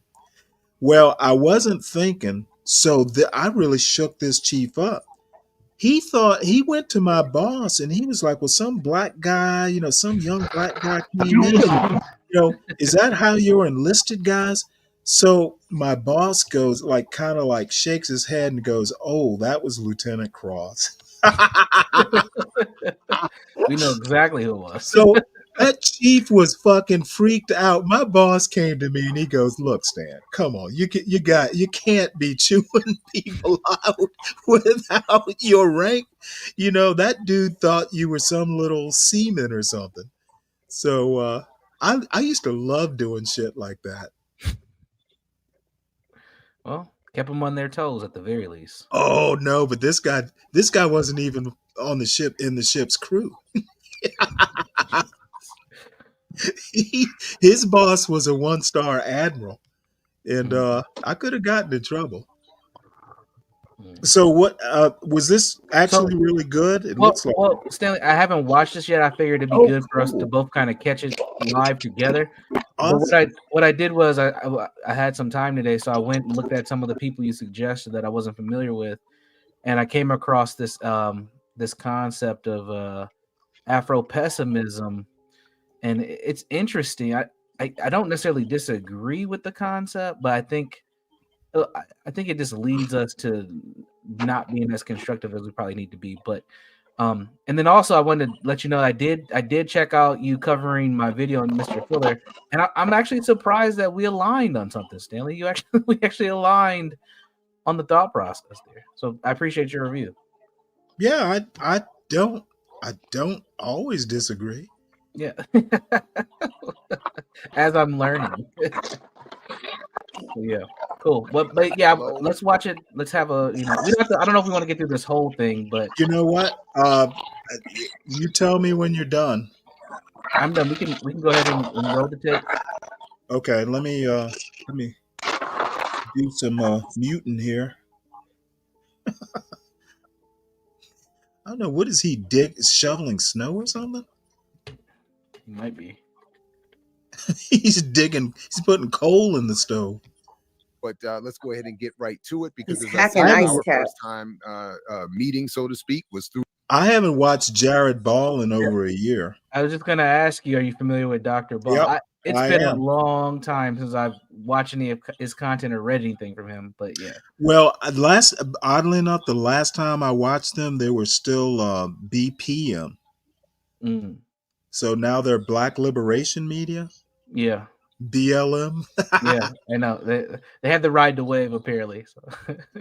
Let me see how many how many subscribers they have now. Oh shit. This isn't the main channel. This is his channel. Mm-hmm. There's an I Am Will, and then there's a BLM main channel. Okay. Yeah, I mix what I like. I remember, yeah. Through those airwaves at WPFW in Washington, D.C. And of course, I'm talking about Dr. Frank Wilderson, who, among many other things, is a professor at UC Irvine and has publications like Red, White, and Black Cinema and the Structure of U.S. Antagonisms. And of course, as I mentioned at the top, he wrote Incognegro, a memoir of exile and apartheid. And we are talking today about his most recent book, Afro-Pessimism, a theoretical approach to the world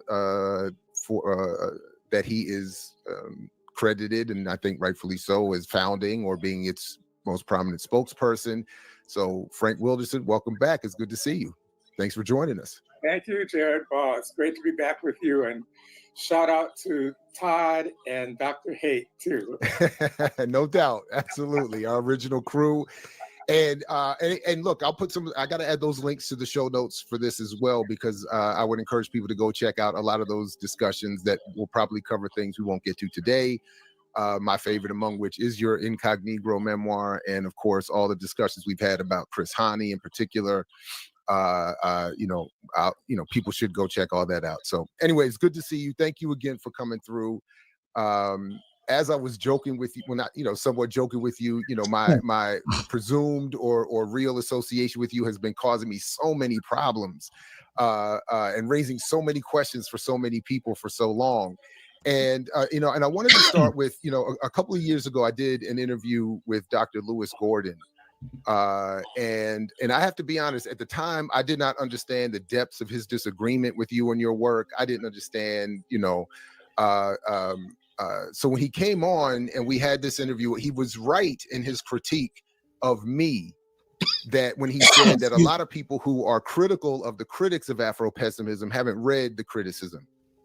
And at that time, I certainly hadn't engaged much of it at all. And as I kept saying, look, my engagement with Frank is largely around Incognegro, the politics you represent in that memoir, the worldview you represent in that memoir still is to me tremendously appealing. So I was never claiming to be an expert in Afro-pessimism in favor or as a critic, but I just thought, it just seemed odd to me, some of the criticisms I was hearing of your work. So which would include, for instance, some of the more easy stuff, the dismissal of feminism, Marxism, et cetera, and so forth, or discussing the limitations of those theoretical approaches. But the biggest ones are that your argument is discouraging of political activism, that it's just saying we should just give up and not struggle, and that it prohibits solidarity with other, particularly non-white colonized struggles and peoples moving in their movements. So in a recent interview, I'm going to stop this long preamble in a minute, but I just wanted. I'm listening. No, I hear you. I hear you. But in a recent interview I did with Nora Erakat, the Palestinian lawyer and activist, she had put me in. She put me up on an interview that she had done with Mark Lamont Hill, where our interview for some years ago, one of them, a transcript of them, was used as a way to discredit Afro-pessimism and to say that Afro-pessimism encourages a lack of solidarity. And in that excerpted piece, you were saying, and I don't know, the transcript rang true to my memory, at least. What you were basically saying is that, listen, Palestinians will work with them. and we'll struggle with them. But after we get them over free from Israel, we're going to have to check them on their anti-blackness. And I said, I agreed. But this was extrapolated to mean that there can be no solidarity. And I've heard this many times. People have said this to me a lot. And I've always said, but I don't get that from your work. Now, it is true I don't understand everything, including your latest book. I'm not going to claim to understand it all. We'll get to that in a minute. But so I wanted to really just start right there. Can you just clarify before we get into the depth as much as possible of of the theory? Is your argument intending to discourage Black people from struggling at all, from appreciating their radical political histories? And are you saying that there should be no solidarity with other folks? Because to the point about Lewis Gordon, since then I have read a good number of the critics, and on these issues, I don't understand or agree with what they're saying in terms of how they interpret your work. But anyway, so let's just start there. Are you saying any of that in your work, intending to at least? Absolutely not. However, I do understand how it could be perceived as my having said that, because most people come at a unequivocally Black cry and an unapologetically Black analysis of everyone else. In other words, people experience us looking at them analytically as an assault on them. And so what happens is that Afro-pessimism is an analytic interpretation of everyone else's capacity. I'll repeat that, an analytic interpretation of everyone else's capacity. And just as Marx condemns the capacity of the capitalist, whether it's a good capitalist like George Soros, who is actually, I want to give a shout out to George Soros because he's a part of the distribution network for Afro-pessimism. When he poured millions of dollars into urban debate camps, what he did is he created a pipeline for Afro-pessimist texts to be infused in the inner city without even knowing what he did. So thank you, my man. You know what I'm saying? but what I'm trying to say is that what I don't give a fuck about. Can I swear on here? Absolutely. Okay. It's a little late I for really that. don't care that the sentimental response to the analytic critique clouds the other person's capacity to understand the analysis. I think that we have. Whoa, let's I'm gonna rewind. Yeah, that. can you pull that? Whoa. Yeah, I think I love that. I kind of got a little To lost the there. inner I was city like, wait. without even knowing what he did. So Here we thank you, my man. You know what I'm saying? Wait, yeah, let's go back a little bit farther. Because what he did in the schools. Oops. Network for Afro-pessimism, when he poured millions of dollars into urban debate camps.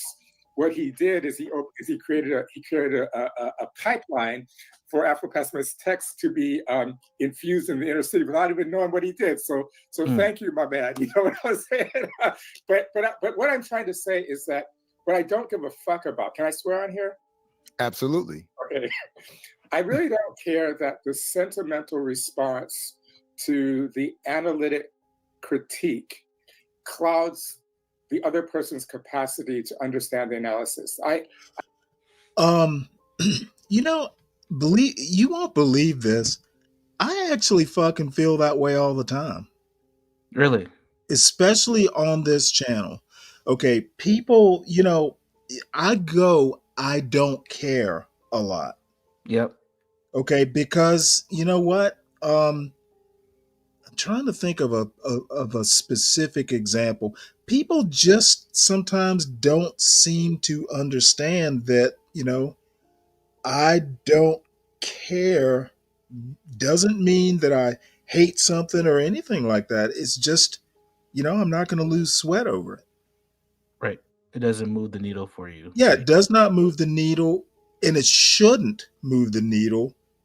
If it ever becomes necessary to care, I have the capacity to do that, but I'm not going to care before I have to. Yeah, absolutely. I think that for hundreds of years, we have reached across the water and tried to help these people understand our suffering and understand their relationship to it, and that's a kind of cosmic manifestation that began, over 1,400 years ago in the Bantu. Okay, is he is he saying something like, "Hey, you know what? Racism in America, that's a white people problem." Okay, I should not have to be a magical Negro, or Right. I should not have to bend over backwards to be a model minority Right. just to appease white people. Correct. You That's know, what he. Yes. Glenn Lowry, for instance, and others will go, "Oh, hey, we need to stop doing this because we're going to piss white people off. They're the majority. If they get pissed off, we're cooked." And I find that just fucking mealy mouth. Like, what? It's not our problem if white people can't handle shit. So I think that's what I hear him saying, and I'm loving it. Yeah, and Migration, it's called I'm just gonna quick commentary. I think that's why he's getting criticized right now, because that is completely opposite of what the typical intellectual black dialogue is. It's hold white people accountable, Yes. beat them down with white supremacy and racism, and make them feel the pain that our ancestors have felt. And Like when I call Be Brave a stolen valor white man. yeah, right. It's like, dude, you talk about how great your culture is. What have you done to improve it?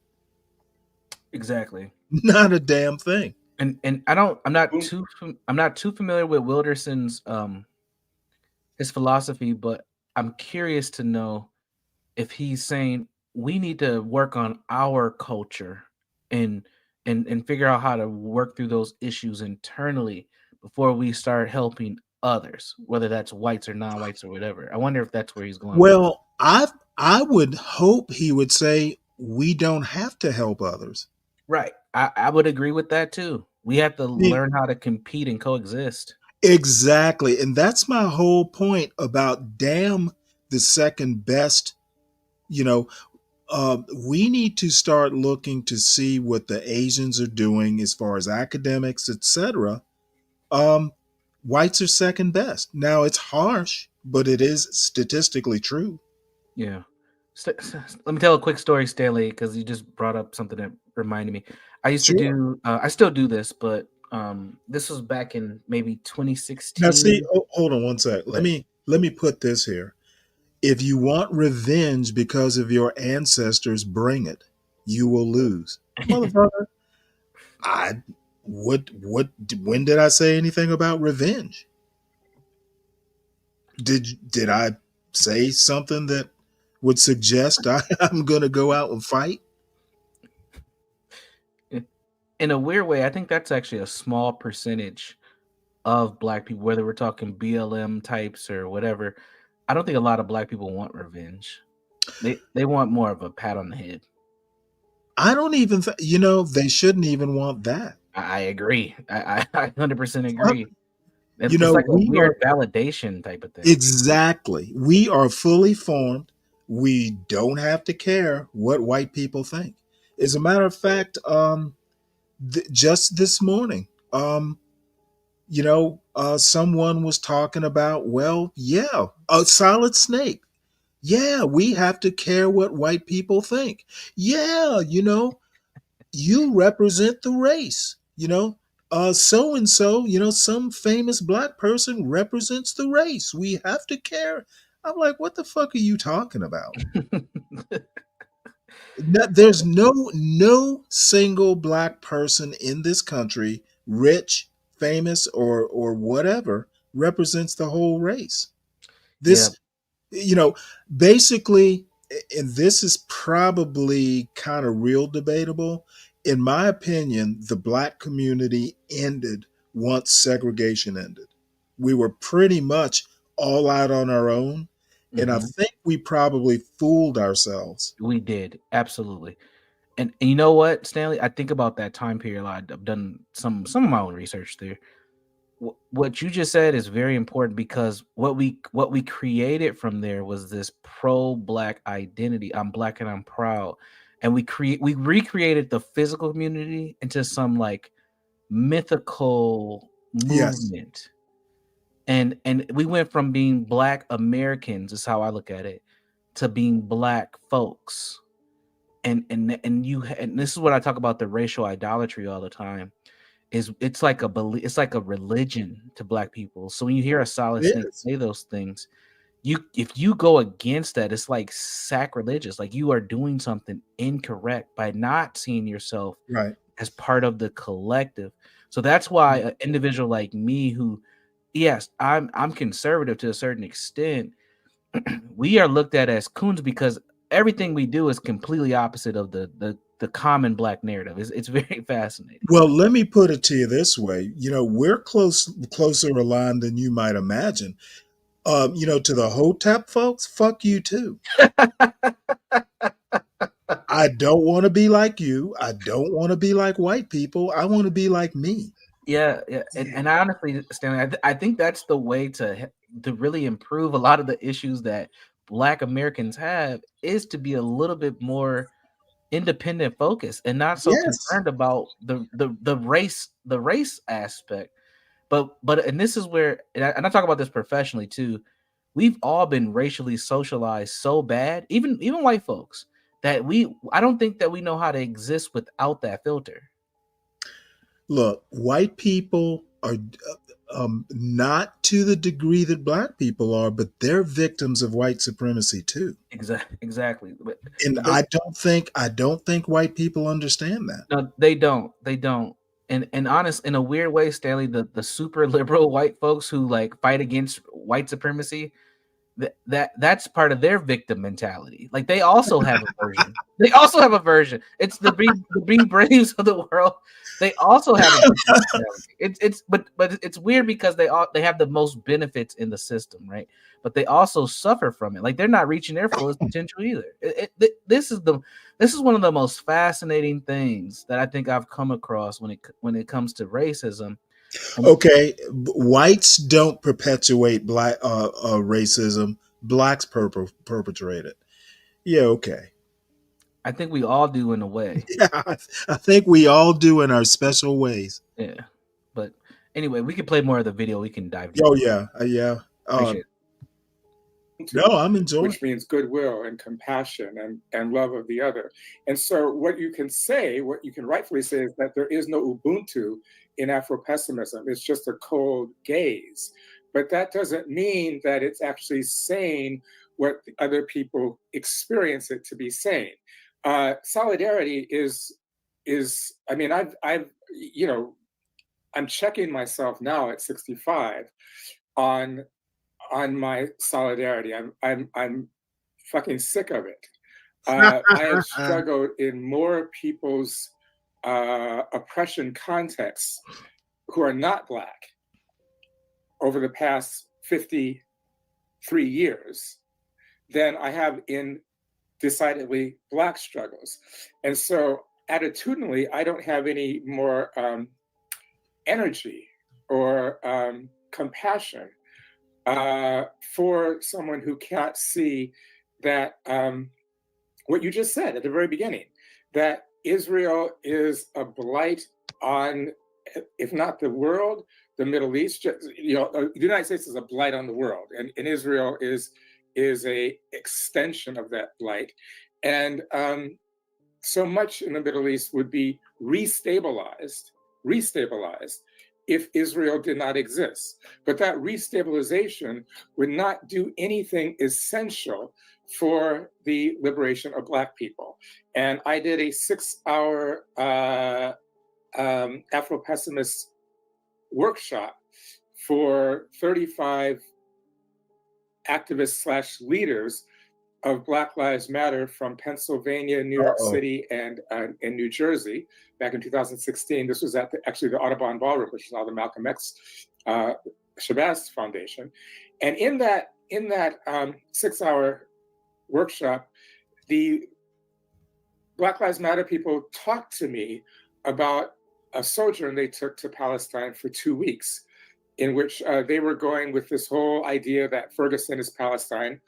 And before they went, they had asked the Palestinians in Gaza if they could meet, and Ramallah, if they could meet Black Palestinians. And they were told yes. And when they got there, they were redirected for almost 10 days away from meeting any Black Palestinians. And when they finally put their foot down and insisted that they do that, they had one-on-ones with Black Palestinians who talked about the structural feeling of anti-Blackness that they experience in a community that's being bombed every day by the Israelis, okay? They didn't talk about Israeli anti-Blackness. They talked about Palestinian anti-Blackness. I had the same experience when I spent 6 weeks in Cuba, you know? And this is, and I'm really sick and tired of people, you know, and what I mean by that is I was with Medea Benjamin's group, Global Exchange, in Cuba for 6 weeks. And we were 13 Americans, 3 of us Black, and we were paired with 2 young communists. And we went all around the island together for that period. And we met with government officials and went to hospitals. It was a groovy experience. And then at one point, the Black Cubans said, we would like a session with the Black Americans, just the 3 Black Americans. And so 3 Black Americans met with about 8 Black Cubans out of that 26 group of Black Cubans. And the white people from the United States, the 10 white people were like, okay, cool. We'll go on a field trip for a day. So y'all can have the crib. We lived in this big house in Verdado, which was a rich neighborhood that had been subdivided for poor people. But the white Cubans were like, what the hell is going on? We're all communists here. We're all, you know, and to make matters even worse, this is why psychoanalysis is so important to Afro-pessimism, because the force of the unconscious is what you described to me in your opening remarks. And the force of the unconscious actually doesn't have any relational dynamic to it. The force of the unconscious was such that these 3 Black Americans, one of them was fluent in Spanish. Another one was taking intermediate Spanish. I was taking beginning Spanish, okay? But because I was the oldest, I guess, I don't know, or maybe the darkest, I don't know. But the white Cubans vamped on me and demanded that I come to some kind of luncheon tribunal with them where they accused me of fomenting racial divisions on the island.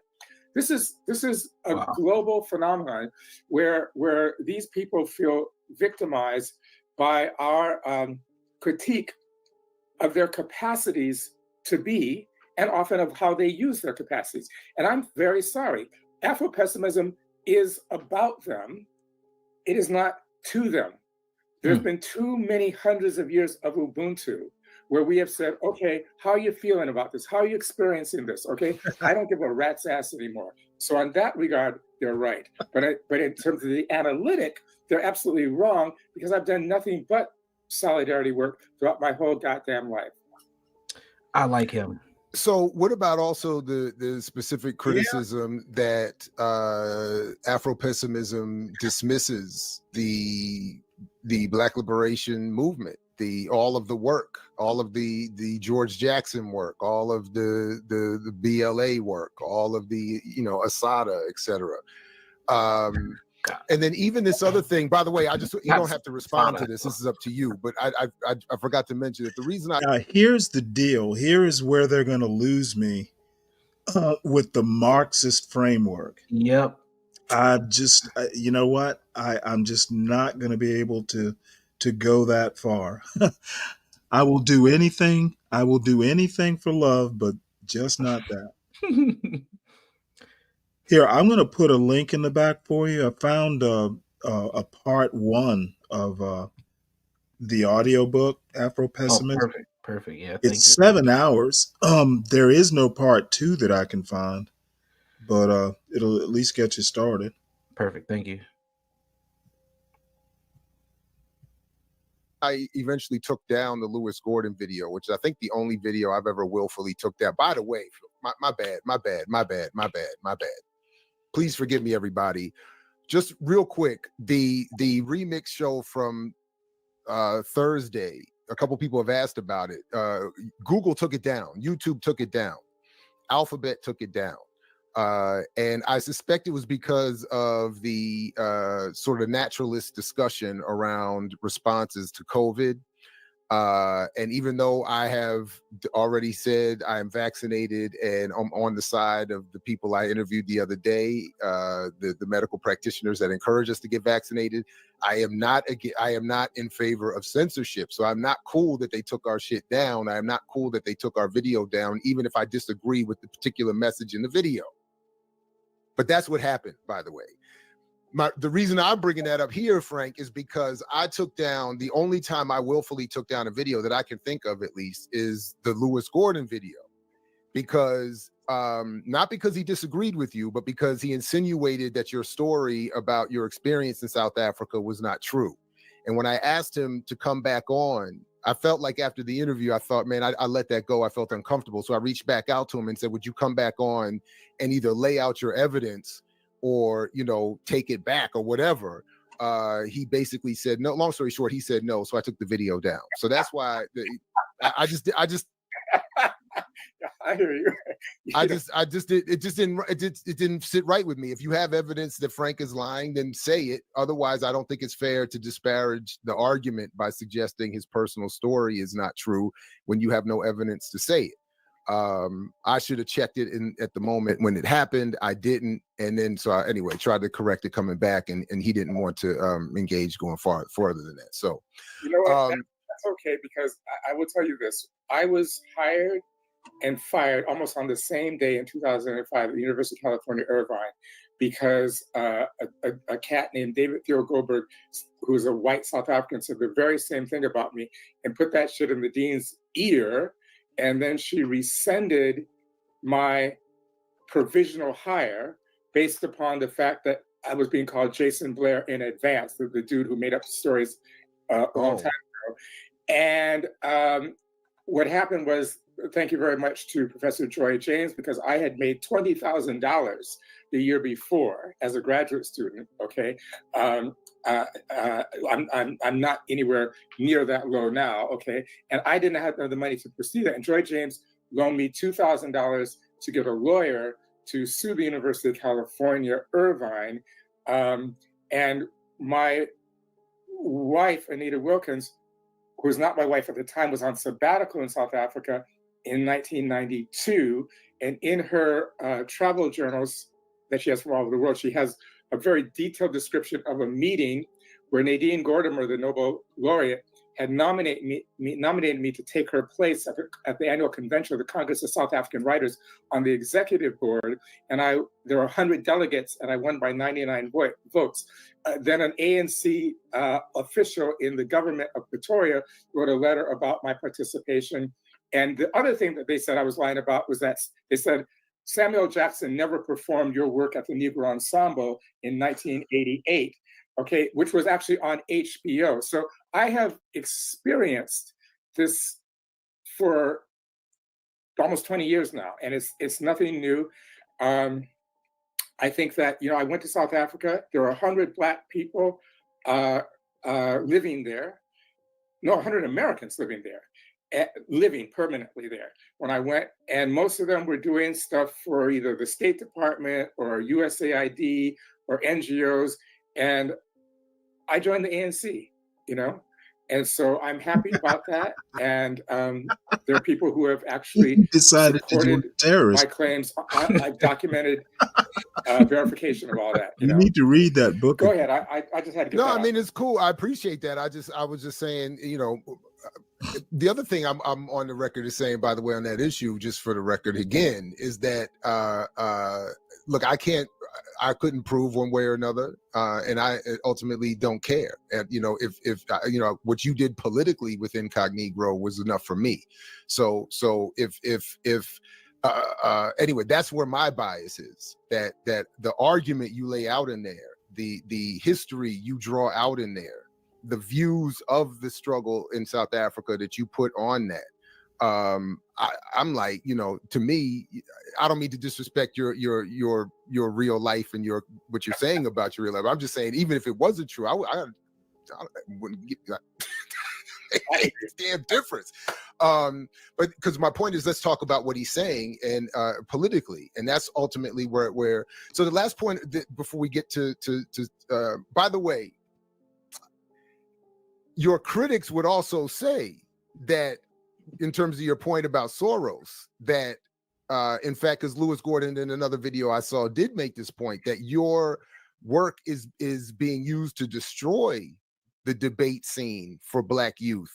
So when you say Soros is the one putting it there, a lot of people would say, so that's evidence right there, because Soros is seen by a lot, including myself, as not a positive influence on certainly Black radical struggle. So you take what I just said as with the tone of irony. If George, I hear you. If George Soros and I think we got to say it very clearly without being ironic. If George Soros and I sat down, we could not agree on lunch. He's just a dirty liberal-ass capitalist to me. He did something accidentally, like a good liberal. He tried to help some Negroes in the ghetto form debate camps. They picked up the work and began. So here's what I think people are pissed off about. Afro-pessimism has one addressee, which is Black people who are sick and tired. It doesn't have three addressees, such as Native Americans, Black people, Palestinians, next immigrants. It has one addressee. Now, anybody can read it because it's in English, but it is not written to anybody. It is only written to people who are ready to set it off, or interested in setting it off, or privately disturbed by what they're going through and likely to say it publicly. And I think that what people say is, you should be writing to a wide range of people. You should be writing to a wide range of cognitive perceptions. And I just say no, absolutely. Well, it's also I mean, it's also that it's also not might. You are said to be writing to an academic intelligentsia, so to speak. That when you're saying you're writing to Black audiences, it's not all Black audiences. Yeah, but I would say two things. One, this book changes the paradigm, or that this is a trade book. But I would also say that people have to really pay close attention to what they're saying. We have suffered slings and arrows in the academy for trying to get this out. Okay, it has not been well received in the academy. That's number one. Number two, what people who say that are not actually getting to is the fact that I've been to personally Black community centers in Los Angeles, Black community centers in Oakland, Black community centers in Black Montreal, Black community centers in Vienna, Austria, where semi-degreed and undegreed people are reading early Afro-pessimism and understanding that the energy and the affect is with them, and that the only thing that they have to get over is like the instrument, like John Coltrane getting over the instrument, is the words and the language. I worked in Soweto with kids who were going home and going to the United Nations Food Bank and bringing grains of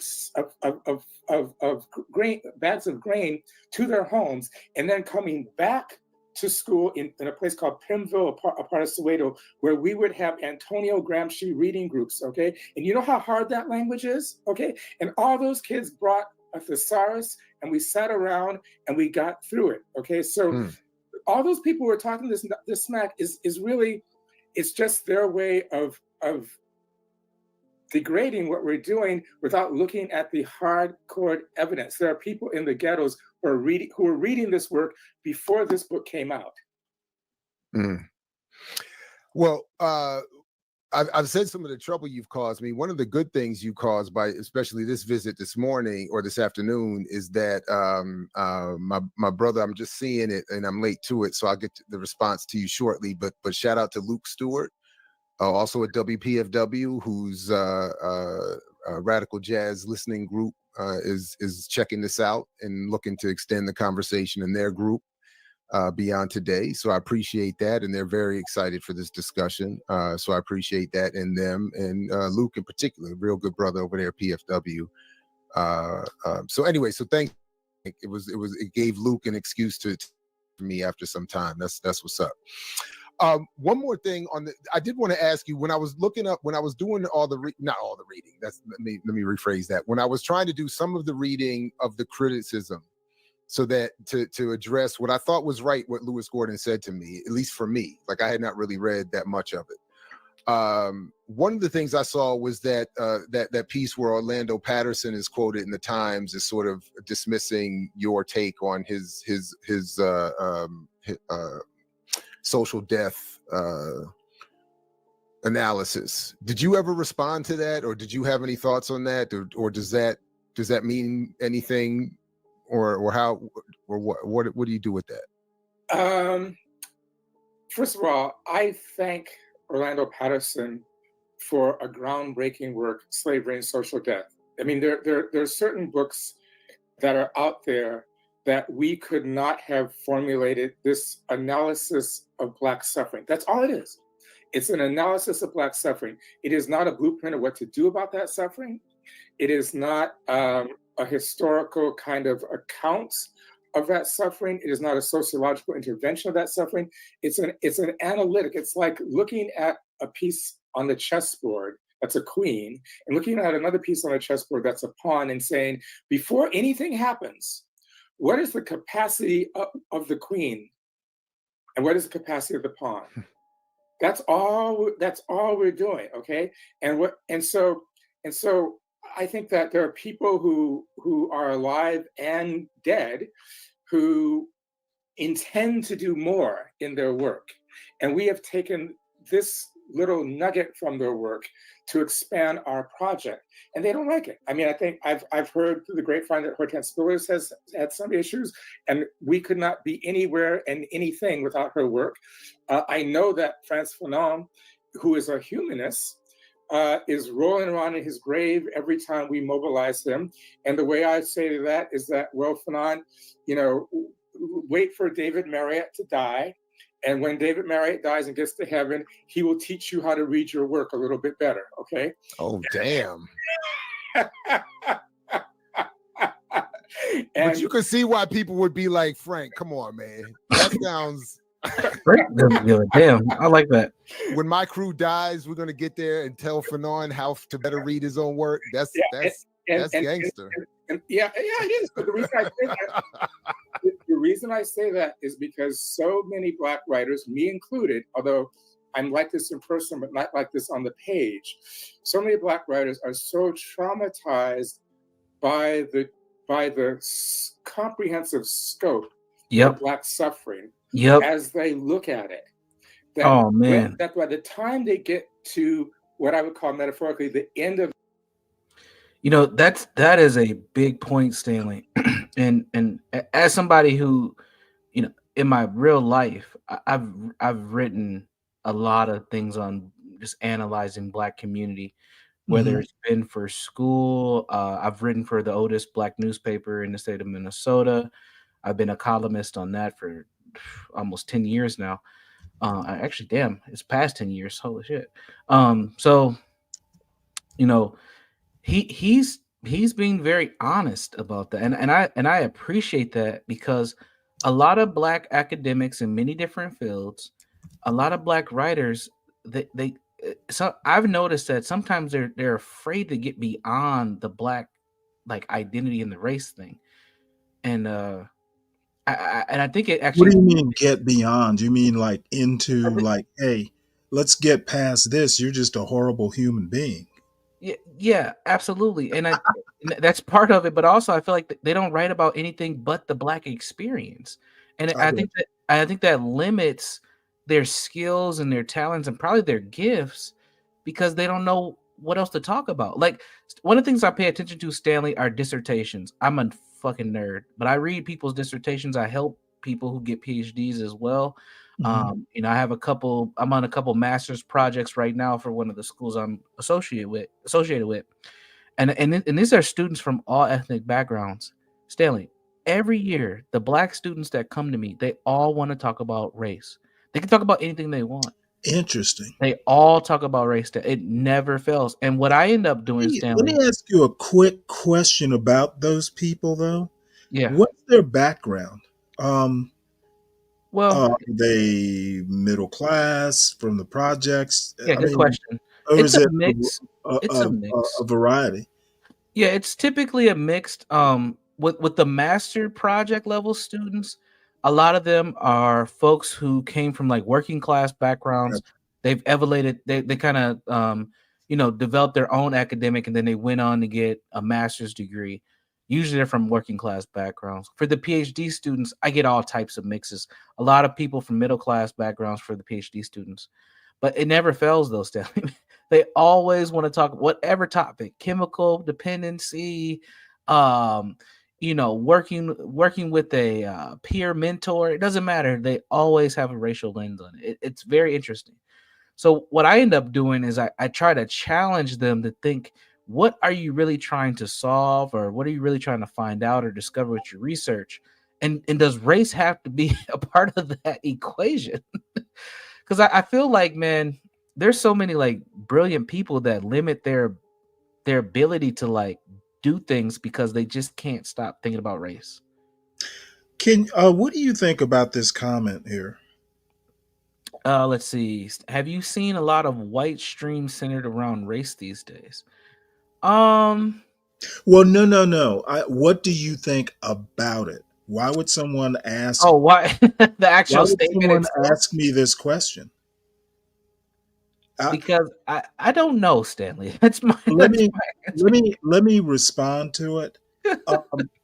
I'm literally here doing something that I find interesting with a professional who has more credentials than me, who finds it interesting too. We get to kibitz about it. Do you know how fucking rare that is in my life? So my point is, why the fuck would I care what white streams are doing? Why would what they're doing have a bearing on what I want to do? You see where I'm going with this? They're not my compass. I don't go around to white streams wondering what they're doing and wanting to emulate or not emulate. Dude, get a grip. My life is not white centric. So, anyway, that's my response. You can roll the clip. I don't have anything to add to it. It's Race topics have become uninteresting to me the older I get. Yeah, well, EAE, you're looking to a Trekkie future.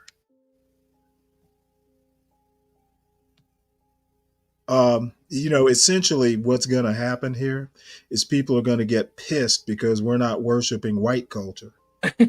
That's basically what this is going to be about. You know, The what's book, also they say, interesting. how can I put some relief? I can't in this? believe I can't believe this motherfucker has the gall to ask So many me black about writers are what so traumatized. about what white people are doing on their streams. God damn, dude. We're actually having a racial conversation that's probably atypical from most racial conversations that happen online. Like, we're looking at a specific philosophy, a state of mind. And honestly, I think this is what more people who do talk about race should do. They don't look at the academics. And that's where a Right. lot of this stuff starts. Oh, dude, you are so fucking right. They don't. They Ground find yourself in an actual systematic, as Wilderson says, analytic. This Yeah. is fucking about feelings.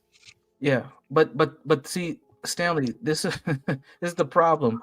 Most people, and not just black people, most people, they stay in the emotional state. They can't process the analytical piece, and that's why they need a Tariq Nasheed or Dr. Umar or whoever.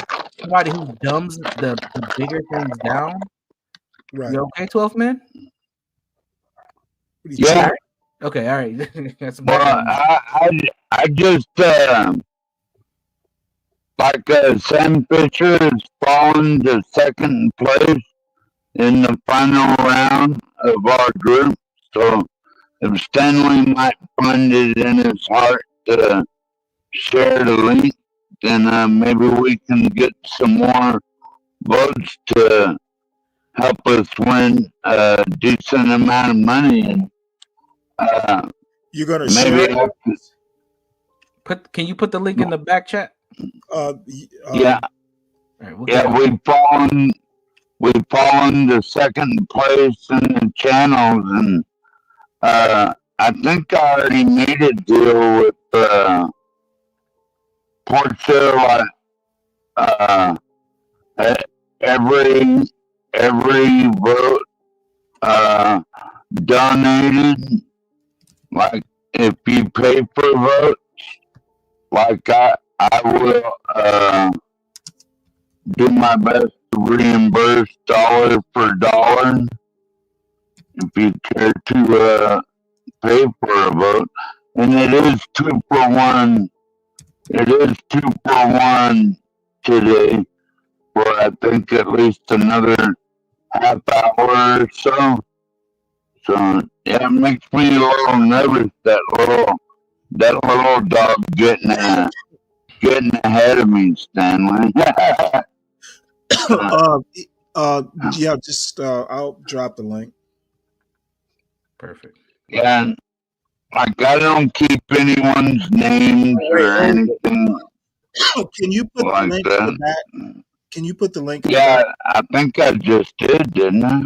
Yeah, it's back there, Stanley. Okay. Let's see. I must be in the wrong. Trying to make Sam Fisher win, and currently he's in second place. So obviously we need some help right now. Gotcha. Yeah, I appreciate it, Universal Jones. No problem. You might help out, man. Yeah, I have my screen And going too, so I'll throw it in my chat and I'll put it in my description later for folks who might come by later. Yeah, I know Portia wants Sam Fisher to win, and HB, and I think Stanley and everybody were rooting for Sam and me. My name is Jeremy. If you want to call me Jeremy, that's okay too. But I really appreciate y'all for taking the time out for that. You know, that's pretty cool. Absolutely. Thank you, 12 man. Tyrone, welcome. Greetings, sir. Hey, Tyrone. What's going on? Who is that? Universal and Stanley? And Virgo. Virgo's here. She's been pretty quiet, man. but she's here. 12th man, Virgo. I'm here. I'm back and forth. Hey. Virgo, you be bullshitting. You always be around. You just be lurking. No, I mean, I'm right this second. I was right this second. My husband's talking to good high school friend. So, your husband doesn't care what you do. You ring your husband. There ain't nothing wrong with that. You understand what I'm saying? That's what submission is. That's what submission You sound like me when I get drunk, Virgo, Tyrone. most women don't understand what submission gets them. Evidently, you submit because you're able to come on this panel and chat and kick it and talk shit. And I know that you submit to your husband because of that. And if you didn't, you wouldn't be able to come over here, come on this motherfucker in peace. Gotcha. Juan, what's going on? What's going on, Stanley? Oh, nothing much. Just catching up on some philosophy. Yeah, I'm just sitting here blowing and flowing it. I want to know what the topic is. You know what I'm saying? Well, the topic is Afro-pessimism with Dr. Frank Wilderson. Afro-pessimism. So you're pessimistic and you're not optimistic? I'm learning what to be.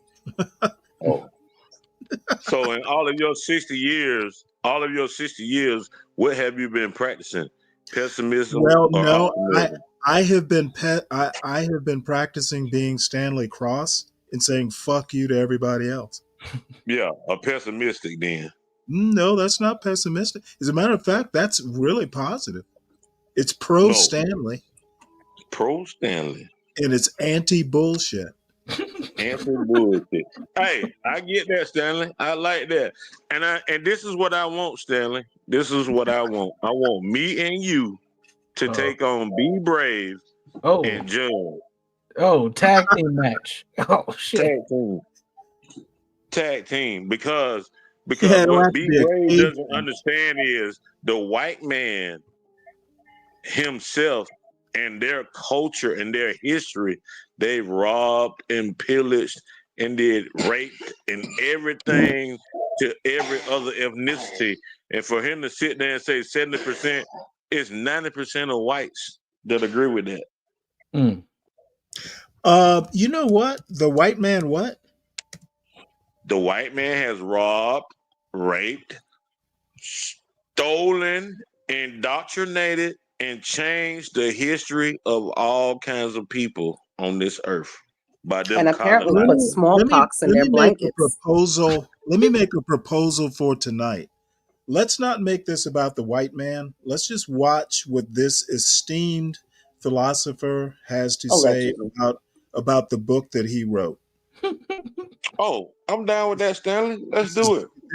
This is not going to be bash the white man or even talk about the white man if we can get around Hey, it. Stanley, can I ask you a question? Sure thing. What? If I send you a 50 cash app, could you vote on Sam Fisher with that 50? Man, go feed Sam Fisher, man. What? We talking about some other shit right now. Why can't you just spend the 50? Spend the I'm 50 not on allowed Sam to Fisher, vote man. for. We talking about some other shit. I'm not allowed to vote. I'm not allowed to vote for myself. We don't give a fuck about Sam Fisher. Me and Stanley give Oh, a fuck come about on black now. man and black woman. Me and That dog Stanley didn't do are nothing against to you. anti-black, There's a against lot of animal anti-black abuse going on motherfuckers. on this That's channel. what me and Stanley. That's me and Yeah, Stanley's P fight Black, right now. The P Black with anti-black Chippy, and now you motherfuckers. with Judge Sam and Fisher. Be Come Brave. on now. Stanley, Yeah. when you gonna be ready, Stanley? 12th man. If you want to do Man, it, I'm not talking about no Sam Fisher. I want okay, to know let when me we're let gonna be me ready for Judge and Be let Brave. me I'm gonna call address, Peter. let me address my esteemed colleague, 12th man, please.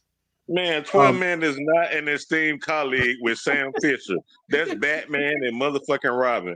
And we're not doing that right now. Yeah, We're talking about we can do that later. the plight of black people and anti-blackness is what we're talking about and what we're dealing with, Stanley. And if 12th Man is not on our side, then we got to get with the people that's Well, on I our don't side. think there's a side being presented here. We're just trying to listen to this guy talk. That's pretty much it. Hey, I don't Juan. want to hear about Sam Fisher. That's a Okay, motherfucking well dog. that's He cool. got a fucking better life than I got. So Frank I'm Wil- jealous of Sam Fisher. Frank Wilderson. Frank That motherfucker Wilderson can breathe. I don't give a not to fuck. mention dogs. He's Juan, the channel mascot, so he's gonna be discussed whether you like it or not. Okay, look, 'Cause guys. he's the Guys, channel mascot. hold on. We're not Motherfucking gonna Sam Fisher. fight over a dog. I hope. I'm not fighting over no dog. Hey, Juan. Are you familiar with Frank Wilderson at all? Stanley, where you come up with this Frank Wilderson person? I've known about him for years, but Universal found this video because I think you told me about it and I've forgotten about it.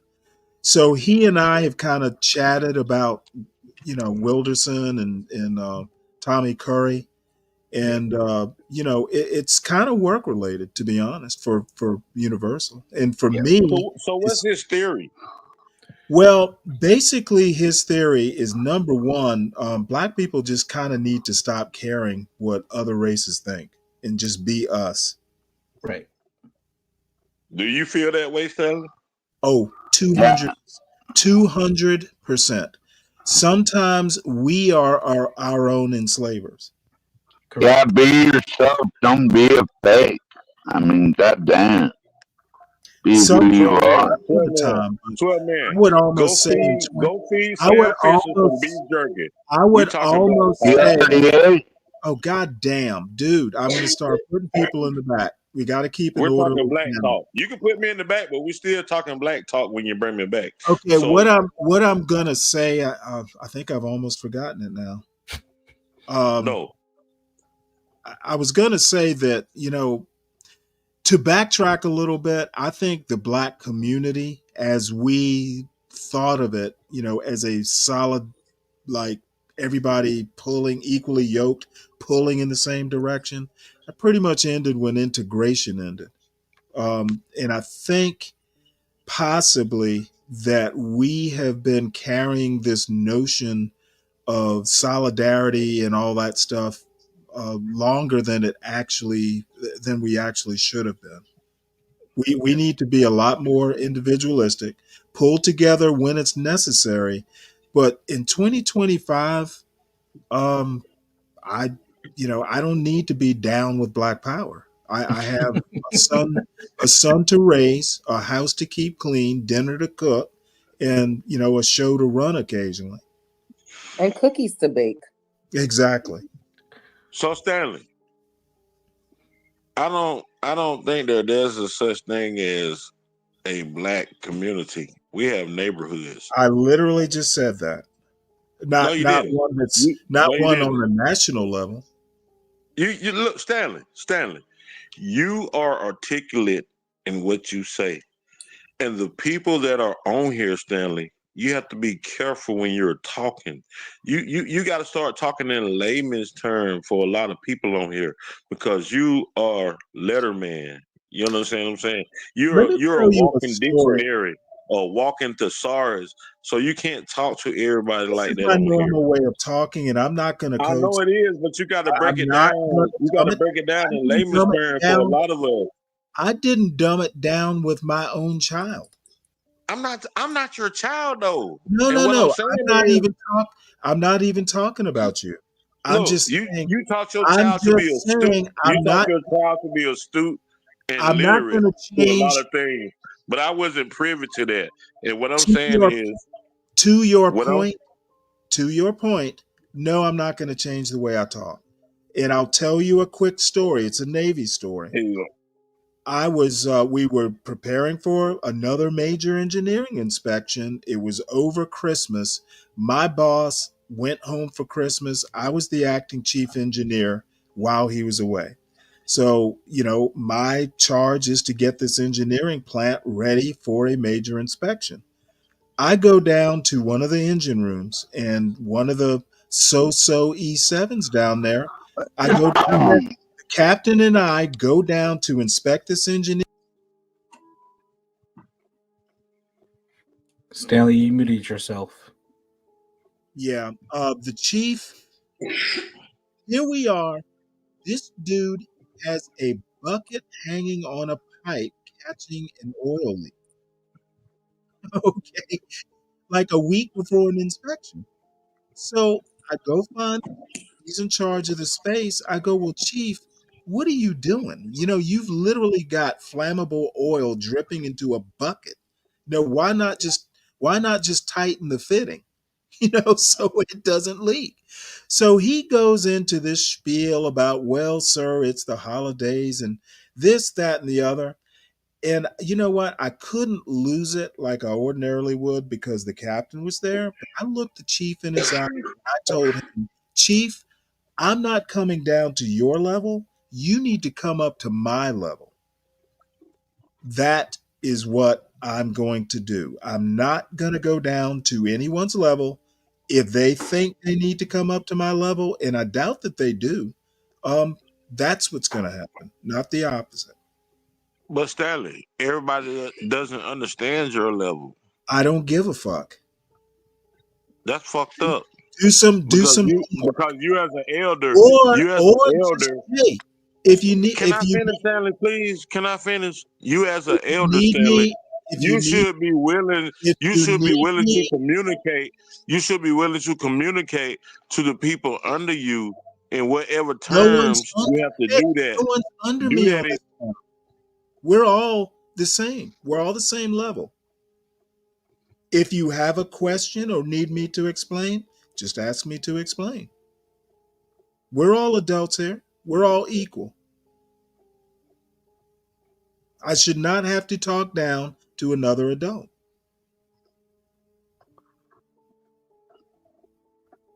So that's what I have to say. And I'm open to critique. Virgo, 12th man, uh, Universal Jones is a professional in communication and other things. Let me know if I'm wrong. I'm actually open to whatever y'all think I need to do. No, Stanley, don't change who you are. That's why we love you, I think Stanley. Well, I think you're doing a great job, Stanley. Myself. in all honesty, Tyrone, it's a sign of respect. I respect y'all. I think that y'all are smart and you can understand me.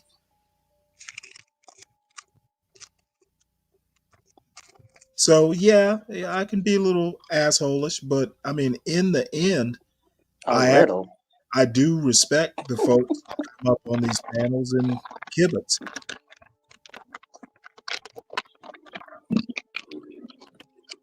So I guess we'll go forth, and if nobody has anything, we'll sally forth.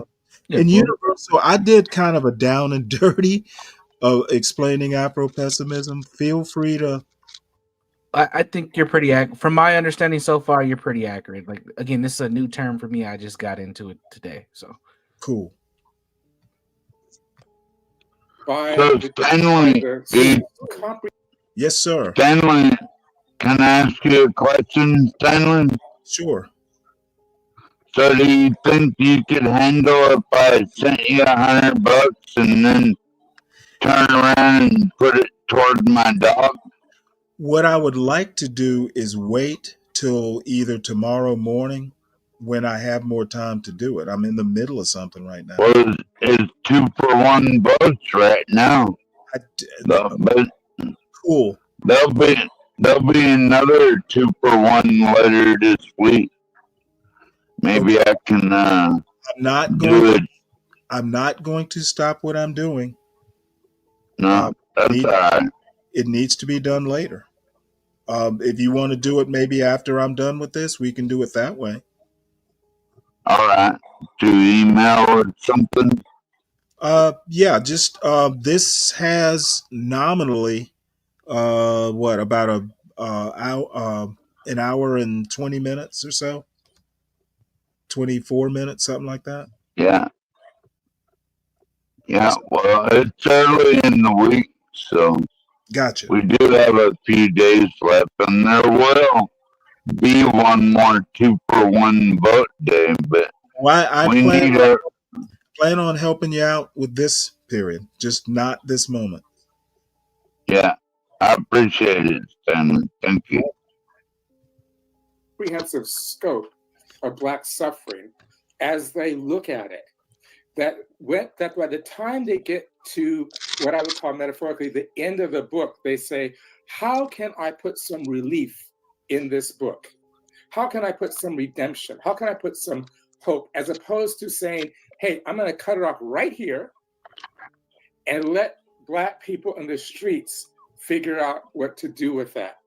That's why I think there's a hope in Afro-pessimism, because I believe Afro-pessimism does something for revolution, which frees the imagination of Black people to the point where you can look at yourself and engage your imagination without having to ask yourself, how is my desire going to affect the non-Black person next to me? No, I'm for solidarity, but it's not a two-way street. It is this is where okay, I'm gonna get gangster on you, right? Okay, because it is not a two-way street. It is incumbent upon them to figure out how they can be in solidarity with Black people. Not incumbent upon us to figure out how we can be in solidarity with them.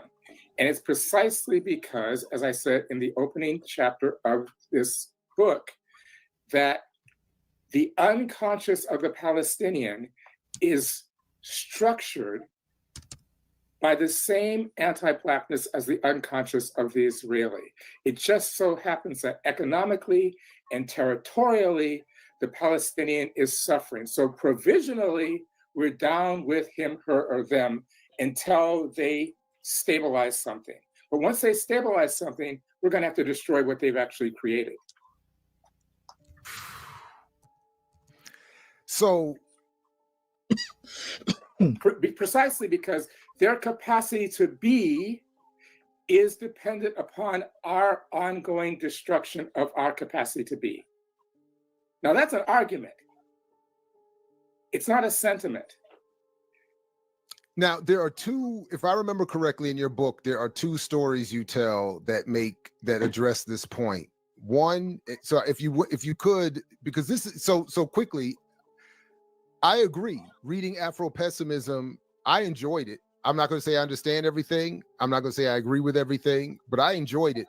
And it was not the I guess the intellectual heavy lift that some of your other works have been.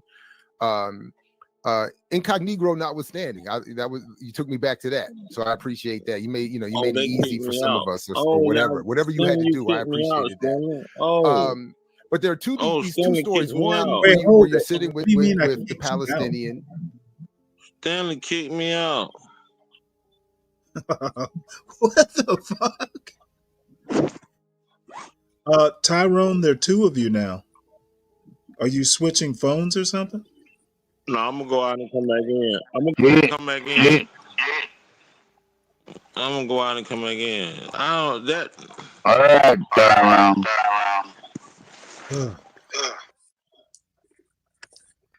It's Saturday night.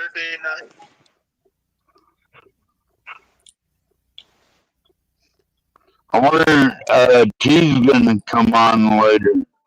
Who? T, Chili Podcast. T. Yeah. Okay. Well, I don't know. Let's see. Let's get back to this. And he makes the comment about the Ethiopian Jew, which if I'm understanding if I understood it, you might want to maybe quickly allude to here. And then the other one about, now I'm forgetting the details about it was one of them a Sudanese. They got into a fight, and then oh man, The Palestinians fought with the Kuwaitis. That's what it was. What it was. Yeah. But in each case, in each of these stories, they kind of tell they explain the point that you're making about the lack of a two-way street to Blackness. Yeah. Well, I mean, look, let's be very clear. And this is another controversial point. What is Blackness? Some people, and I mean, what are we trying to say here about the Black as a position? We're not saying that Blackness is devoid of all of the cultural and linguistic accoutrement that comes, say, from that even someone that I have issues with, like Ron Karenga would bring up, or comes from Pan-Africanism. We're not dismissing that. We're actually asking the question that Fanon asks in the opening chapter of The Wretched of the Earth. He says, the native does not always tell the truth. The native is the truth. And then he says, what is the native the truth of? The native is the truth of the settler's undoing. And what he means by that, he doesn't mean, how do Algerians think about themselves? How do Algerians feel about occupation? How do Algerians feel about communism? How do Algerians feel about Islam? He simply means that there has been a structural wrong done to Algerians, and they embody that in their corporeal reality, in their bodies. And if you were to right that wrong, then the category of the settler and the native would be destroyed, and we'd be into a new world. And that's all we're saying. That's all we're saying, is very that critical anti-Blackness is the embodiment. Sorry, Blackness is many, many things. But the one thing that is the truth of it at the core, not the totality, the truth, is that it is the embodiment of a kind of violence and positioning that cannot be reconciled, cannot be analogized with the violence that is suffered by other kinds of people. That's an argument. We get that argument by Okay, we got to extending stop it and right here. distending the calculus. This is perfect and an antidote to Thomas Sowell and the other people like Thomas Sowell who want to say that everywhere, every society had slavery. Essentially, no two slaveries are alike. John Staley, can you rewind it back so we can hear his point again? Okay. And greetings to those who just entered the chat. Salute. You want? Let me tell me if this is Violence and positioning that A little further. You want to go back to the Algerian thing? No, in their about right corporeal here. reality, in About their right here. bodies. And if you were to right that wrong, then the category of the settler and the native would be destroyed and we'd be into a new world. And that's all we're saying. That's all we're saying is that anti-Blackness is the embodiment, Blackness is many, many things. But the one thing that is the truth of it at the core, not the totality, the truth, is that it is the embodiment of a kind of violence and positioning that cannot be reconciled, cannot be analogized with the violence that is suffered by other kinds of people.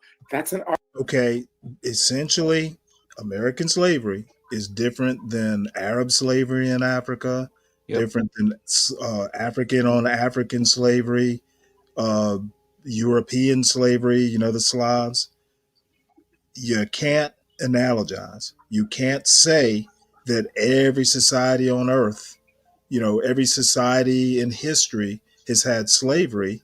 Every one of those slaveries has been unique unto itself. Yep. And Thomas, that's what I've been saying all along. You can't just say everybody did it. It's cavalier. Yeah. And also with that, everyone's or the ripple effects of those experiences are different for different people. Absolutely. And I think the American slavery experience is very unique, and has led us to what we are dealing with today, for better or for worse. But I don't think that it should be an excuse today for the things that we can achieve. And that's where we get into a lot of back and forth with people. Well, I mean, all he's saying is it's different. It doesn't have to be an impediment. He hasn't gotten that far. Correct. Now, I'm going Eureka because it's been something that I've been kind of thinking about and railing against for quite some time, years. So I'm probably a little happier than everyone else. argument.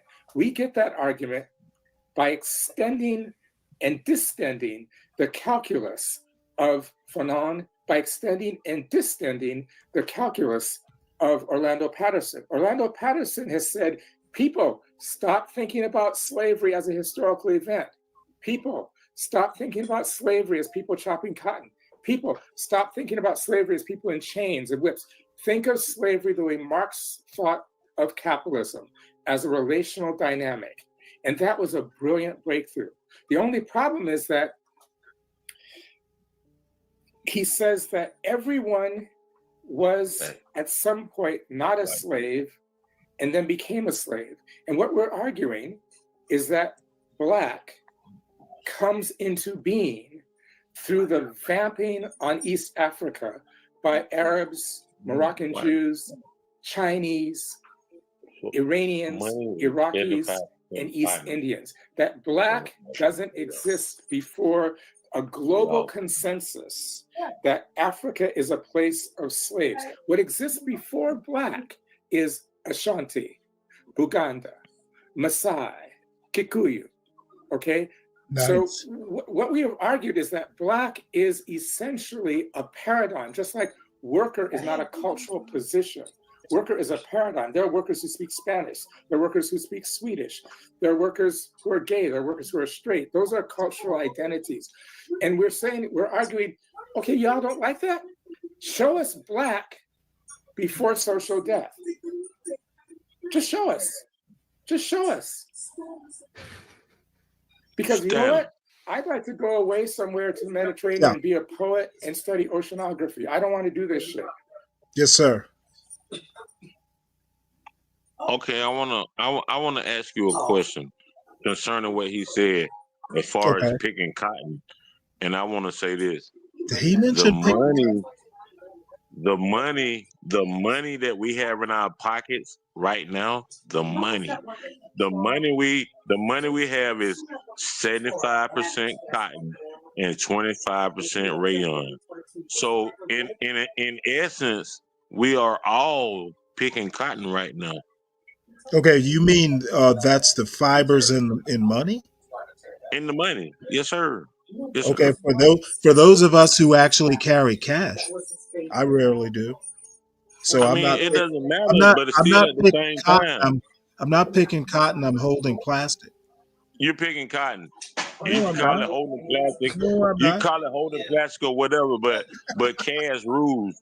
Cash rules, Does and that cash that we carry around in our pockets is 75% cotton and 25% rayon. So we Okay, well all are in let's just essence go. still picking cotton, Let's just and we go are with slaves to the let's just system. go. Let's just go with what you're saying here.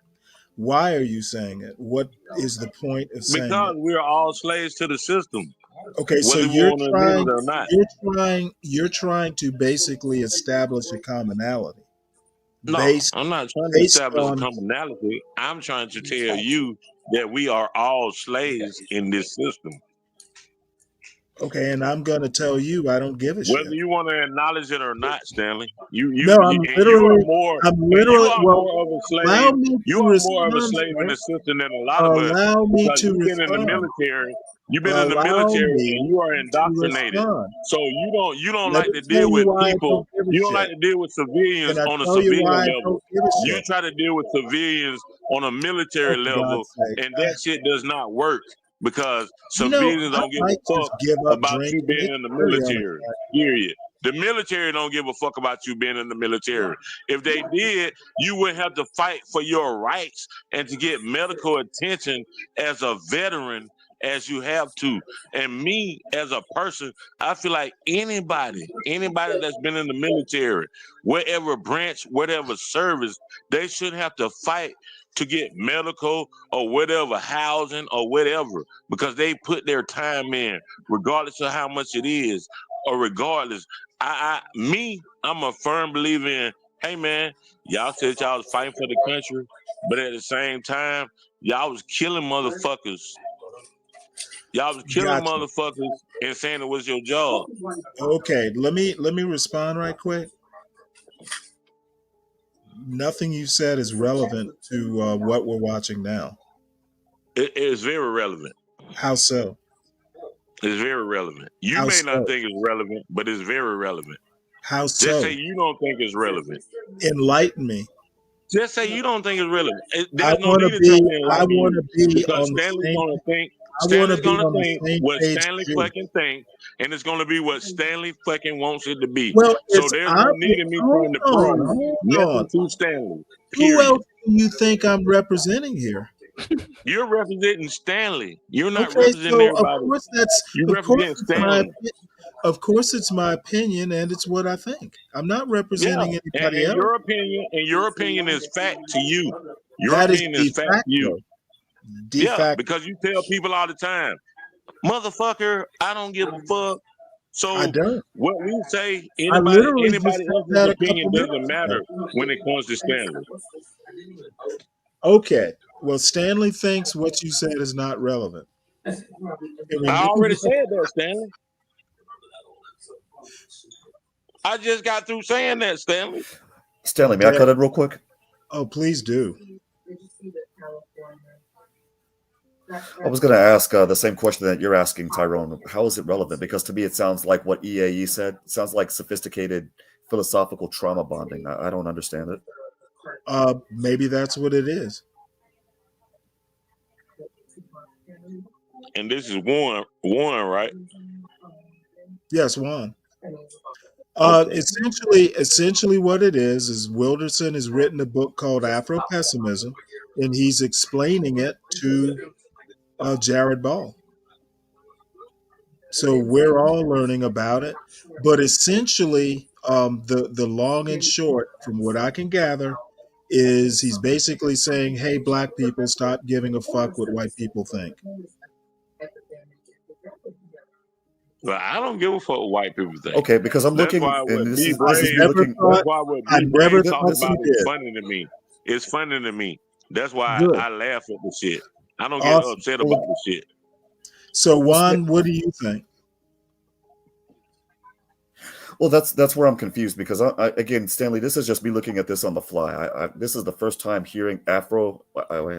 I guess Africanism or something, Afro Afro-pessimism. I'm sorry. Afro And pessimism. from what I'm seeing, Well, we're 34 minutes right. in. And so again, this is me looking at it on The the link fly, but is in the from back what I'm if you seeing, want to. it's in the 80s that basically.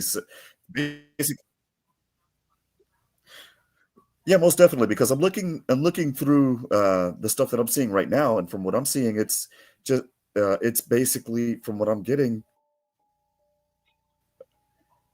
I don't know how to explain it other than black nihilism. Okay, everything in Africa is No, useless. it's not There's no use in exactly explaining that. why it's useless, but it is. Okay, well, let me go ahead and preface it Okay. so we all know where I stand on this. I'm interested in it, and I'm going to watch it. Go ahead. Everybody, I'm not holding Oh anybody no, I'm hostage. interested in it as well. That's why I was asking. However, essentially what it is, and Wilderson's been around for quite some time.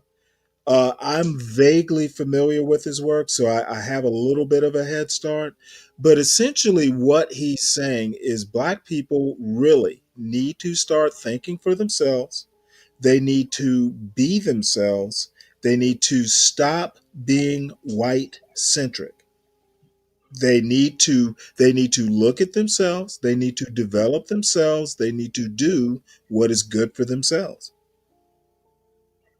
And in some ways, it's very conservative. It's kind of a conservative position because it's saying, hey, you know what? Don't let white people slow you down.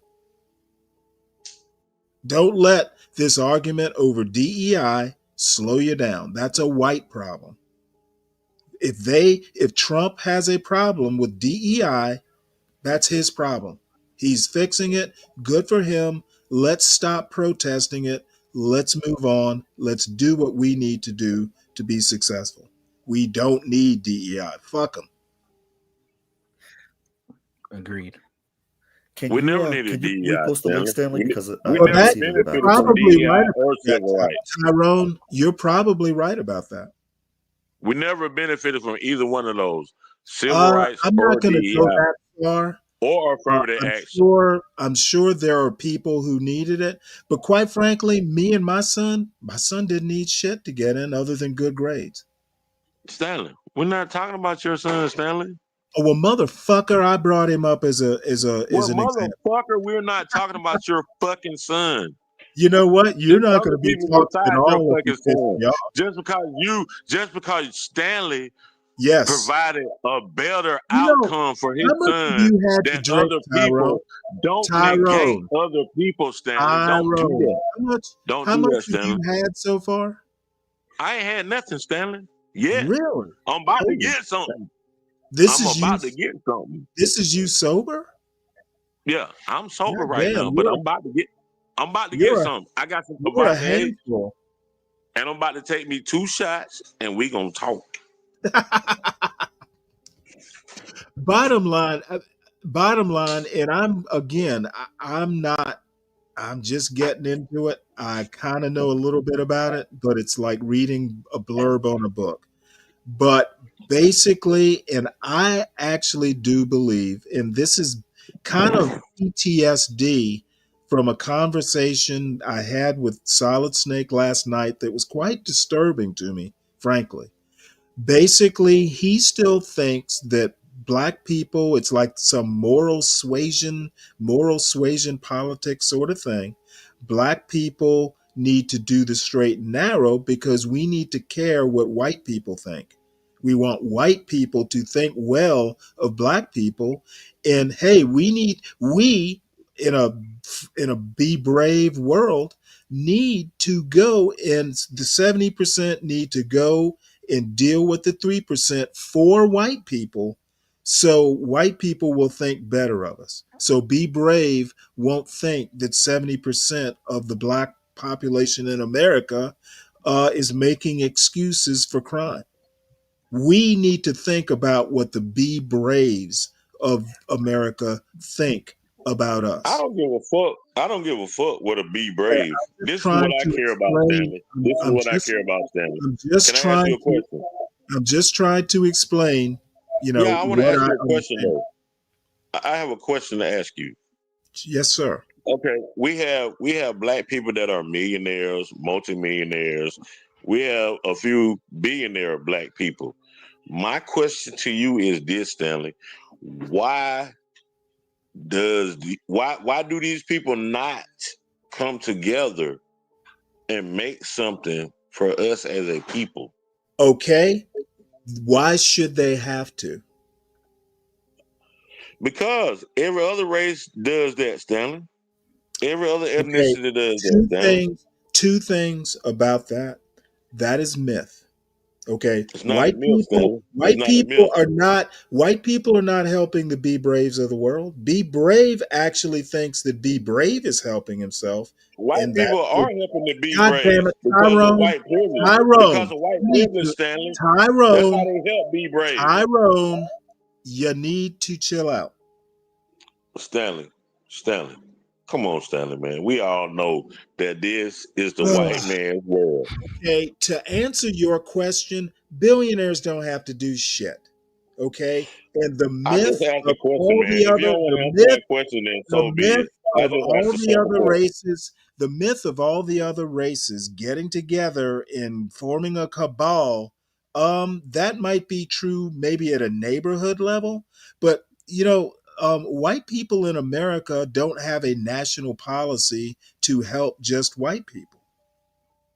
If they're banding together, it is more at a local level than it is anything else. It's not a national project. That's so fucked up, man. Because unity is where it's at. The And Migos do it, the Asians Afro do it, the pessimism, Jews do it, Afro the Arabs do it. Afro, Everybody's doing it but us. God damn, Everybody's doing it but us. And we seem to Afro think that there's something wrong with some Afro pessimism disagrees. We need to stop that. McDonald's and they done fucked You your need order to up. you need to stop wanting black billionaires to come and we need to stop depending on or wanting black billionaires to come and save us. We Yeah. need to save ourselves. And you know, Stanley, I think we confuse institution building and system building That's as good. white people supporting one another. It's honestly practicing what not. our level Okay, of that's They brilliant. practice on That is nepotism. hey, thank you, Universal. Perfect. Black people That was don't practice perfect. nepotism.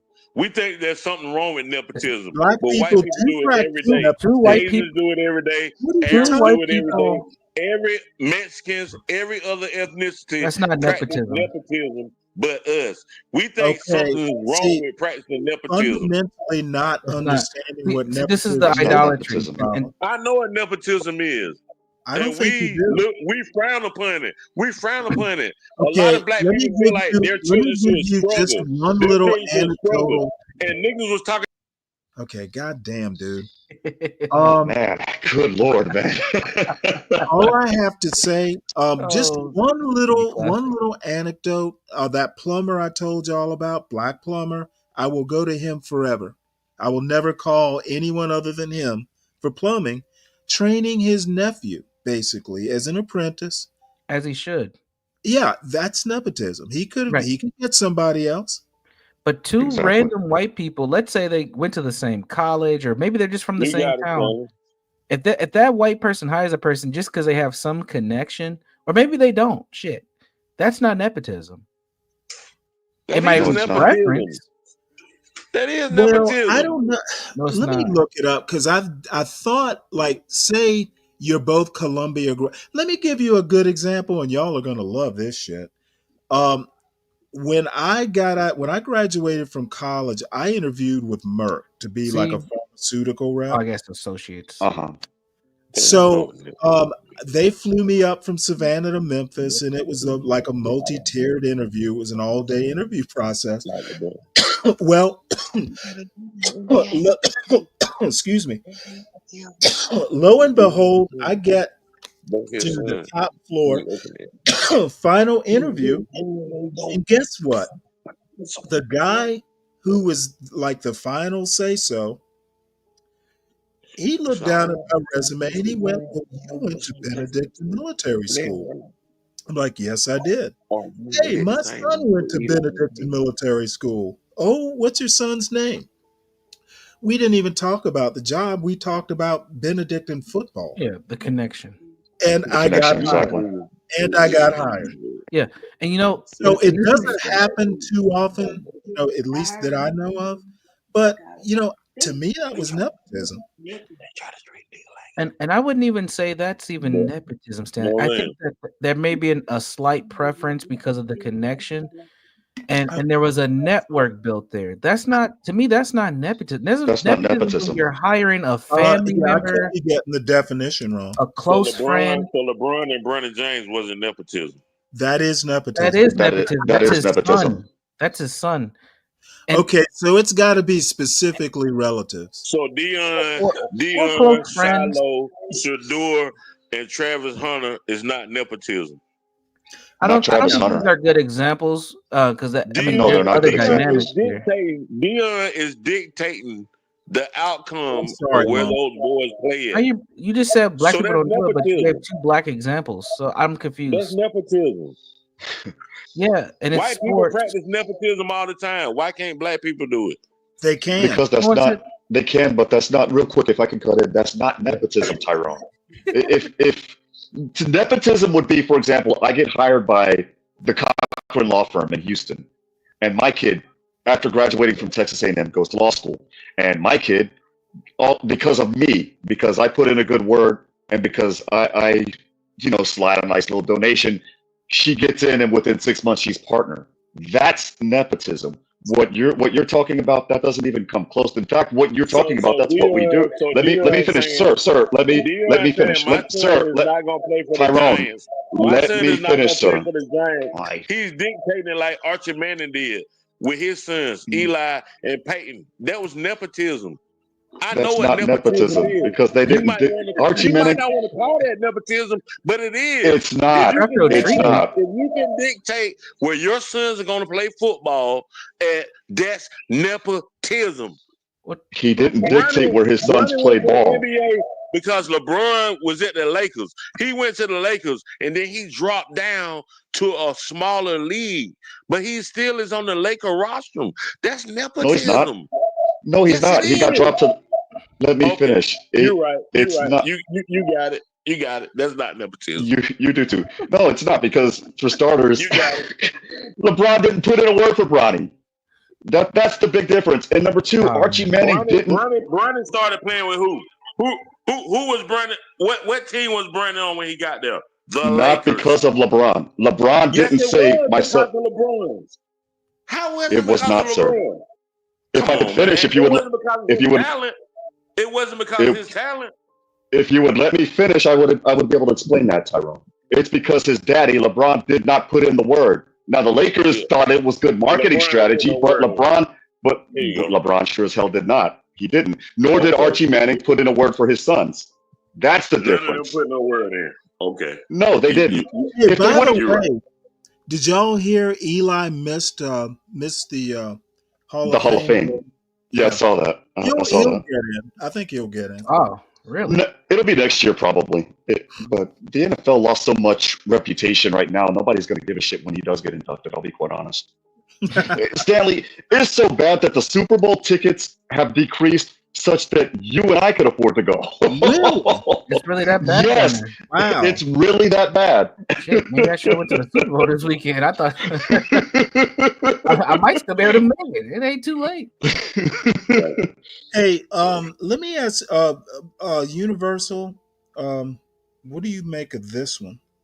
When Universal speaks of black people that use white supremacy as a coping mechanism, this is an example of what he's talking about.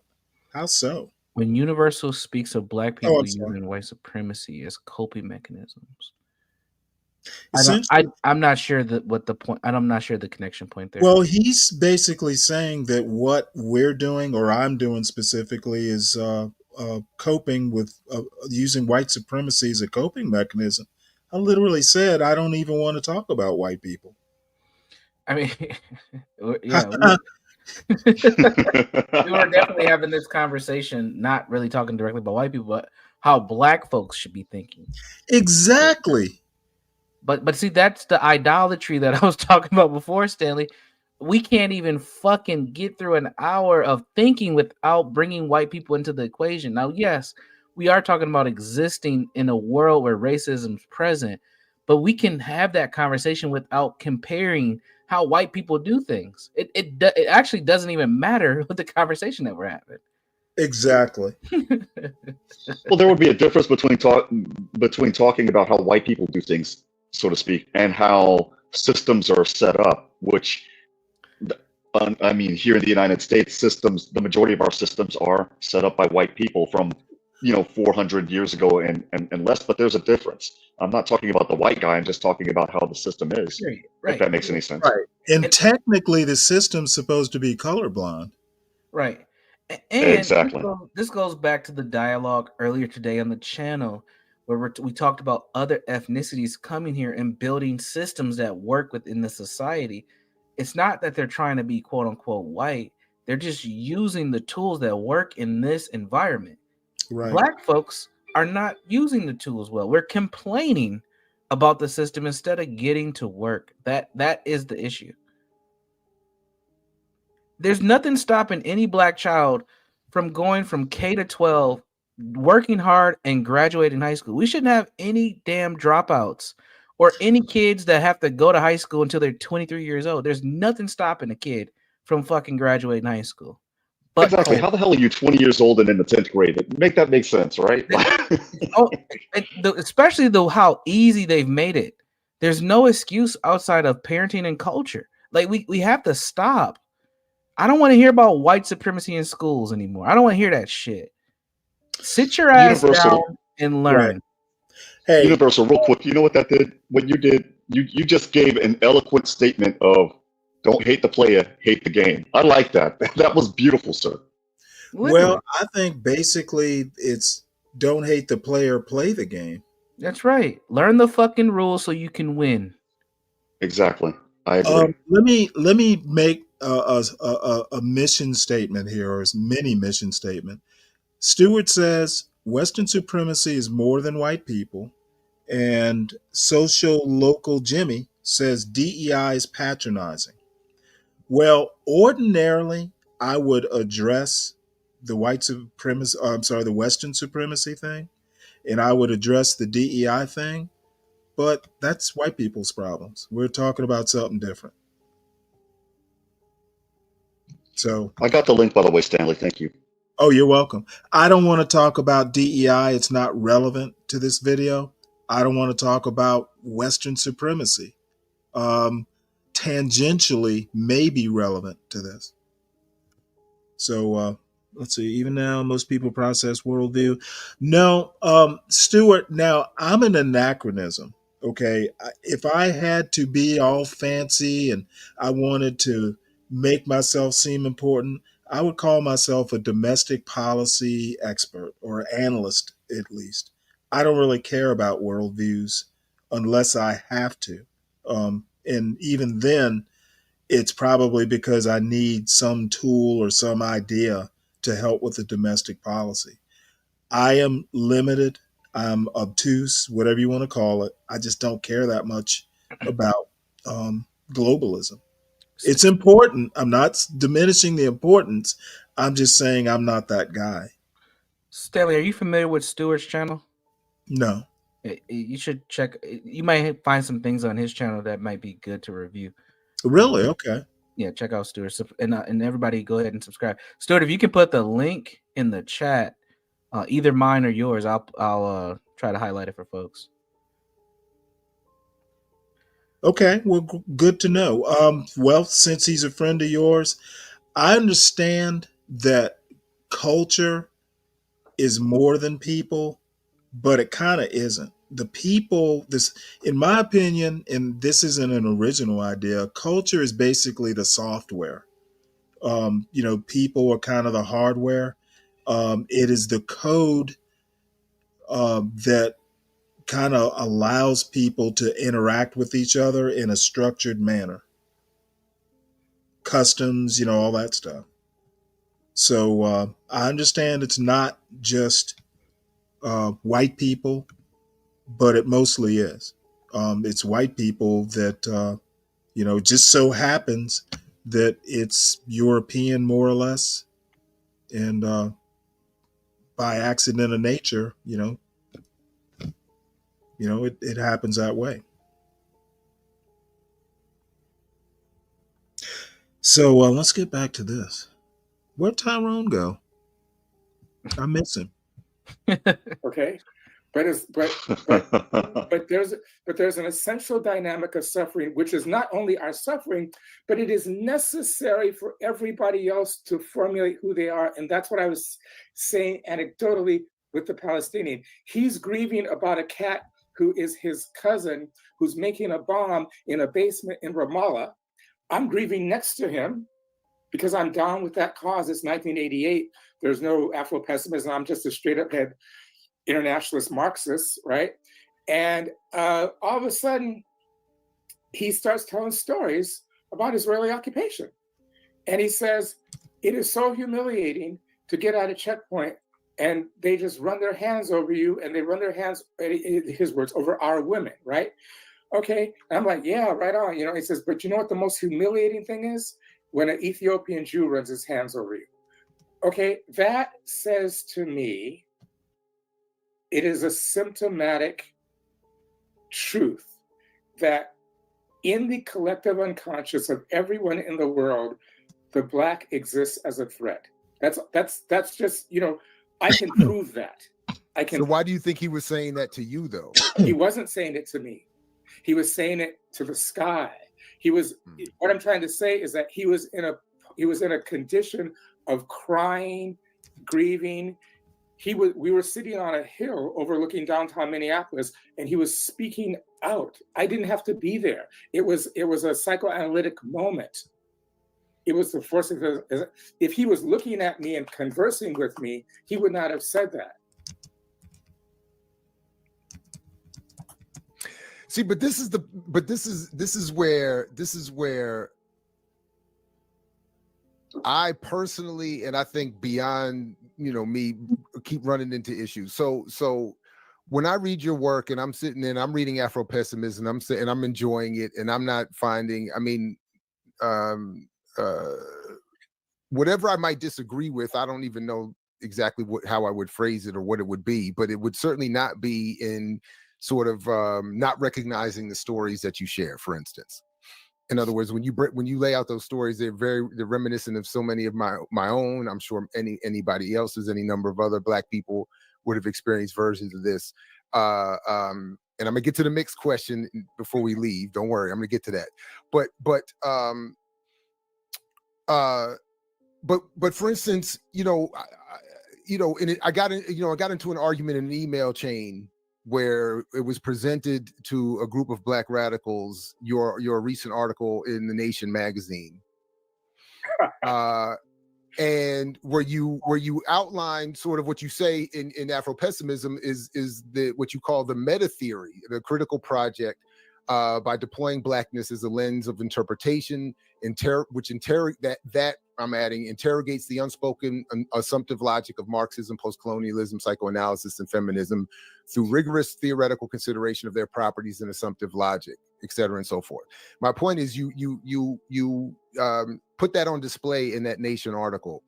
And one of the things that, and as I said, I think to you in an email, was that the first thing that, not that I disagree with anything you said in the article, other than that it was in the Nation, and that this is part of the what is used in the criticism of your work in some circles. So, for instance, as I was saying a moment ago about George Soros wouldn't pick, a black Marxist, a Marxist-Leninist, black liberation, text to distribute. The Nation magazine isn't publishing many overtly radical, black Marxists and militants of that nature. Medea Benjamin isn't hanging out with a lot of these same folks either. So when your name and work comes up in association with these spaces, it seems, on some level, people would say, and this is where I wanted to go with this next question, is that as a stereotypically traditional, or coming out of the stereotypical traditional lineage of cultural nationalism and race-first analysis, wouldn't it be easier, and isn't it often easier for white liberals in particular to associate themselves with that than anything black and radically materialist? So in other words, what I also think is just a criticism of your work that goes unsaid is that you're offering what for many is, simply put, a race-first analysis that many people don't think is expansive enough or radical enough. Anyway, please respond to any of that, if you would. I don't know. What do people want me to be? Slothful and hand out leaflets on the fucking corner? I mean, what I think they would want to say is, yeah, he says he's got a little sense of humor there. Hey, everybody in the chat, please make sure you hit the like button, and if you're new, share, subscribe, and then share the wealth. Tropes. To be honest with you, I'm kind of, just getting into it, and I still need to read the book. However, I would actually say that I don't know that Afro-pessimism speaks to any of the stuff you mentioned. I'm sure it cares about causes and all that stuff, but my impression is that it's not wanting to go back and rehash the history we already know. Yeah, I would agree with that. I think it gives you, it's more about what to do with what we've already experienced. Yep, all that's true. We're here now. Here's a pathway forward. And it's beautiful meeting the situation where it is. Let's not go back and rehash the causes. We kind of know the causes. Even if some of them are debatable, let's not get bogged down. Let's just keep moving forward. And, I'm sure I'll probably have to go back and, backtrack some ground, but I'm not getting the impression that, we're talking about 1619 much. Shouldn't we all acknowledge when even if it's not our intent, that our work is being recognized, appreciated, or even misused by people who would be well-funded and be in position to well-fund us? Shouldn't we be critical of that? I am. I have been. I continue to be. I mean, look, I operate in a vertically integrated range of spaces. I operate in Research One institutions, and like I put to before, I operate in community centers in the inner city. Incognito, was slated for a $50,000 advance in 2006 by Simon & Schuster, and the publisher just came down to the editorial room within hours of them supposed to fax me the contract and said, I haven't been down here in 30 years, but I'm telling you, you're not publishing this book. I'm not giving you a reason why. HarperCollins was going to give me $35,000. And the sales force came the day that we were supposed to do the deal and said, we're not bringing this shit to our buyers at Barnes and Noble. At Beacon Press, they said, take out all the shit dealing with white women and we'll publish this, for $7,500. Then it went dormant for 2 years because I had spent the advance from Beacon, and then South End Press, which had become black through Asha Tal and Jocelyn Burrell, they published it, and they said, we can only give you, we only give $1,500 to like Bell Hooks and Noam Chomsky. We give you $500 for this. I said, we got a bigger problem. I don't own my book. Bargaining to the bottom or what? Who's gonna give him the least advance? To Beacon before, and they paid, those black women paid the money, and they upped it to $1,500. And I hit the phones for 3 months in the spring of 2008, and I would, for my stockbroker, I would dial 100 bookshops a day, get 30 contacts, make 3 deals, and I got a book tour, and then Jocelyn Burrell put in $4,000 for me to come to New York, and that's partly how that whole thing, the East Coast, How I Met You. So what I'm trying to say is that I am not a darling of the establishment, okay? It's largely because Afro-pessimism has taken off in the Black community. What people don't see is that from 2006 until 2018, this was largely an underground movement where we were working only in Black spaces. It's only now, with the death of George Floyd, which came 2 years after I got the contract, and the fact that Afro-pessimism picked up as a trade book, that all these people who forgot, these terrains who forgot how they treated me in the past are coming back. So I really think that that's an unsophisticated critique, that somehow I live in these rarefied spaces and where I'm eating caviar with the heads of state and publishing houses. It's just, I'm vertically integrated in my interactions, and I've suffered a lot and had to claw my way to where I'm at. And I make no apologies for that. No, right on. Fair enough. So what is the biggest thing that I struggle with in Afro-pessimism is this master slave piece. Like how, never mind, you're criticized for your wife, I'm criticized for my mother. Never mind all of these relationships that we have, willfully or not, with white folks. How is it that this master slave thing is so Can't permanent? do that in And how racial can you idolatry. engage on any level with white folks, right? If from your understanding and their perspective, all we can ever be is enslaved or a slave. Well, I don't. The last question is a question that haunts me day and night, but I refuse to answer it, because if I answered it, I would be, having said that, and now I'm going to get a little theoretical, which goes back to the other work. What constitutes a relational dynamic? And the essence of what constitutes a relational dynamic. Hey, by the way, Universal, just so you know, you may already know this. Jared Ball's father was like a 60s Black radical, like relatively kind of well known. His mother was Jewish, so this Black radical married some Jewish girl. So, so he had kind I of wasn't around. No, I didn't know that, but I wasn't around during that time. But come on, just think about it. College age students rallying at that time, SNCC, all that stuff.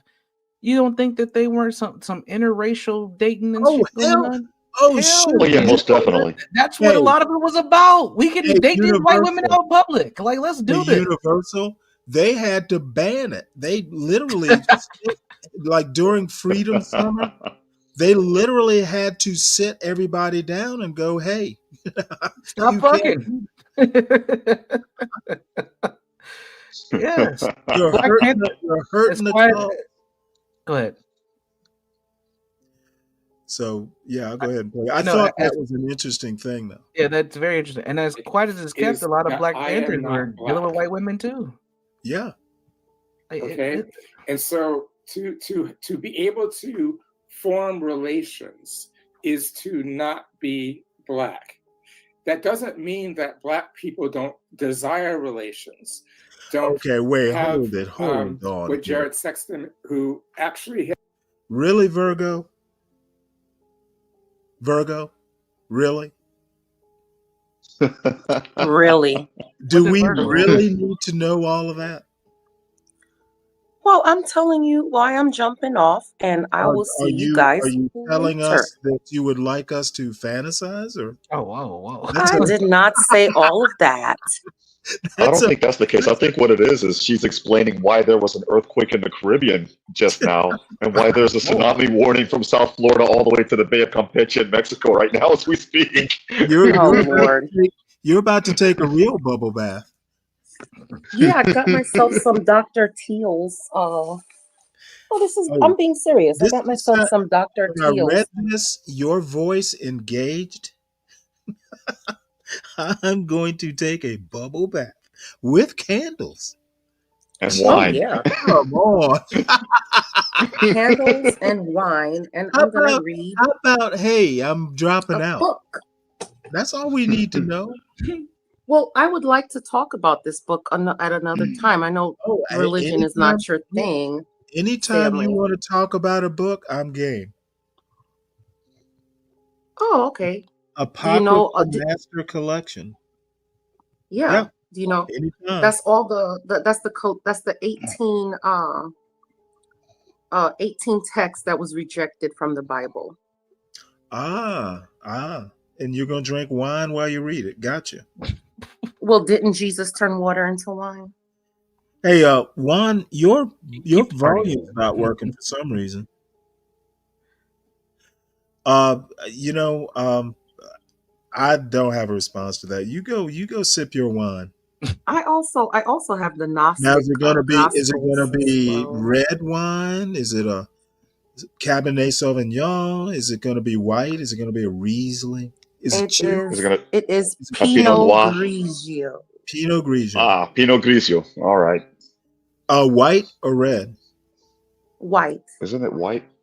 No. They make a red Pinot Grigio. No, they make a Pinot Noir. That is the red. I've heard of Pinot Noir. I've never heard of Pinot Grigio red. See, I'm not that big a wine guy. Oh yes, I am a wine connoisseur. Yeah. Well, real quick, Virgo, are the books that you're reading? Does it have the Book of the Quella? I think it is. It was one of those lost books that wasn't approved in the Bible. They call it the Book of Q. Hold on, let me thumb through it real quick. I don't think I'll read the whole book, but I'm gonna read. Well, it was I think it was called the Quella, Quella. But some books called it Q, the Book of Q.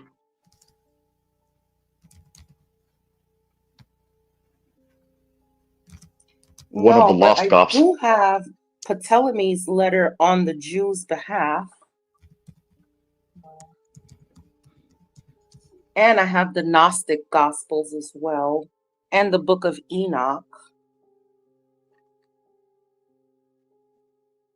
Oh, this one sounds interesting. It is the rejected Gospel of Mary Magdalene. Who rejected it? I don't know. I will find out. This looks very interesting. All right, I got to do my setup. Stewart says, funny how so many establishment black radicals marry white. Why? Yeah. What's funny about it? It's more common than you think. And most black people don't even know who a lot of these black liberation type leaders are. They work in predominantly white environments. Yes, they do. They was this a jab at anybody in particular? No, I don't think so. It's just a discussion. Are you a black? I don't think that was a jab. Are you saying that was a jab at you? Are you a black radical? Yeah, I don't think you're a black radical. I wouldn't Yeah, I was gonna say I don't see you as a black radical. This guy just said a moment ago that he's a Marxist. I mean, the majority of us up here are not. So Right. Yeah, Oh that's damn! Hello, T. gonna be the dividing line. You know, I'm in here gracing us with all that beauty. Good evening. What's up, or how y'all doing? pretty good. T, how you doing? Good. Oh, well, see, now I can't even go because T's up here. Hey, T. Hey, Oh, actually, you can girl. go. Shut up, Stanley. Dismissed. Oh, Jesus. I was the Hey, only T, how are you doing? estrogen on here, T. I'm good. How y'all doing? No disrespect, but your hair looks beautiful tonight. No disrespect. Thank you. I appreciate that. Thank you. Oh, well, let me see. I can't see with this There's phone. nothing wrong with Oh, complimenting oh my you. God, It's yes. great. Did you change the color? Yeah, it's like a brown blonde thing happening. Yeah, something. Like a bronze blonde. Yeah, it's something going on over here. Yeah. I like it. I It's like giving. it. Looks It's pretty on giving. you. It's giving. I'm rocking with it. It's giving? Oh, Lord. Yeah, it's giving. Here goes I'm not flirting with Universal. you. I'm not Okay. flirting with you. It just looks Clarence good. wants to know if you're a Gnostic. No, Clarice, I am actually a Christian, but She wants to be a Gnostic.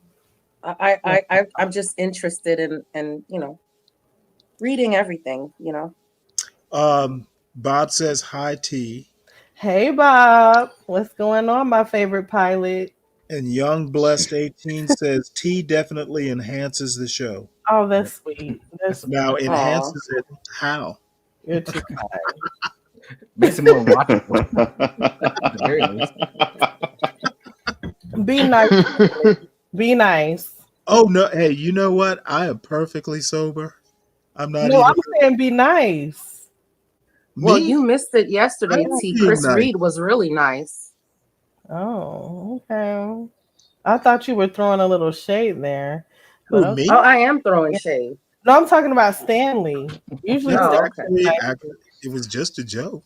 Okay. All right. Okay. Sorry, maybe I'm a little Not sensitive right now. Chris Reed was a little Gnosticism. too nice last night. Well, he was hitting on you guys something different yesterday. Oh, or he what? said something really out of pocket. Is that what Very you were out of calling pocket. nice? Ooh. I was being sarcastic, Stanley. Oh, okay. Man, it curled my hair. Yeah, I never would expect that from And Chris Reed. I wasn't involved, and I'm a sailor. It's like Oh that. my gosh. Put it like this, Stanley. I've never heard that kind of talk working at a car dealership with all these men. That's crazy. I thought about selling cars once, but I don't know if I can do the heat in Texas, and it's just I don't know. it's a lot of work.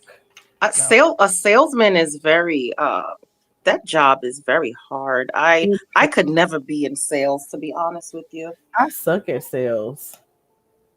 Yeah. And that's the funny thing, T. I think you'd be great at it because I tell you what, a pretty woman selling a car, you would make so much money. You definitely enhance the sales department. That's But the what I hours heard. are gruesome. I don't know if I could deal with that type of labor. That's a lot of work. No, what you really mean is, you know what? These people are trifling, and you just don't want to have to deal with them. Yeah, that's true. And it depends on the brand too. Like, if you work for like a people that buy Mercedes and BMWs, they're not gonna haggle you. They're coming in there with their money in their pocket and they're ready to buy. Just give me the car. Now if you're at a used car lot, or a Kia. Right. They're trying to get And all kinds of bargains and yeah. Yeah, I work for Honda and the salesmen there make pretty good. And they have a good pay plan too. So oh, that's cool. The they customers get are on my nerves. All right, well, let's get back to Mr. or Dr. Wilderson. Yeah, had he not asked the question, what if we looked at the essential antagonism through anti-blackness in 99, 2000, we wouldn't be here today. I mean, he asked that question in a reading group. It doesn't mean that in the other parts of the Black psyche, there's not a desire to be a relational being. There's not a desire to have violence and aggression fomented against us for contingencies, for reasons. One desires all of that. What we're saying is that if that were possible for Black people, then it would not be possible for anybody else. To know who I am in the world as a human being, I have to know that I am not Black. That is a basic extension of a analytic that undergirds psychoanalysis, which is called semiotics. I won't get all into it, but it suggests that words and concepts do not have organic relationships to the thing. If I say to my students, what is this? And they say, this is a book. And I say, okay, now book me for a Oh my climb. goodness. And they throw it at me, then they would not be able to cross the bar of metaphor. In other words, words are constantly sliding, and the only way they get meaning, the only way one gets meaning in one's life is in contradistinction to someone else. The key part here is that the N word and the Black body has no transformative capacity. Now, this is a controversial point. Oh, and we're not shit. going to have a way of He's going there. backing it up He's in the going short there, time that we Stanley. have. But the transformational capacity of Blackness. Bob, Yes. I'm sure this is suitably comical for you, right? Okay. Now, see, I wasn't even. I'm just trying. Moose, stop. I'm just trying to wonder how y'all listening to this and not laughing.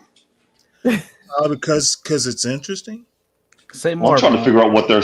I'm trying to figure out what they're trying to say, Bob. That's why. Guys, let's just stop for a second. Let's stop with the intellectual bullcrap and let's just listen to the presentation.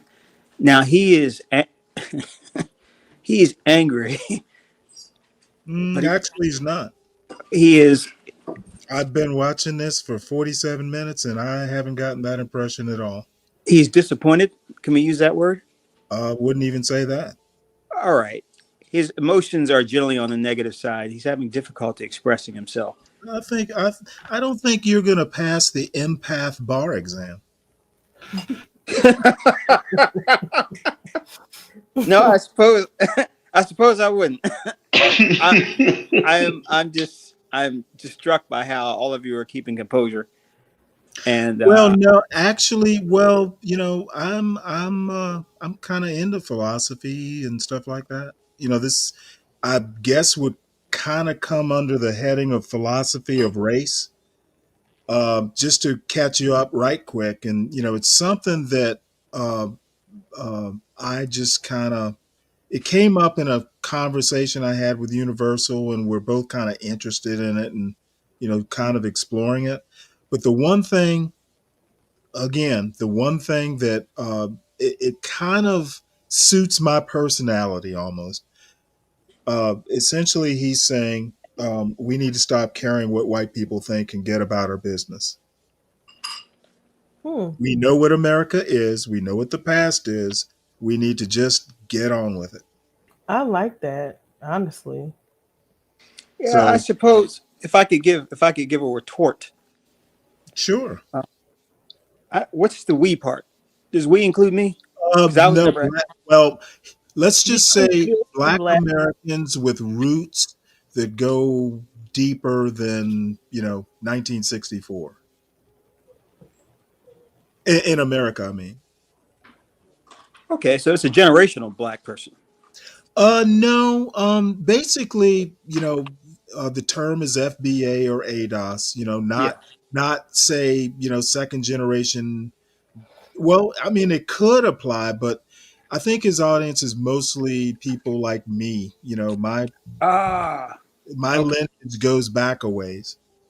So foundational Black Americans, American descendants of slavery, that sort of thing. We need to basically stop caring so much about the white gaze And and it resonates with me because a conversation I had with Solid Snake last night, where I basically said, we need to get past um, famous black people, for instance, don't represent the race. Why would anybody think that in 2025? Maybe back in the day in the 1950s or something. But George Floyd, for instance, he doesn't represent black people, in the main. Mm-mm. Why would we be so wrapped around the axle either way? If you Which is basically want to say that George Floyd was kind of like a not a credit to the race, or crime in the inner city, like Be Brave thinks crime in the inner city reflects on all black people. 70% of black people make excuses for the 3% committing the crime in the inner city. Well, my pushback is what happens in the inner city isn't a reflection on me. I've never lived there, don't know anybody there currently. Why would it be a reflection on me? And why would it be on me to go and criticize or police it? Or, I'm not my brother's keeper. Black people need to be a bit more individualistic. individualists. Yeah. The argument that, other races, why can't black people pull together and be like the other races, and all that stuff? Well, to Universal makes a good point. These people built the institutions. It looks like nepotism. It looks like they've got each other's back, but it's really institutions. Black people in 2025 have access to the same institutions. Right. Why are we not using them? And culturally we have not built well, that's not true. We just don't build institutions as we should in a society. And Right. and to look at other ethnic groups come here who have more recent quote unquote traumas than we do, be able to come here and benefit from the system, it really makes us racially look bad. Because we Well, you know what? It doesn't even do that. Who bad to who? well, Hopefully bad to ourselves, because I don't care correct. if we look bad Correct. to we need to do better, but it's not because other people look down on us. We need to do better For because we ourselves. need to do better. I Right. agree. I 100%. think that if you took all the black people, we became a country. 90% of what we would have, we'd have to outsource. Okay, and that's a problem. We need to start It's not a thinking. problem. We need. Well, I think it's a problem. No, it's a problem. It's a huge problem because in the event that shit goes down and you become enemies with the country that you're trading with, you're screwed. Right, but I don't know that we want to go as far as like planning to, what if we have to secede? If in a lot of people, like a Glenn Lowry, for instance, he will say, "Hey, black people, we need to stop. These white people are going to get pissed. We need to pay attention to what white people think and basically appease them." Um, I'm saying bullshit to that. I, We just need to do better. Who really cares what white people think, one way or the other? okay. Well, it the silent generation, the boomer generation produced Generation X, my generation, and for whatever complaints that those folk have about what we need to do and things of that nature, by their actions, the following generations are doing quite well. So, Okay, the silent generation was mostly white. well, I'm talking about silent generation blacks, Stanley. Uh, But is there such a thing? yeah, I mean it's age related, not Not race many related. left, though. Not many left. Okay, I had no idea. I've never heard that generation of black people called the silent generation. These Were are they broad actually silent? Didn't they turn into radicals? these are broad No, American terms. I was That would be my thinking, grandmother's. That would be my grandmother's generation, 1919 to what, like 1940 something or what yeah, have you. Yeah, exactly. And no, that Well, they were I don't my mind. grandmother at least was get along. My grandmother at least was go along get them. to get along. Yeah, Right. Well, she didn't much have a choice. right. Black people today have choices. You can be who you want to be, let your freak flag fly, Hmm. but what white people think about you letting your freak flag fly in a racial sense, um, we need to stop obsessing over it. But the following generations are not doing that. They should be. What's up, T? What do you mean? Hey, tough Okay. man. My goodness. 12th man, can you hold on one sec? I just wanted to ask They need, T. they need to they need to kind of, I mean, do what they want to do, but really, we need to start thinking of ourselves. We need to be a little bit more self sufficient, and we need to dispel the notion that there really is a community. But the younger generation is doing that. Well, not maybe not the last part as much, but Well, that's good. They should be. I'm proud of them. right. And I'm saying a lot. It's largely thanks to the boomers and the late silent people for Can I ask creating. a Go ahead. question, Bob? Sure. So I guess my question is, do you feel like the younger generations, like the Gen Zs and thereafter, the Gen Alpha, whatever, you think they should be more like the boomers and the silent generation, or should they be more outspoken? They should not go along to get along. I agree, Stanley.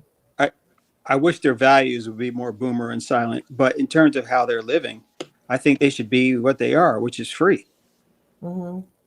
Okay. Mm. Okay. All right. Because I that worked for them back then, to be silent and just go along and get along. They But didn't have a choice. they didn't have a choice, right? So Well, they had a choice. they did, but I don't do think you they want to actually live did. or do you want to die? So that's the kind of the choice that you have to. Now, there were people who had more choices than others. You go back and you read like E. Franklin Frazier. I mean, he will talk about a segment of the black bourgeoisie. They had more choices than than you know more of the working class, or I forget what's the term he uses. So there was a segment that had more choices, but even they had limited choices. There was a glass ceiling. Mm-hmm. Yeah. Okay. Yeah. A number of things brought up. I was listening to this guy and I'm thinking, but you brought it Well, up. What I mean, generation are you talking we're to? still we're still kind of learning what he's about. I've read him before, but it's been a while. He is more a critical theory guy. He is a Marxist, which I don't have a problem with. I don't happen to want to go that far, but I'm the sort of person who will pick and choose the good stuff, and the stuff that I don't need, I'll leave. Fair enough. All right, I'll shut up. Oh no, Bob. I still at some point, maybe not tonight, but I really do want to talk to you about maybe if you have any thoughts. Oh yeah.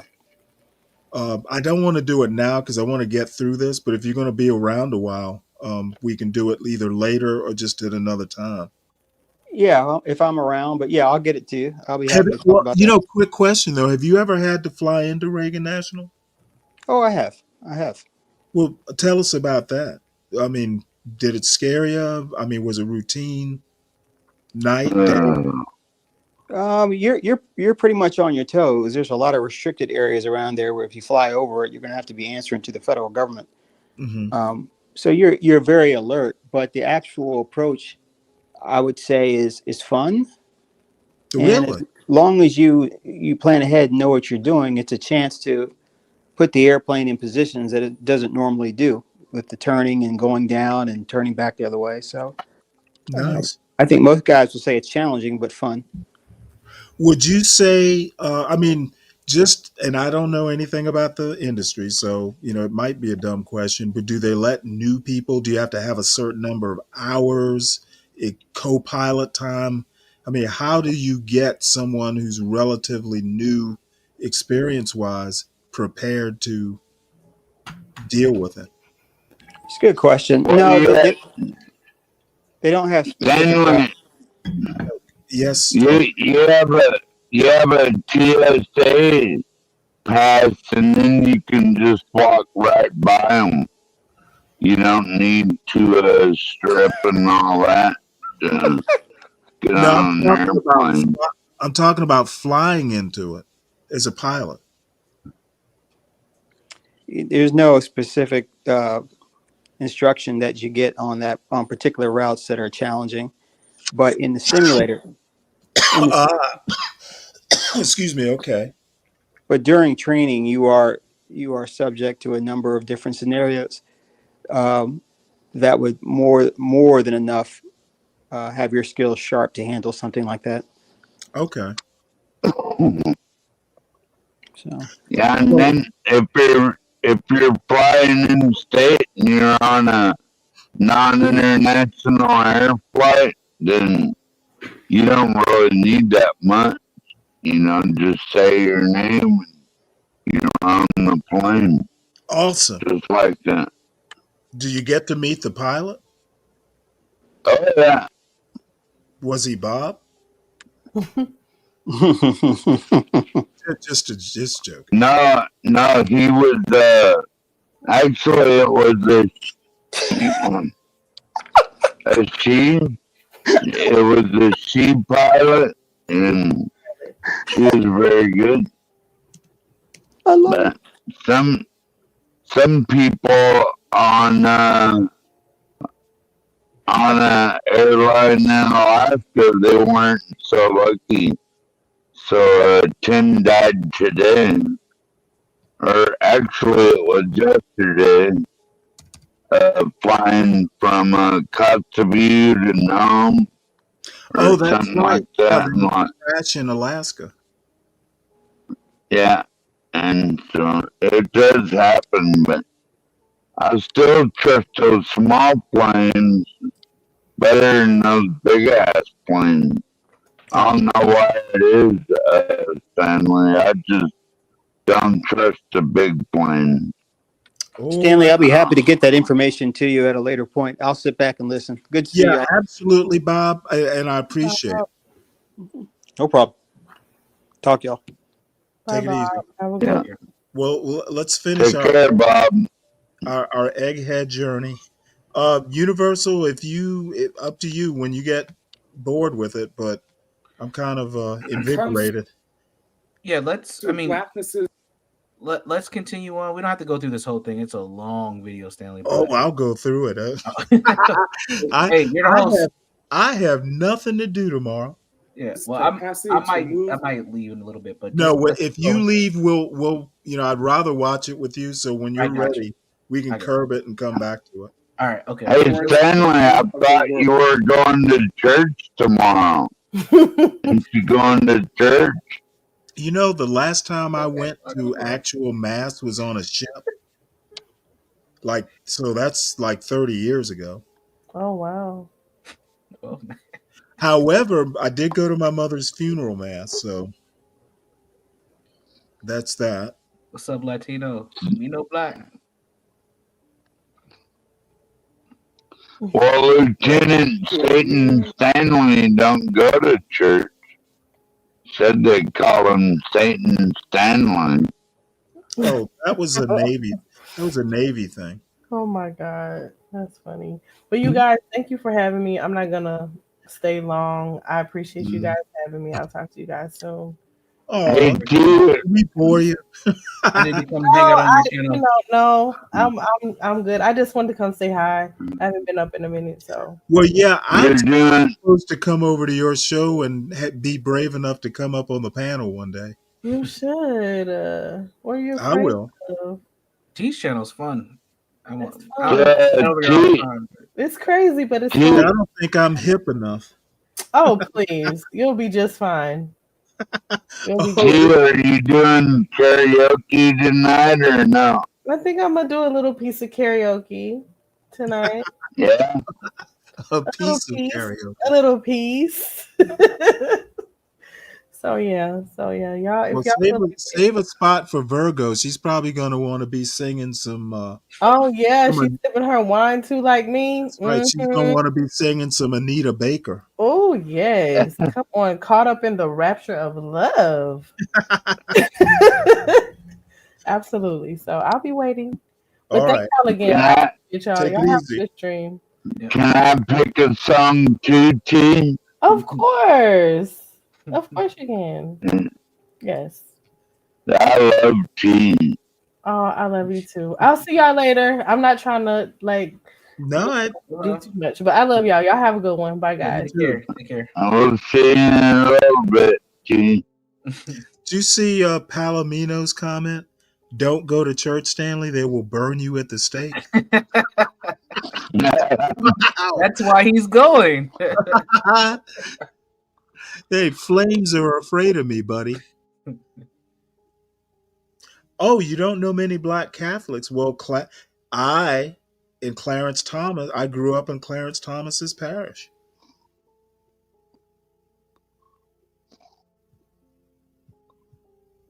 Dynamic, which cannot be imagined. This is what makes and I will stand by this, not just because I've written analytic articles about it, but because just like my Palestinian friend, everyone understands that blackness is a threat without an idea. Fanon wrote this.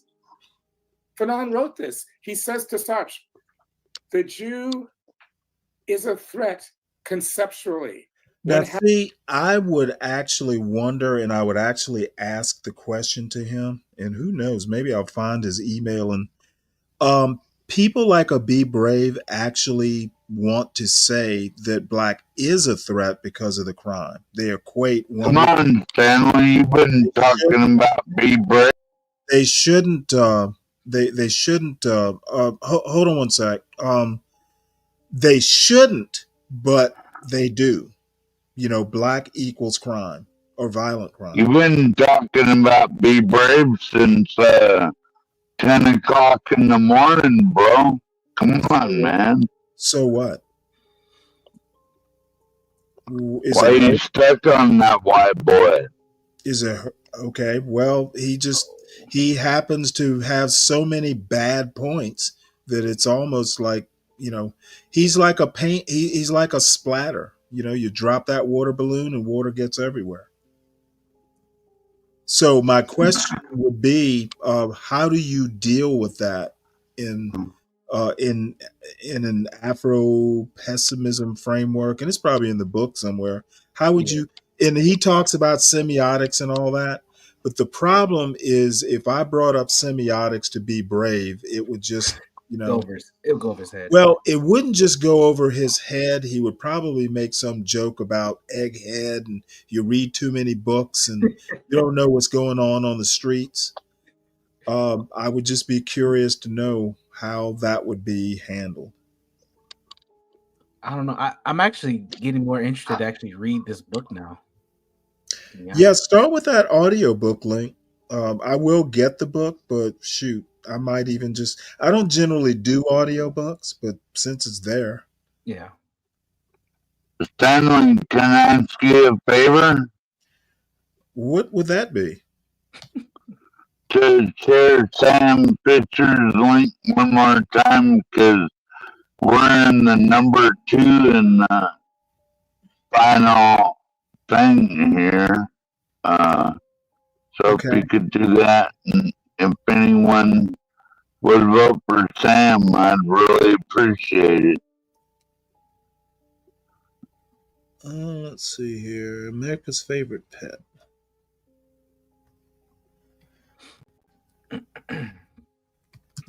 I'll put the link right here. And okay, I found it. Like if we don't win this week, then we're out. So we gotta win, Stanley. We gotta win this week. You don't want that little dog winning, do you? I sure don't. Wouldn't you rather a smart dog win it than just a little rich dog? Please vote Yeah, for Sam I Fisher. would want the proletariat's dog to win. Yeah. And I've had him ever since he was 6 weeks old. Unlike this, That's sure a long time in dog years. Humble presence. yeah, now he's going on 9 years old. Good question, So Humble. he's going on 9 years. So I appreciate everyone's vote. And that really means a lot to me if you vote for my dog. And if Portia,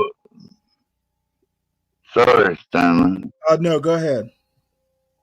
If Portia was on here, I'd send her a cash app. That way she could vote more for Sam Fisher. But we're in it to win it.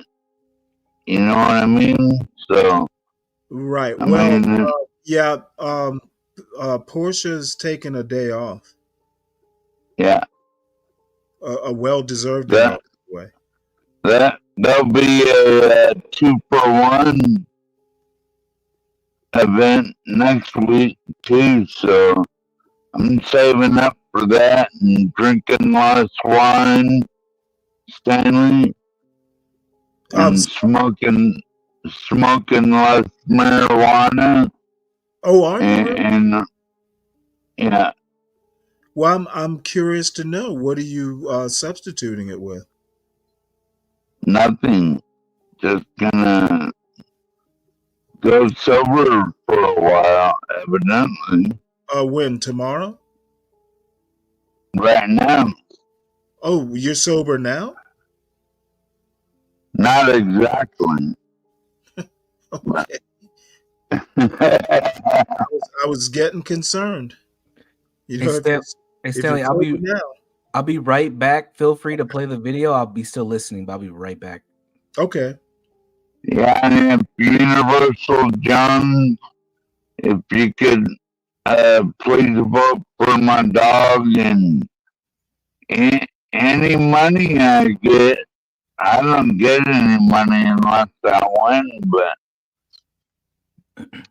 like if you vote for the dog, then I'm gonna give every dollar back to the John Galt show. Oh wow. Amazing. Okay. You got my support. I voted. And I'm gonna make sure that I share that link too. So you got my support. Thank you so much, Universal Jones. Wow, Diallo, you don't know who Diallo Kenyatta is, do you? Universal? Oh, sorry, I was almost up to it. Diallo. Yes, Kenyatta? I am familiar with. Yes, I am familiar with. I see he talks about Afro pessimism. I can only imagine. Oh, yeah. I'm familiar. I don't really like follow his content as much, but I am familiar with him. Yes. Yeah, I used to literally every day I was watching Black Power Media, Jared Hall and the gang, and Yep. every Friday Diallo, and I forget the third guy's name. He's a younger guy. They do a show, probably still do, but for some reason or another, I just kind of got bored with them and just stopped listening. You know, because it was kind of repetitive. Yeah. That happens a lot in these spaces, but Stanley, that goes to my point earlier that Black writers and thinkers, I think that they box themselves into the race thing where they don't advance any of their theories or their thought processes, because at some point you just hit a roadblock, you hit a wall with this. Like there's so much more to talk about and use your skills, talents, and degrees for. But for Black folks, we just can't shake the race piece. It bothers me. I don't know. Well, I do think that it probably serves a dual purpose. It is a moneymaker and it is a Yeah, cause. yeah. That is true. That is true. But I'll be honest with you, I would literally say, um, like if I'm not on this channel, and to be honest with you, I'm gonna try and do better. Basically, I'm gonna start using the "fu" term a lot more when these guys want to bring up race. Fuck them. But however, Well, that means my "fuck you" will be colorblind. there, there, well, hey guys, I'm gonna go hang out with T. I'll check y'all later. All right, I, Joe. Alright, Have a good night. Have a good night, man. I love tell, y'all. Peace out. If you're tell T traveling, that please take an Uber or Lyft, because boy, tell T that I haven't seen her in so long. She should come over and visit.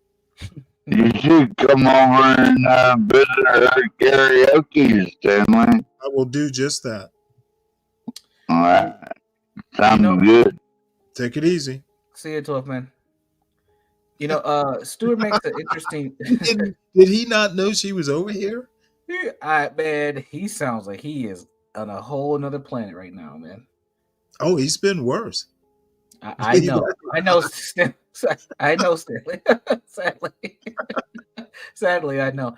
I wanted to respond to Stuart's comment in the chat because he's commenting based off what you said about making money. He says you don't make no money, and it said AI, and he says you don't make no money, and their total modality is centered around race. Better catch up. I don't think that's true. Guess what, Stuart? Yeah, I better catch up. Really. Bottom line is, if you got a YouTube channel, and they've got forget how many now. Like last I checked, it was close to 30,000 subscribers. Yeah, You may not money. be making a lot of money, but you will get some donations. You will get a couple bucks here and there. I didn't say you were going to make even a living, but yeah, you're gonna get a couple bucks every now and again. And just like many things, I think there's levels to it, right? Because a lot of these people, they do make money. I'll be honest with you, I've made money off some of this stuff myself. Do you know how much Cornell West makes? Oh Now my God. he is a professor, but you know what? He makes a lot of money. He makes more money out of the classroom than in it and off campus. Let's not get it confused, people. You can make a lot of money with talking about these things, speaking, being a part of various different initiatives and policies and conferences. You can make money. I have made money. Part of one of my streams of income is within this space. I think just hopping online, talking about it, and being a content creator is a little different than these professors who do this as a profession. Right. It's very, very different. And I've taught. I teach in the fall. I don't teach in the spring. I teach grad school, and I teach the diversity class. And please believe, if I write a book, or even if I contributed to a textbook, a chapter, or I was a co-author on a chapter, I can take that and probably finesse that into an extra $20,000 to maybe $30,000 a year just by doing that. And people don't understand. But see, the weird part about this, Stanley, is you complain about racism in the systems, but then you benefit from it from another end. It's amazing. Yeah, it is irony. And you know what? If your profession is, African American studies, for instance, or history with an emphasis on African American history, um, history. If believe me, if I had my perfect world, I would have been either a historian or I would have been a classicist. Believe it or not, I really like Latin and Greek. Yeah. However, my parents, said, "Hey, you need to do something a bit more practical." Mm-hmm. And So it goes. I think it was good advice, and oh well. Yeah. But I mean, if your profession is talking about history and a history of oppression and stuff, more power to you. I don't see a problem with it. But what has happened though, Stanley, is that they've taken the black experience and they put it in all these professions. So you can be a doula and you can talk about the history of trauma that showed up. You could be a freaking engineer. Like they put it in everything. Like if there's your son goes to Georgia Tech, if he can get access, you might be able to access it yourself as just a resident of Georgia. But if you can look at like the last 2 years of dissertations or master's thesis, Mhm. and if you can and look at the names, because you can tell sometimes you can tell the black names. Look at what they wrote about. I can almost guarantee you, Stanley, they all write about race, man. It's like I'm like, there's no other thing to talk about but race. Like you're too smart to not be able to think beyond this. But again, we're Well, I mean, but what if it's their actual interest? But it is that's my point, Stanley. It is their interest. But what I'm saying is but that's their main focus. I mean, they could be a nursing student and they're talking about how Well, race what if it is actually their interest? I don't know that I have a problem with that. It it is. but Stanley, so what I'm saying is yes, it is their interest, but also can they have interest beyond racism? And I think that we've been so engulfed in the culture of how we've been victimized, especially over the last 15 years or so, that it is a genuine interest of theirs, but it also stunts their intellectual ability to think about something else. Okay, Maybe I'm wrong. Maybe I'm wrong. I okay, don't but know. well, no, I'm not going to even say you're wrong. I mean, it makes sense, but I honestly will go. So what? And I really mean like, hey, let them do what they want to do. They have to deal with their consequences. Yeah, I that's don't even true. I don't even have to care about the consequences. It really truly, other than me shaking my head and going, gee, doesn't affect me. But I honestly don't care. but where it does affect where it See, does you're in a affect the profession that I mean, your profession, and probably your profession is your passion. Yeah. I'm just a little bit more clinical. I'm not. Yeah, I got you. I'm a little. I do have a misanthropic streak. Yeah, no, I got you. I mean, I think it affects us because it keeps us from doing the things where we don't see a lot of black people, like even like being a pilot. Like a lot of black people who probably could do that job just as well as Bob or anyone else, they won't even consider themselves for that type of It's a personal profession. choice. I don't care. Yeah, and I understand that. I understand that. But see, No, seriously, I like sitting here as John Galt will do sometimes and talk about black people should be doing this or black people should be doing that. He needs to stop doing that. He needs to stop caring. And I'm kind of doing the same thing you're doing with race. I'm saying, hey, you should stop caring. Yeah. I'm giving unsolicited advice. Yeah. But I honestly believe that you just got to let them do what they do and let them figure it out. Don't fret it. I know it's and I guess even as I'm speaking out loud and thinking about this, I'm even wrapped up in it because part of me wants us to do better, but I should be more like where you're at, like fuck it. If they want to fail, let them fail. Fuck it. Why not? Yeah, I'm serious. and I Stanley, and that's the funny thing, because that's what's led me to a lot of conservative thought is like, well, if you don't want to fucking make the changes and do the shit you need to do to make your life better or your community, then have it or then do whatever the fuck you want. But there's still a little piece in me that's like, we as a collective, we can do better. And well, we can, but so can white people. Yeah, that's which true. folks around here, other than other than Asians, maybe, they need work in other areas like personality. That's a Sure. joke. Sure. But I'm saying that we all have work to do, and you Yeah, know, I agree. I agree 100%. We all do have work to do. And I think my racial socialization has kept this piece of me that really wants black people to just be in a better position. you know Just what? black. My thing is, I don't like hearing black people be wrong about shit. I know, Stan. I see it almost every day on this channel, sir. And I need to stop doing that. I know I do. It's just like a years ago when I was in high school, we had something called the Savannah Science Seminar. It was, Mhm. I might have been the only black person selected for it. In the city, not just the school, in the city. You might have been the only black person who fucking applied, Stanley. No, you had to be nominated. Oh, okay, okay. You didn't apply. But anyway, one day, we were one of the things we were talking about was psychology or something, and this dude knew, like a high school classmate of mine, knew how to hypnotize people. And he hypnotized this guy, and it wasn't an act. So I'm like, well, wow. So he tried to hypnotize me. And what he would do is have you follow, the tip of a pen or something, count backwards from 100.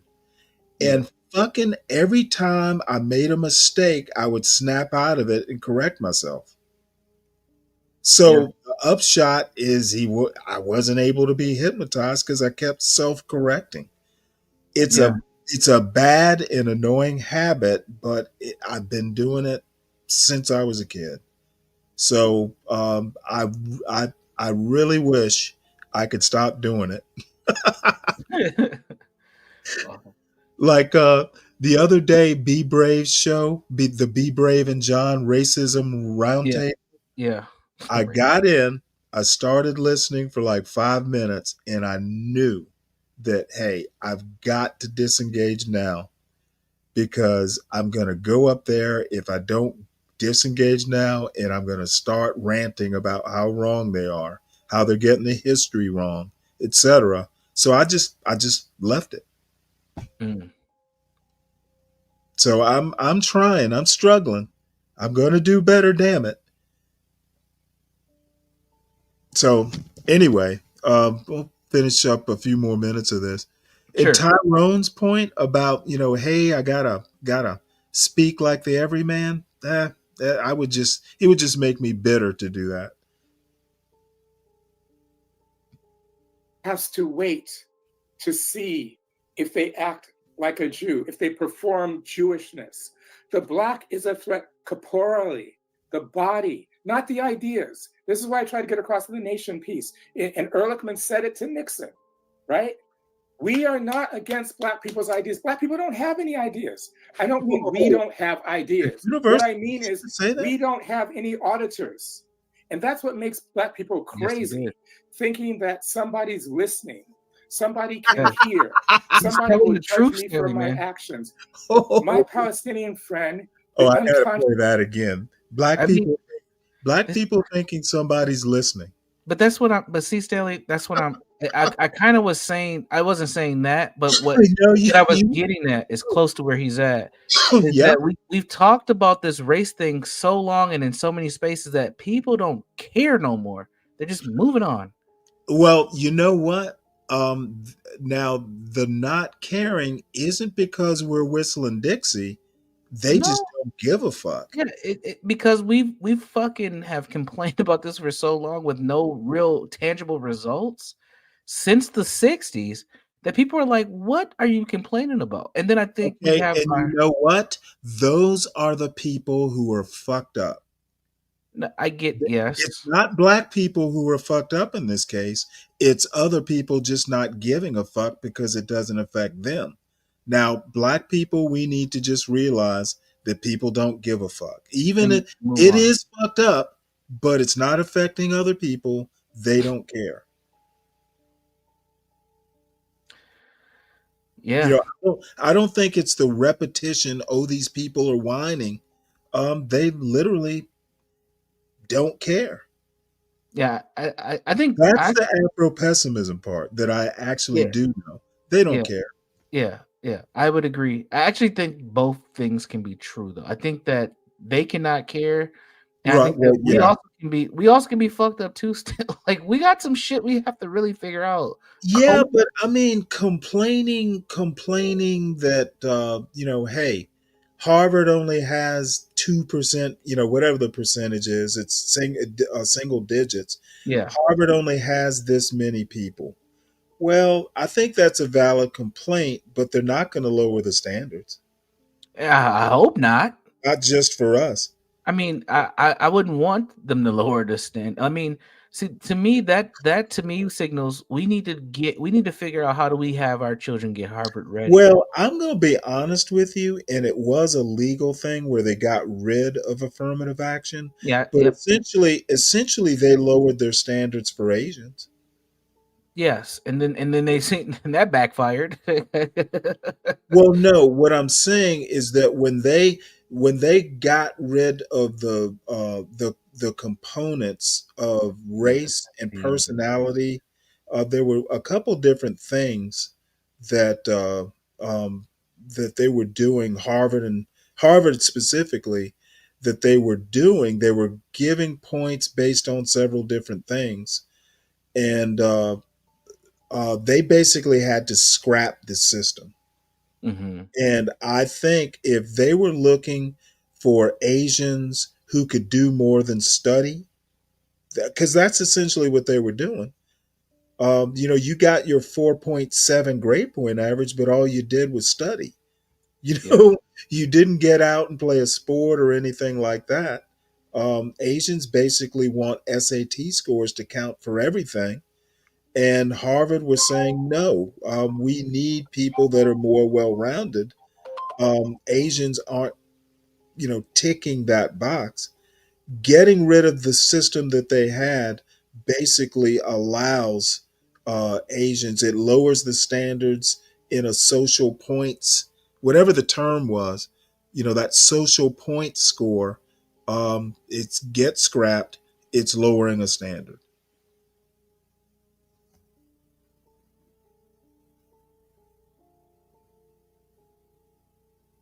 Hold on one second, Stanley. I had to take a call. You can play the tape. Okay, and Stuart, I think Asians have race pride. I don't agree with that. I know enough Asians to know that I think if there's any pride that they might have, I've run into a few who basically want to, emphasize their Caucasian roots and say that, oh, hey, we're like pre-white. We Indians specifically and white people have ancestry. I do know about that sort of race pride, but I also know a lot of people who don't, who are kind of like, they're not wearing their Asianness on their sleeve. And if anything that Asians may have in common, at least South Asians, is they have a high opinion of Ashkenazi Jews. So they actually have pride in being like the Jews. I guess maybe that is race pride. I don't know.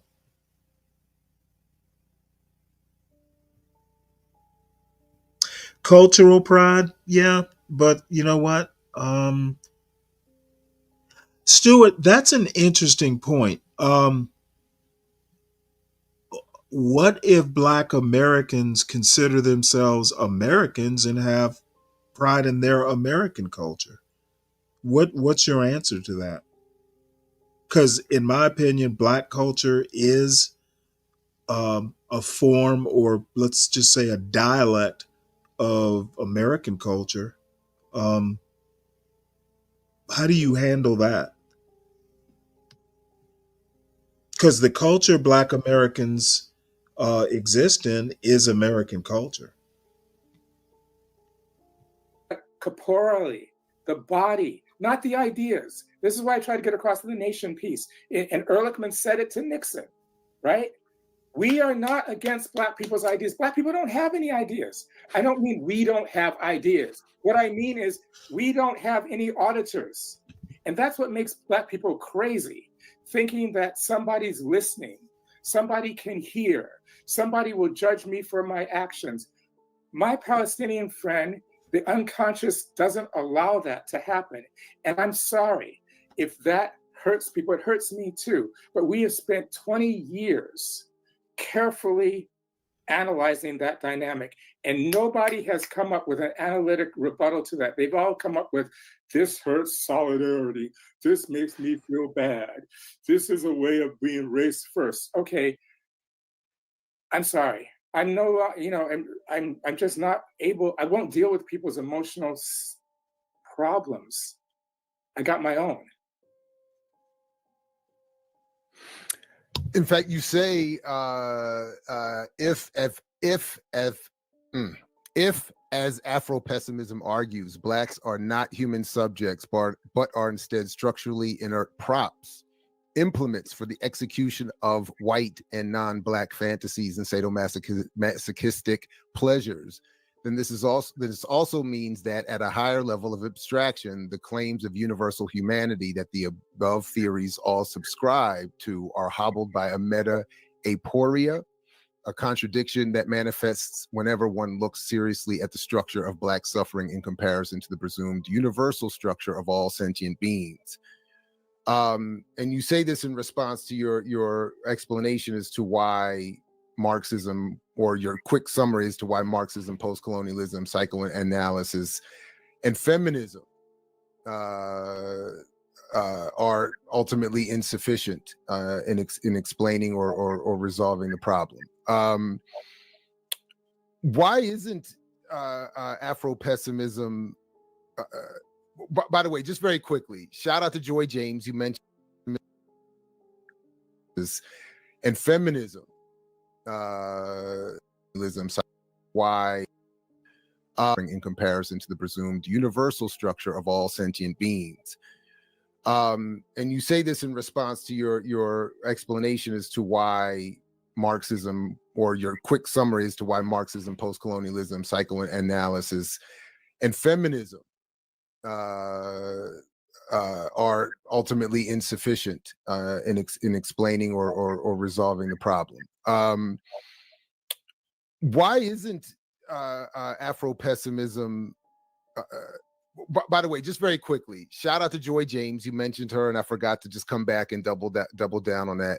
Much respect to Dr. Joy James. And you know, you used the analogy earlier of the queen and the pawn, that about what is possible for each, and to understand the, you know, sort of the world that a challenge to blackness ultimately leads to the end of. We have to appreciate, or at least understand, what are supposed to be the potentials of each. But again, the critics of your work would often argue that you don't give room to recognize, to borrow your analogy, that in chess the pawn can become a queen. That transformation, that radical transformation, seems to be lost in your work. Now, again, as I said, I've never read your work, and certainly in the interviews we've done, I don't know how many, I mean, I don't know, approaching, however many at this point, but I've never walked away feeling anything but inspired to the most radical political behavior. Yet, it is persistent, and and maybe it's because the term pessimism is in the title, but that many take this away. Hey, Universal, did you hear that part about all the isms, psychoanalysis, Marxism, feminism, and I forget what the fourth is. Post-colonialism. No, what did they state? He basically said none of them were adequate to dealing with the problems that we have. You know, essentially, nobody's listening. He's basically saying the part about, hey, Afro-pessimism basically disrupts any unity we might be forming, the community, basically. He's basically saying that, hey, look, you know what? I just don't care about the emotional part of it. He's pretty much done with that emotional part. And he's basically saying that all those isms, none of that stuff, the feminism, the Marxism, the post-colonialism, psychoanalysis, none of that is up to, the job of basically helping us. Yeah, bringing humanity closer or better or whatever. I would actually agree with that. I think that a lot of those isms create the Okay, compound. I don't think postmodernism is essentially grounded in Marxism. Postmodernism definitely will not help. Uh, the critical analysis sort of stuff. No, I don't. I think I think it is Western based and not adequate to dealing with Black people's problems in America. I think it's just too Eurocentric. Marxism. I think that Marxism specifically does nothing other than critique capitalism very well. Beyond that, I really don't have a use for Marxism. So I disagree about the postmodernism stuff. Don't and I'm not even like into James Lindsay and all those folks. I'm just saying it's Eurocentric. It does not address uh, Black life, Black history in America. That's what he means about all those isms not really being adequate to address, the reality of being Black in America and history and all that stuff.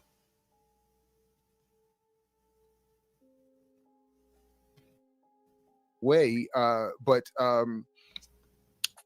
again, even reading this most recent work, which is in I guess in a part two, another memoir of sorts. I don't know, a different part of your life. There's nothing in there that says we can't. That I take meaning we can't struggle, we can't fight, we shouldn't do this, we shouldn't do that. Anyway, but yeah, well, okay. So very quickly, pessimism is not in Afro-pessimism, and this is, I understand how people get this wrong because we haven't actually come out explicitly, and we haven't had time, to answer, because there's more slings and arrows coming at us than people saying, "Oh, hey, check this out." Anyway, pessimism is not meant to connote an emotional dispensation. Pessimism is meant to connote an attitude towards the emancipatory horizon of Marxism, feminism, post-colonialism, and psychoanalysis. In other words, it's really like hijacking a phrase from Antonio Gramsci, who says, "I have a pessimism of the intellect and an optimism of the will." By that he means I have a pessimism of the bourgeois economists and the social democrats who analyze Italy's problems in a half-assed way, but I have an optimism of the factory workers in Turin who are occupying the factories. So we have a pessimism of the capacity of Marxism, feminism, psychoanalysis, and post-colonialism to think through the essence of Black suffering. It's a pessimism of their intellectual projects. We have an optimism of Black people's capacity to move, to set it off. Okay, so that's one thing. Getting back to the pawn queen thing. Okay, so what do you think about that? I would agree with that. I think most Black intellectuals don't want to move. They're comfortable in understanding, expressing, and what we talked about, complaining about the problem, and not as interested in finding strategies to move beyond it. Okay. I agree with it, but there's one or two things I need to kind of think about to work out. Now the problem, and it's not really a problem, it kind of addresses something that I talked again with Solid Snake last night about, about quote black leaders. Um, I don't think we have them. To be honest with you, I'm not sure that we need them at a national level. I don't I know that agree. we don't need a Martin Luther King. I mean, there's a lot of local issues that, don't need to be addressed at a national level. You know who the true black leaders are in the community? Who? The parents. Parents? The Nice. parents. Nice. Okay. And that's our failure. Is we've Beautiful. pushed responsibility, leadership, and cultivation to institutions that may or may not be controlled by us. We know most of them are not. We pushed our responsibility on to media to inform, to the education systems to teach and cultivate, to police and law enforcement to govern us and keep us accountable. We lost the art of family/community development, and we took on what they keep mentioning, radical. Which I was going to ask you a question. What do you think radical means? Because it's so important for these intellectuals to be. I think it's radical to tell people you don't give a shit what they think. Yes, and you can do that without a. Have you noticed how it offends people sometimes on this channel? Well, Stanley, there's other factors there too, Stanley. But yeah, sure. But no, I think almost in a way it's almost like Ayn Rand, Howard Rourke. I really don't care what you think. I'm going to do it my way. Now, you may screw it up, but it is weirdly almost objectivism. Yep, and that's actually what kind of led me to this channel, because I was familiar with Ayn Rand and objectivism, and the channel's called John Galt. I was like, what the hell? And it's a black dude too. That was like, what is going on? Well, So, I don't have much use for Ayn Rand other than I like the book, okay, but I think objectivism. If you ever delve into the life of Ayn Rand, she's not a very likable person. yeah, So she's her personal life kind of turned me off. Yeah, I just But think in a way it is similar, not really caring, when you don't have to. Sometimes you do have to care. I realize that. So anyway, I like that, and I like what you said about parents being the true leaders. That's nice. Yeah, we don't need talking heads or people that we elect or select.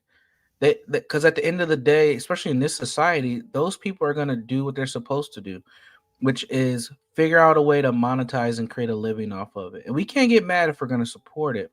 But Right. leadership starts in the home. Like, so many people miss this when I do, because I do a lot of work with children. That's been pretty much my main focus from a psychological standpoint. I was working with families and young people, Mm-hmm. and all the kids that have, not all, I would say probably 90, I would just say 90%. We'll just say 90%. 90% of the kids that have behavioral issues, emotional issues, or even mental health issues, they all have really dysfunctional family dynamics. That's across the board, ethnic wise.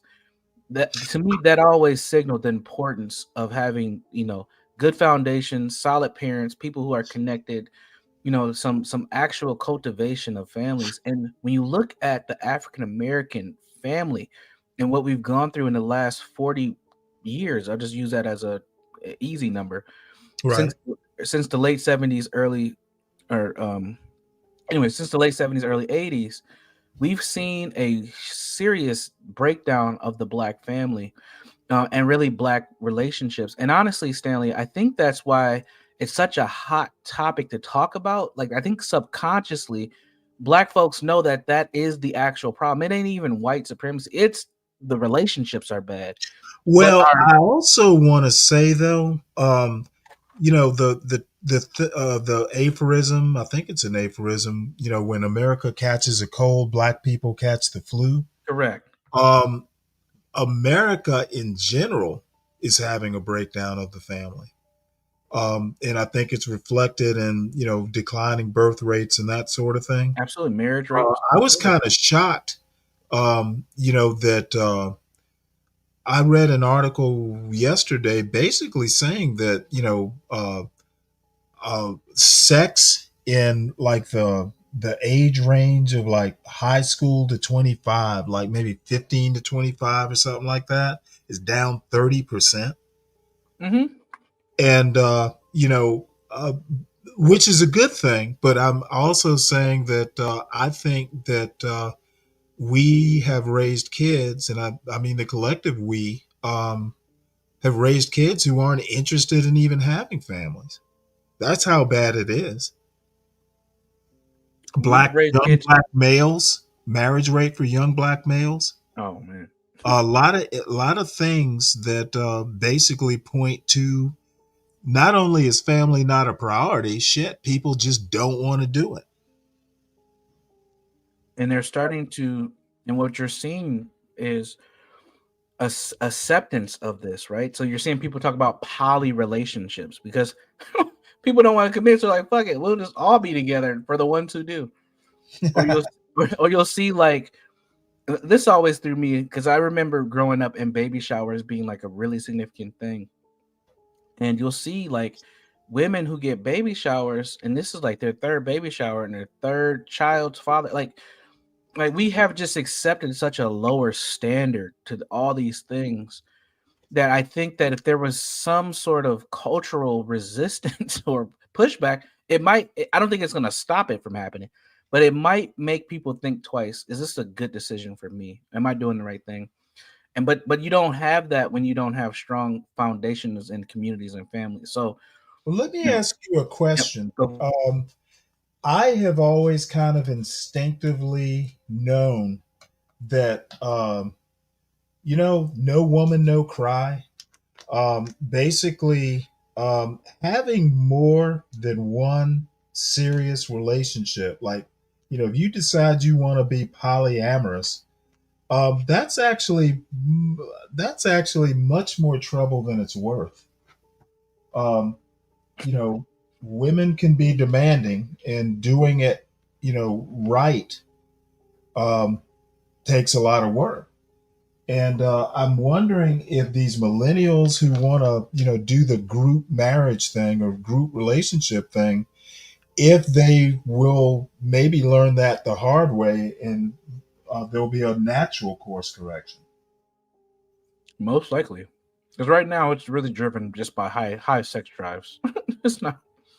They're not trying to do it to better the outcomes for the children or build a community. They're just trying to fuck each other and do it without hiding each other from each other. It's silly. God, I just think that, doing it in a group though, god damn. I'm a one-on-one guy. Hey man, it's a freaky ass world out here. Pop the balloon should have proved that to you by now. And Diddy. But we can play the tape.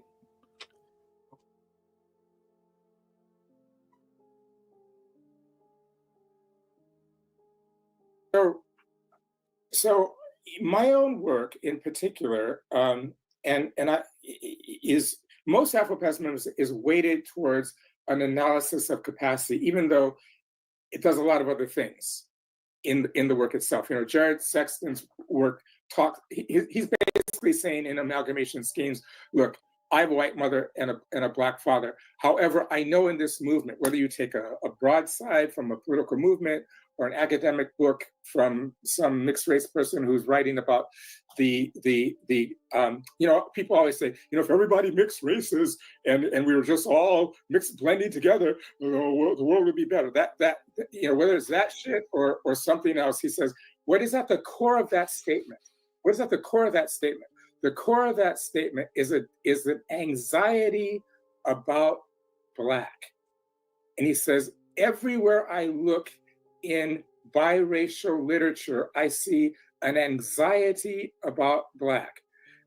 I say, in Palestine, I don't say Palestinians aren't suffering from Israelis. What I see is an anxiety about Black. I see it in Tel Aviv. I see it in Gaza. In Cuba, the best country in the world. I see an anxiety about Black. An anxiety about Black. Without an anxiety about Black, people could not exist in their relational dynamics. Full stop. Without that anxiety, there could be no white families, there could be no white nations, there could be no Native American families. An anxiety about Blackness is like the grain of sand around which the mucus forms to create being. That is an argument which we have documented. In fact, we're not the first people to document that. Fanon documents that, but he says something that we disagree with. He says, by talking it through, you can get beyond that. No. You don't know. No. By ending the world, you can get beyond that. And you can't even know what's beyond that. You can't, because people don't, the unconscious doesn't speak. You don't speak the unconscious. It speaks you. The only thing you speak is your preconscious, but there's another engine inside of you that's generating all the things that you do, and it's generating them in symptomatic gestures, symptomatic actions, okay? You cannot teach the unconscious. It is an unteachable part of the brain. It can be traumatized, it can be destroyed, it's not that it cannot be changed, but it cannot be changed through dialogue. Okay, now, pawn queen thing very quickly. What I did a very quick gloss of this before. I said that what I'm most interested in putting down tracks of before I die is an Hey, Universal, they specifically, or Wilderson specifically says Black. The problem is, Lack of anxiety. yeah. Now, Stewart says here that the anxiety is being born non-white. I don't know that I agree with that. I mean, now that could very well be, but he doesn't really care. He's talking specifically about blackness, whatever you want to call it. So I'm trying to figure out whether he is basically disagreeing and saying, "Hey, this is bigger than just the fear of black. It's fear of non-white." Do you think that's what he's saying? Yeah, yes. Stewart's coming from the Mr. Fuller kind of concept here,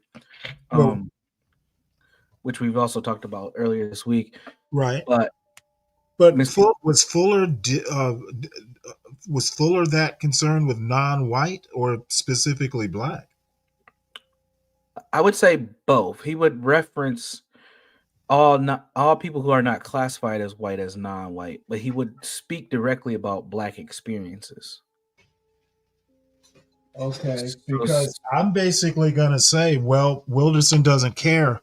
He's focused specifically on Afro pessimism. Right, correct, right. So, okay, I got you. Yep. I understand what Stewart's saying. I agree with this point he made, but I had to think on it a little bit more.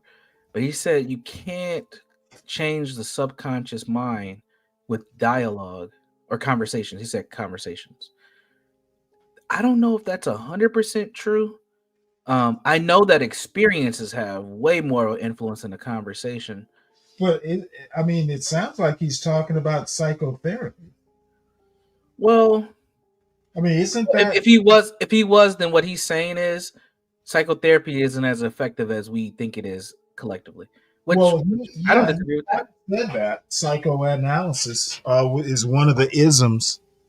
Yes, it is, and it's limited because it's from a Eurocentric paradigm only, and I think that's fucked up. And I actually get in trouble sometimes, Stanley, but I bring this up in my professional life all the time. That's how I address diversity, equity, and inclusion when it comes to psychology. Is I'm probably one of the more vocal people that says this shit there's some truth here, but this shit needs to be remixed. This is old, outdated shit from over 100 years ago. from really a white man's perspective too. We really want to dive into it. We are missing a lot. So, but I think with his point though, I would disagree. I think the subconscious with repetition can be changed in dialogue. Otherwise, we've wasted billions of hours on YouTube making content. And Well, let me ask you a question though. Doesn't the age of that mind matter? I mean, yeah. is there a point where something like dialogue won't work? Once your brain is set at 25 or whatever. No, I think so. No, this is where we're getting into neuroplasticity. So there are points and times in the development of the human brain where the conversation will it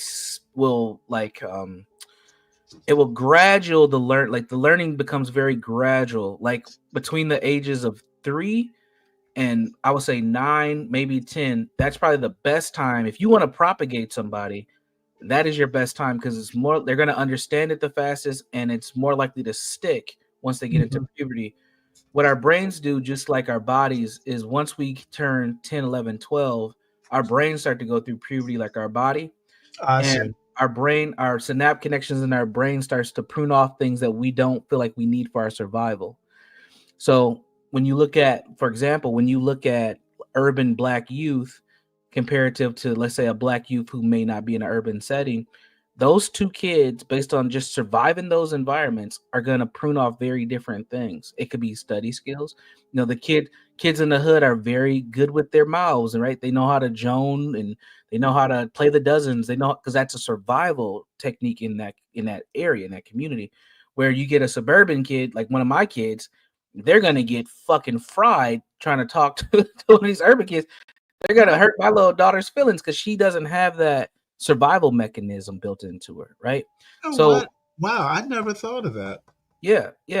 So some of the problems we have is actually just survival that we've had to develop since we've been urbanized as Black people. That's part of this puzzle that a lot of people don't talk about. Is the urban? You can see this when you look at urban Blacks who are in mostly northern or sometimes western cities versus southern Blacks like yourself from like a place like Savannah. Those people can be very different people just based on region. Oh yeah, absolutely. So what he's saying to me, like what I'm hearing him say, is that through conversation it's not that effective. I don't know if I agree with that. I think there's more to it, like repetition, like having the same conversation over and over, or understanding it from different perspectives. That I think that does get to your subconscious. Yeah. So I don't know. I'm kind of riffing and going off on it, but I'm just thinking out loud. Okay. Well, we'll start. Analytic of embodied capacity.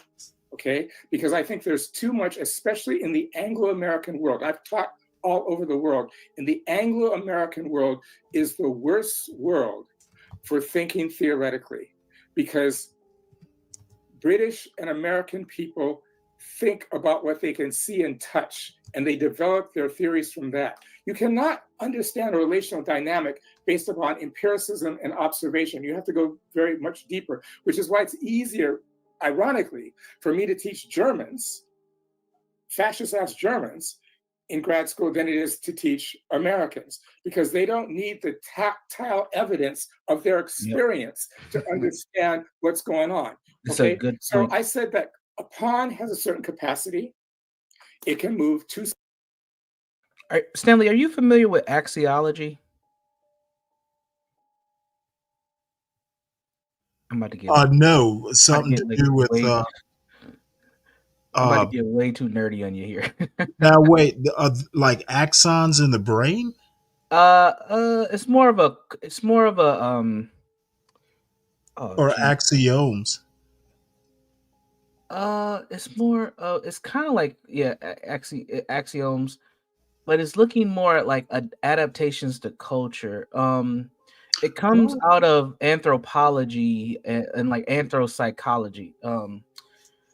There's a man, and I've been meaning to ask you, but I'm glad this came up because I keep forgetting to ask you. Are you familiar with someone by the name of Dr. Edwin Nichols? No. Okay. Man, I think man, it'd be really good for you Is to it check. Nickles? Or No, Nichols? LOS. Nichols. Yeah, OLS. Yeah. What's his first name? Edwin? Yeah, Edwin. Dr. Edwin Edwin Nichols.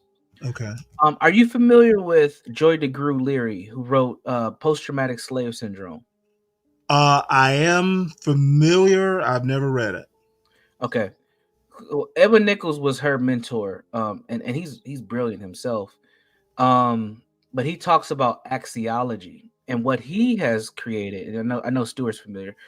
What he's created was this. He did, and he's done research on this. But he has this chart. If I can find it, I'll put it. I'll try to put a link in the back chat where he racially categorizes people of the world. You know, he has like the typical Asians, the natives, blacks. He puts Black Americans and Africans and Caribbeans all in the same boat. And what he does in this chart, maybe we should pull it up. What he does in this chart is talks about just our perspectives on how we approach life and how it's different based on these ethnic kind of collectives or conclaves. Now, does it tie into something like epigenetics? I would stretch it. He doesn't talk about that, but I would stretch it to epigenetics, because I think culturally we live our lives in ways that we respond to our environments. So, like I use the example of Black youth, right? Black youth have different type of stress responses than non-Black youth, and I use the suburban example as just point out the environment. But your typical Black young person who lives in, let's say, North Minneapolis, which is what's considered the hood here in the Twin Cities, that kid has to worry about loud noises, sirens going off, people talking, arguing music, sometimes avoiding violence, loose animals running around, trash, like the things that Be Brave likes to point out, right? It's like this an urban living dynamic. But a kid who doesn't live in that environment, they still have stress, homework, parents maybe getting a divorce, who knows, right? But the stressors are losing your virginity. Yeah, losing, exactly. Being peer pressured to smoke a cigarette, like it's different, but they still both have stressors, but culturally, due to their environment, they've had to respond to their stressors differently. That to me is how epigenetics plays out. Now, when we talk about epigenetics, it's usually what the parents are passing on to the kids, but the process doesn't stop there. Like the process of epigenetics develops over time as you grow. Your body, your nervous system is responding to your experiences. So yes, I would say that epigenetically, and this may be where history comes in, these conclaves of races or ethnicities, we've had to survive in particular environments that we've created culture around that leads to how we are today. Yeah. Okay. Does that make sense? I don't know if I'm making it does. Okay. Let me see if I can find this chart. This would be a good way to end this conversation. Nichols. Yeah, I probably I've been on here a while. So yeah, it probably is time to kind of wrap it up. Yeah, I would agree. I can pull this up here if you Yeah, I want. want to see the chart because I'll pull it up and make sure I save it somewhere. Let's see. I'll put the link in the back chat, but if you want to share my screen, we can do it that way too. Okay. I forget her name. There's a Black physician. Forget what her specialty is, but let's see. Let's see here. Can I zoom on this? Yeah. Can you blow it up? There you go. Yeah. So ultimately, what Dr. Edwin Nichols came up with, and I know he's worked with a couple of like grad students to pull this together. So it's not completely just some stuff he pulled out. Is he a psychologist? Yeah, he's an organizational he does organizational psychology, but he has like some very specialized psychology that he went to Germany. That's what kind of brought this out of my head.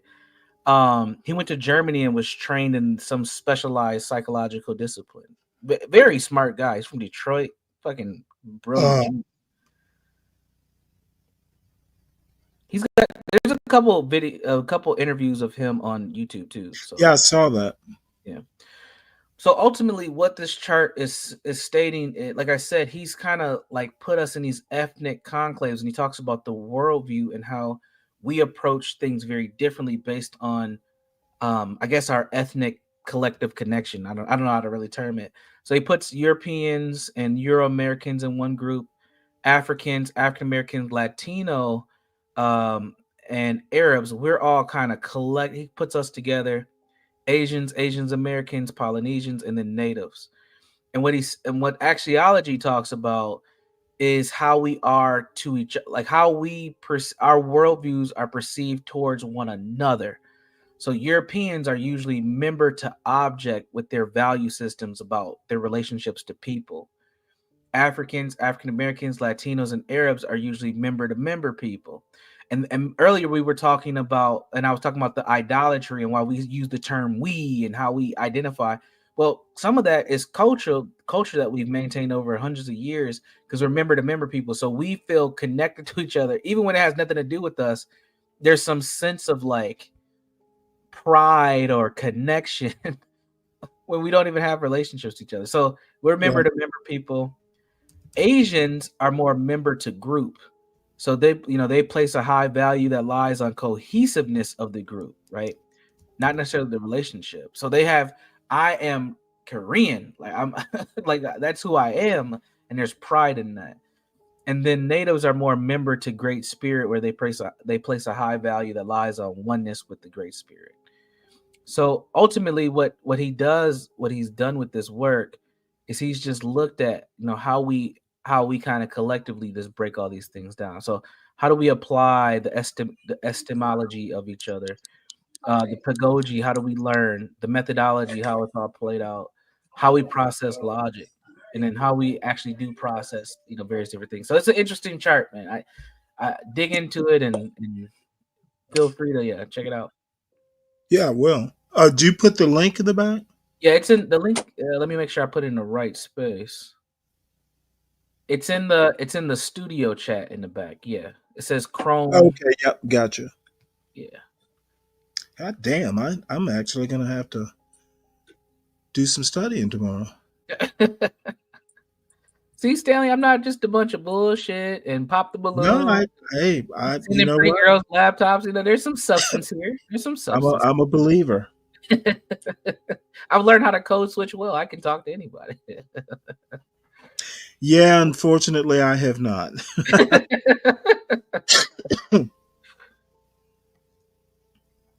But yeah, so I often bring this chart. I always kind of go back to it when I get stumped on people and race and all that. I'm like, okay, let me think through this yet again because it's pretty, it's thick. It's a lot here. Mm-hmm. But if you use your anecdotal experiences in the books that you read, some of this starts to make a lot of sense. And then you think of, and then I talk about the victimhood mentality that African American folks have. I honestly think that exception of our worldview is what stops us. And when you see a John and a Be Brave go in on that and how dysfunctional we are, to me, I think there's a couple steps deeper than just pointing out the dysfunction, but there are answers to why. It's not just because we're dysfunctional. There's something going on there. And I don't think we're in large part dysfunctional. And that's where, I actually think the people who are actually in some form of extremis, living in the hood, stacked on top of each other, I think it's extremely stressful. Oh, and absolutely. it brings out the worst in people. You got poverty, you got the geography of living on top of each other, almost like cages on cages, in those high-rise type apartments. Yeah. I just think the main problem, or one of the main problems I have, is when they go, like the title of a show John had the other day, Black Men Think Like This. Yeah. And if you don't put some sort of qualifier in front of it, you assume or I assume you mean all black men. And it drives me nuts when they paint with such a broad brush. Yeah, I get it. I think it's a significant amount. It may not be all, but it's enough where it makes a difference. This, Well, yeah, but I wouldn't say it's even the majority. well, I that I I don't could even. be wrong. Yeah, Because I mean, I do know, just anecdotally, things like, "Hey, brother, can I get a discount?" yeah, There are probably a lot of interactions, or just like fleeting day to day like interactions that kind of go unnoticed that would indicate a victim mentality. yeah, Uh, I do think culturally. Um, I I guess I might just have to concede it, though I really don't want to. Um, but I think if it's a victim mentality, they're not using that mentality as any sort of roadblock. They just kind of, in their heart of hearts, think that America has been particularly unfair, yep, and if you leave things to chance, more than likely things will not turn out um, in a black man's favor. yeah. And I don't. I that I I don't know that that's not warranted. How you gentlemen's doing? Good night. What's up, Latino? What's up, Latino? Not much. Just here listening to you guys. Um, I w- uh, agree with I Stanley. mean, isn't that kind of warranted though? I mean, if you don't keep your head on a swivel, you might actually, wind up on the short end of a deal or something like that. I think Sure. you. I think if the victim mentality, I think constant vigilance is something every black man in America probably needs to be. Yes. Yeah, I would agree with that. That is an indicator of a victim mentality. If you don't keep your head on a swivel, you have a higher chance of being a victim of something than other demographics. That's true. And other demographics have created things that I can't even talk. Perpetuates the victimhood. They've capitalized on it because that's what you do here in But America. so, I guess what I'm saying is, isn't the victimhood mentality almost a survival strategy? It is, and it works in a um particular political environment, which is mostly liberal, because it feeds systems. It actually provides jobs to people, and that's why it's supported. But Well, why liberal and not conservative? because most of the places where stuff's happening, Stanley, they have mostly liberal rule, or I guess the best way, governance. Okay, I see that part. I don't necessarily buy. If it's so bad and the Republicans have so many solutions, I don't why think are they they not winning in these Democratic strongholds? because they don't know how to communicate or even relate Or to could people. it just be they don't give a fuck? And some don't. Some don't. Some are in spaces where like fuck it. As long as they don't come here, we're good. I can be honest about that. And that's probably why a lot of black folks run to those areas because like fuck, I can't do nothing about it either. So I'm just gonna go to a more majority white space. And that Yeah, I don't. I think the other thing I think we need to start doing, and it's not really black people, but all people, we really need to stop thinking in these two-dimensional yeah, paradigms, yeah. And because I don't think it's helpful if, hey, I don't give a shit. It's a democratic city. As a matter of fact, talking to Mike from Boston, I happen, he was driving around yeah, I Mississippi. seen that earlier. Yeah. Yeah. And, I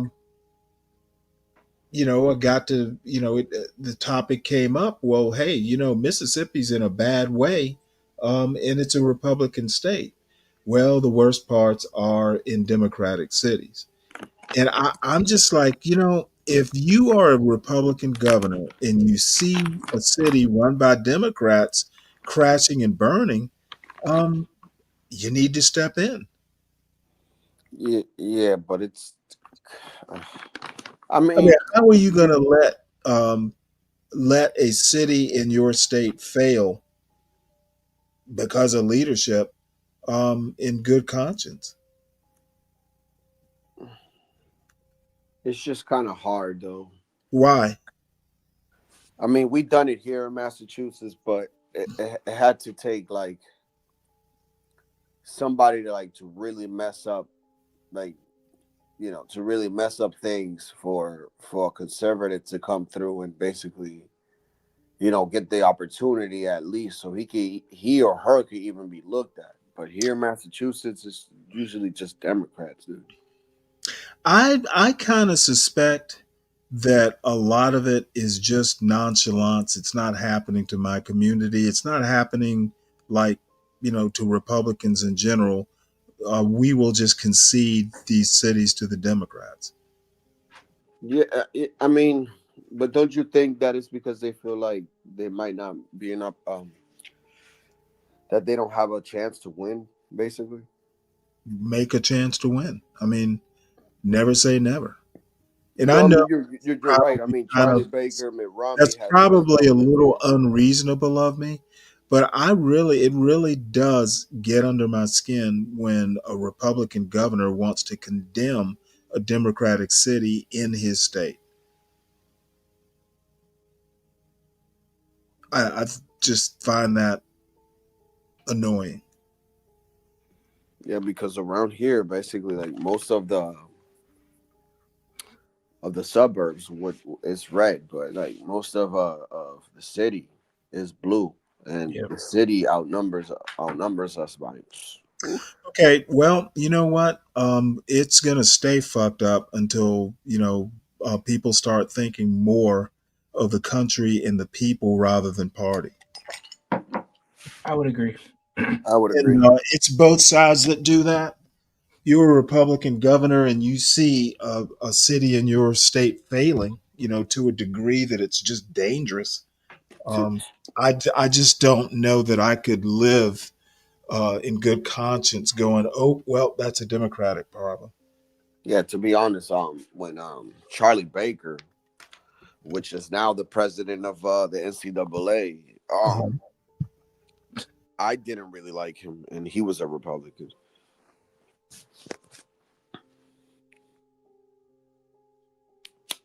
Head of a local chapter or the national chapter? What for NCAA? NAACP, you mean? No, no, like NCAA, like the college. Oh, Yeah, yeah, yeah, okay. yeah. He went from being the governor of Massachusetts to now being. Oh, I see. Yeah, yeah. So now he's the president of the NCAA. Okay. Well, I think that Republican governors, if they see, their Jackson, Mississippi's going to pot, they should step in. And, not doing it because of politics concerns me. But, it is America, I guess. What is Mississippi? Mississippi's red, though, right? The state is the capital city is Democrat. Oh, and the irony is that the white part of town is looking to secede from the city. From the Get out, city. dude. Yeah, yeah, it's happening. They want to do the same thing in somewhere Louisiana. in Oregon. Yeah, Louisiana had a situation like that too. I think we're going to see a lot more of that over the next few years. Is this kind of parish and city splitting thing happening? And Yeah, I don't think it's all based on race. I think a lot of it's based on classism. yeah, economics. Yeah, because there'll be a few black people in that white breakaway city. Mm-hmm.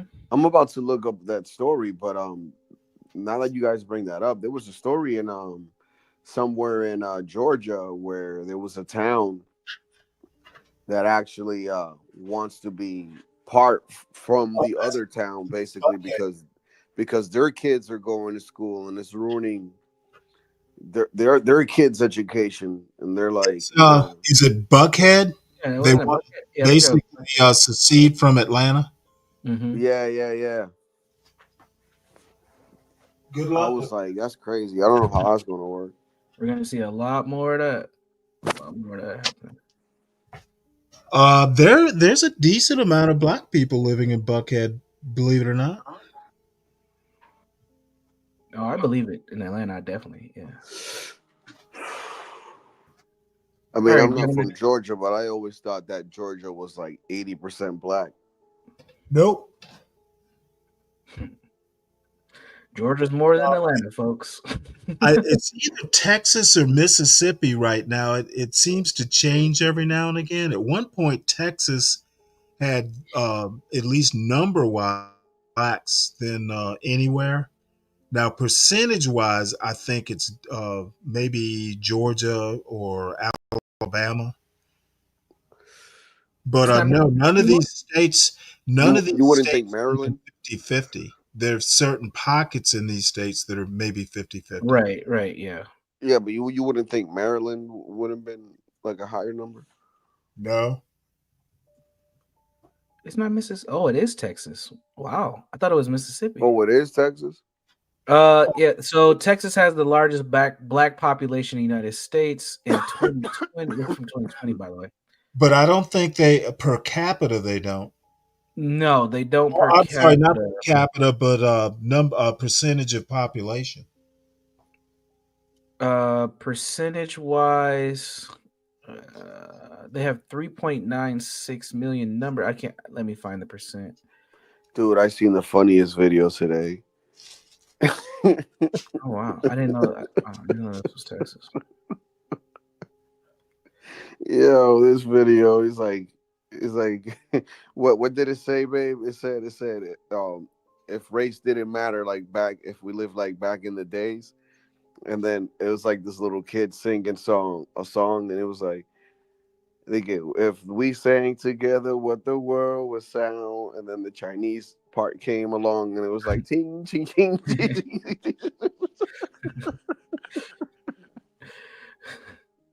Let me see what I'm saying. Give me a second.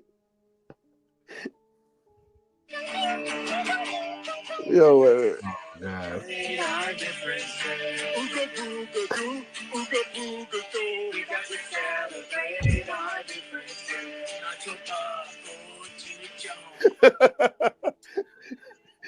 Yeah, I mean that's how it is. Oh, You know, when they went to the Hispanic for people, the tacos, chimichangas. see, that's fucked up.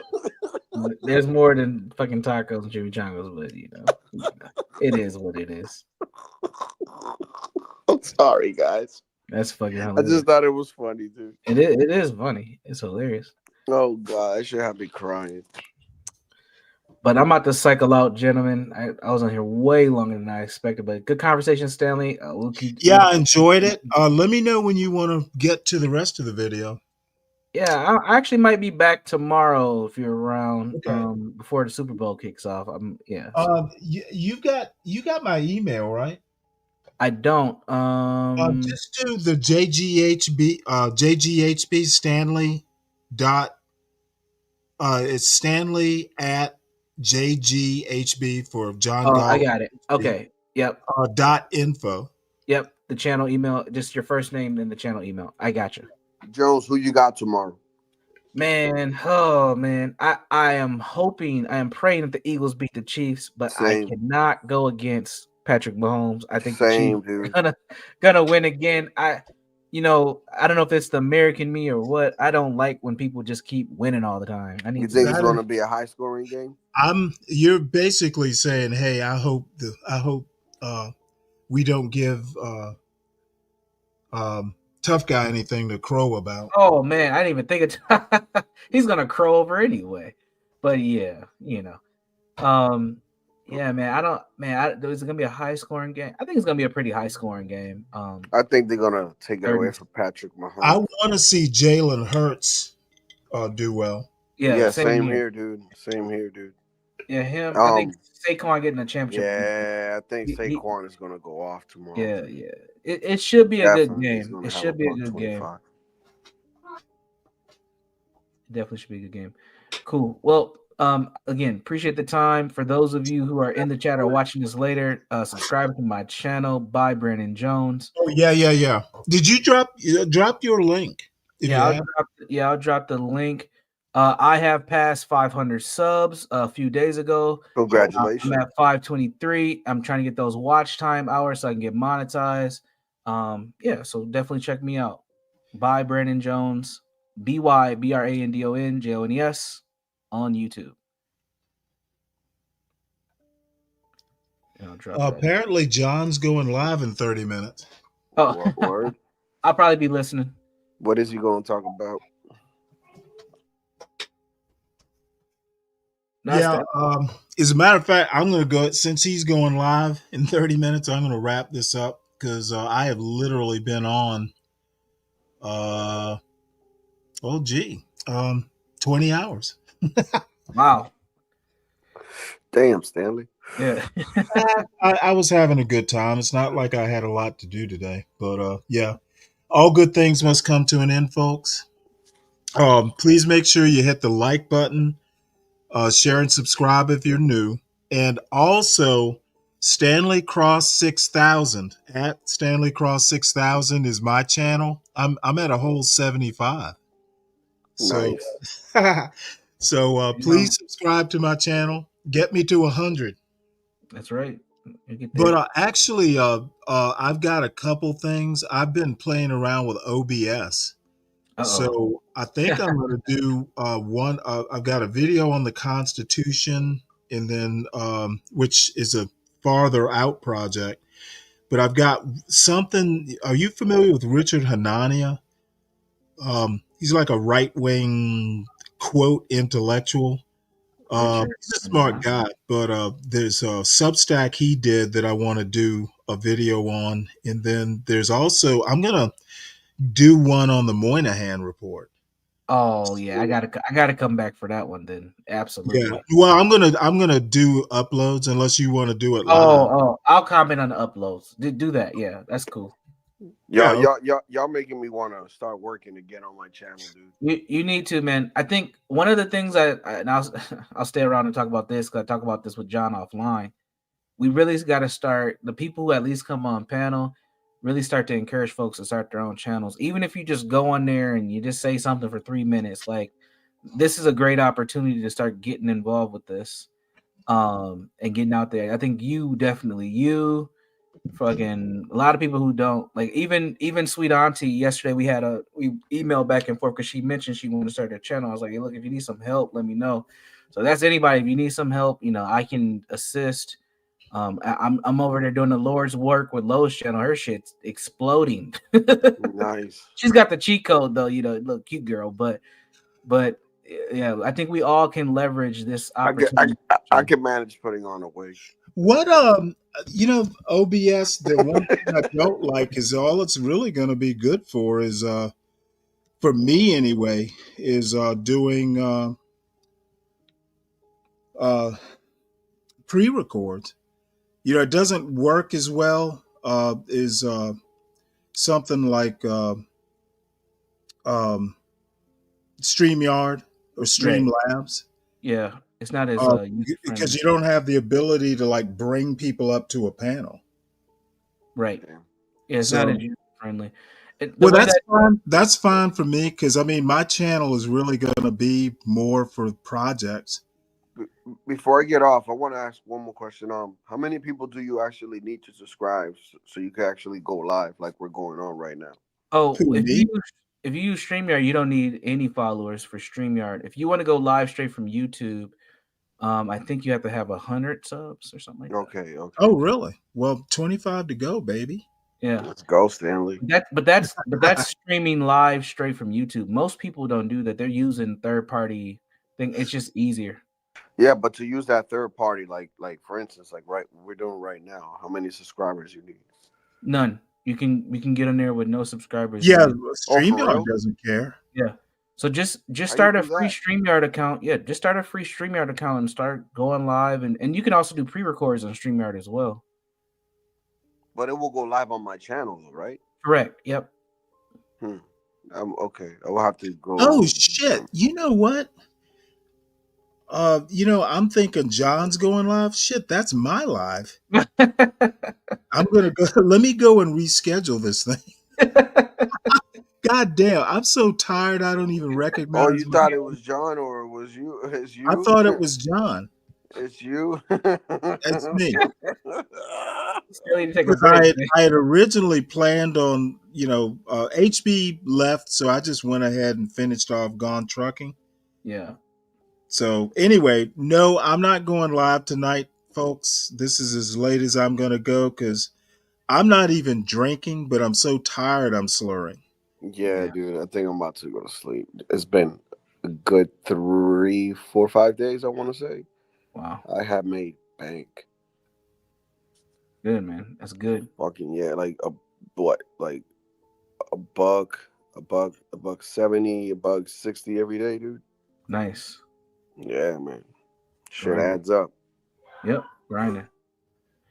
Stanley, I'm putting your channel in the chat. Some people are asking for it. I got it. Okay. And yeah, I'll be around tomorrow. Maybe we can finish our conversation. We'll see how things are going. Absolutely. We're supposed to Joe, have a snowstorm, so I ain't going nowhere. What's up? I'm gonna try to get up early in the morning so we could talk about the Super Bowl to see if to see, get a little tips on a parlay. Who knows? Sounds good. And then I'll put my link in my email in the back chat. So if you want to talk about YouTube cool. stuff. All right. Good night, guys. Good night. All right. Good night, gentlemen. Good night, chat. Have a good night. Feel like I should go. Feel like I should go. Feel like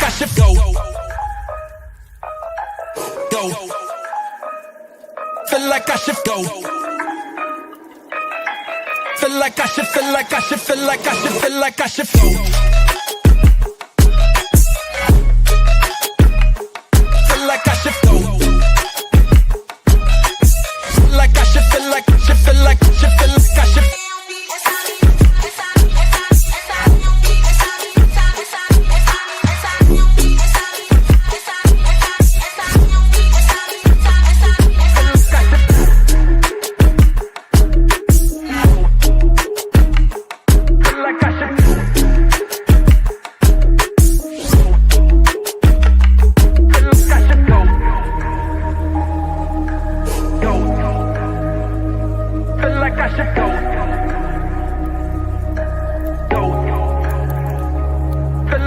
go.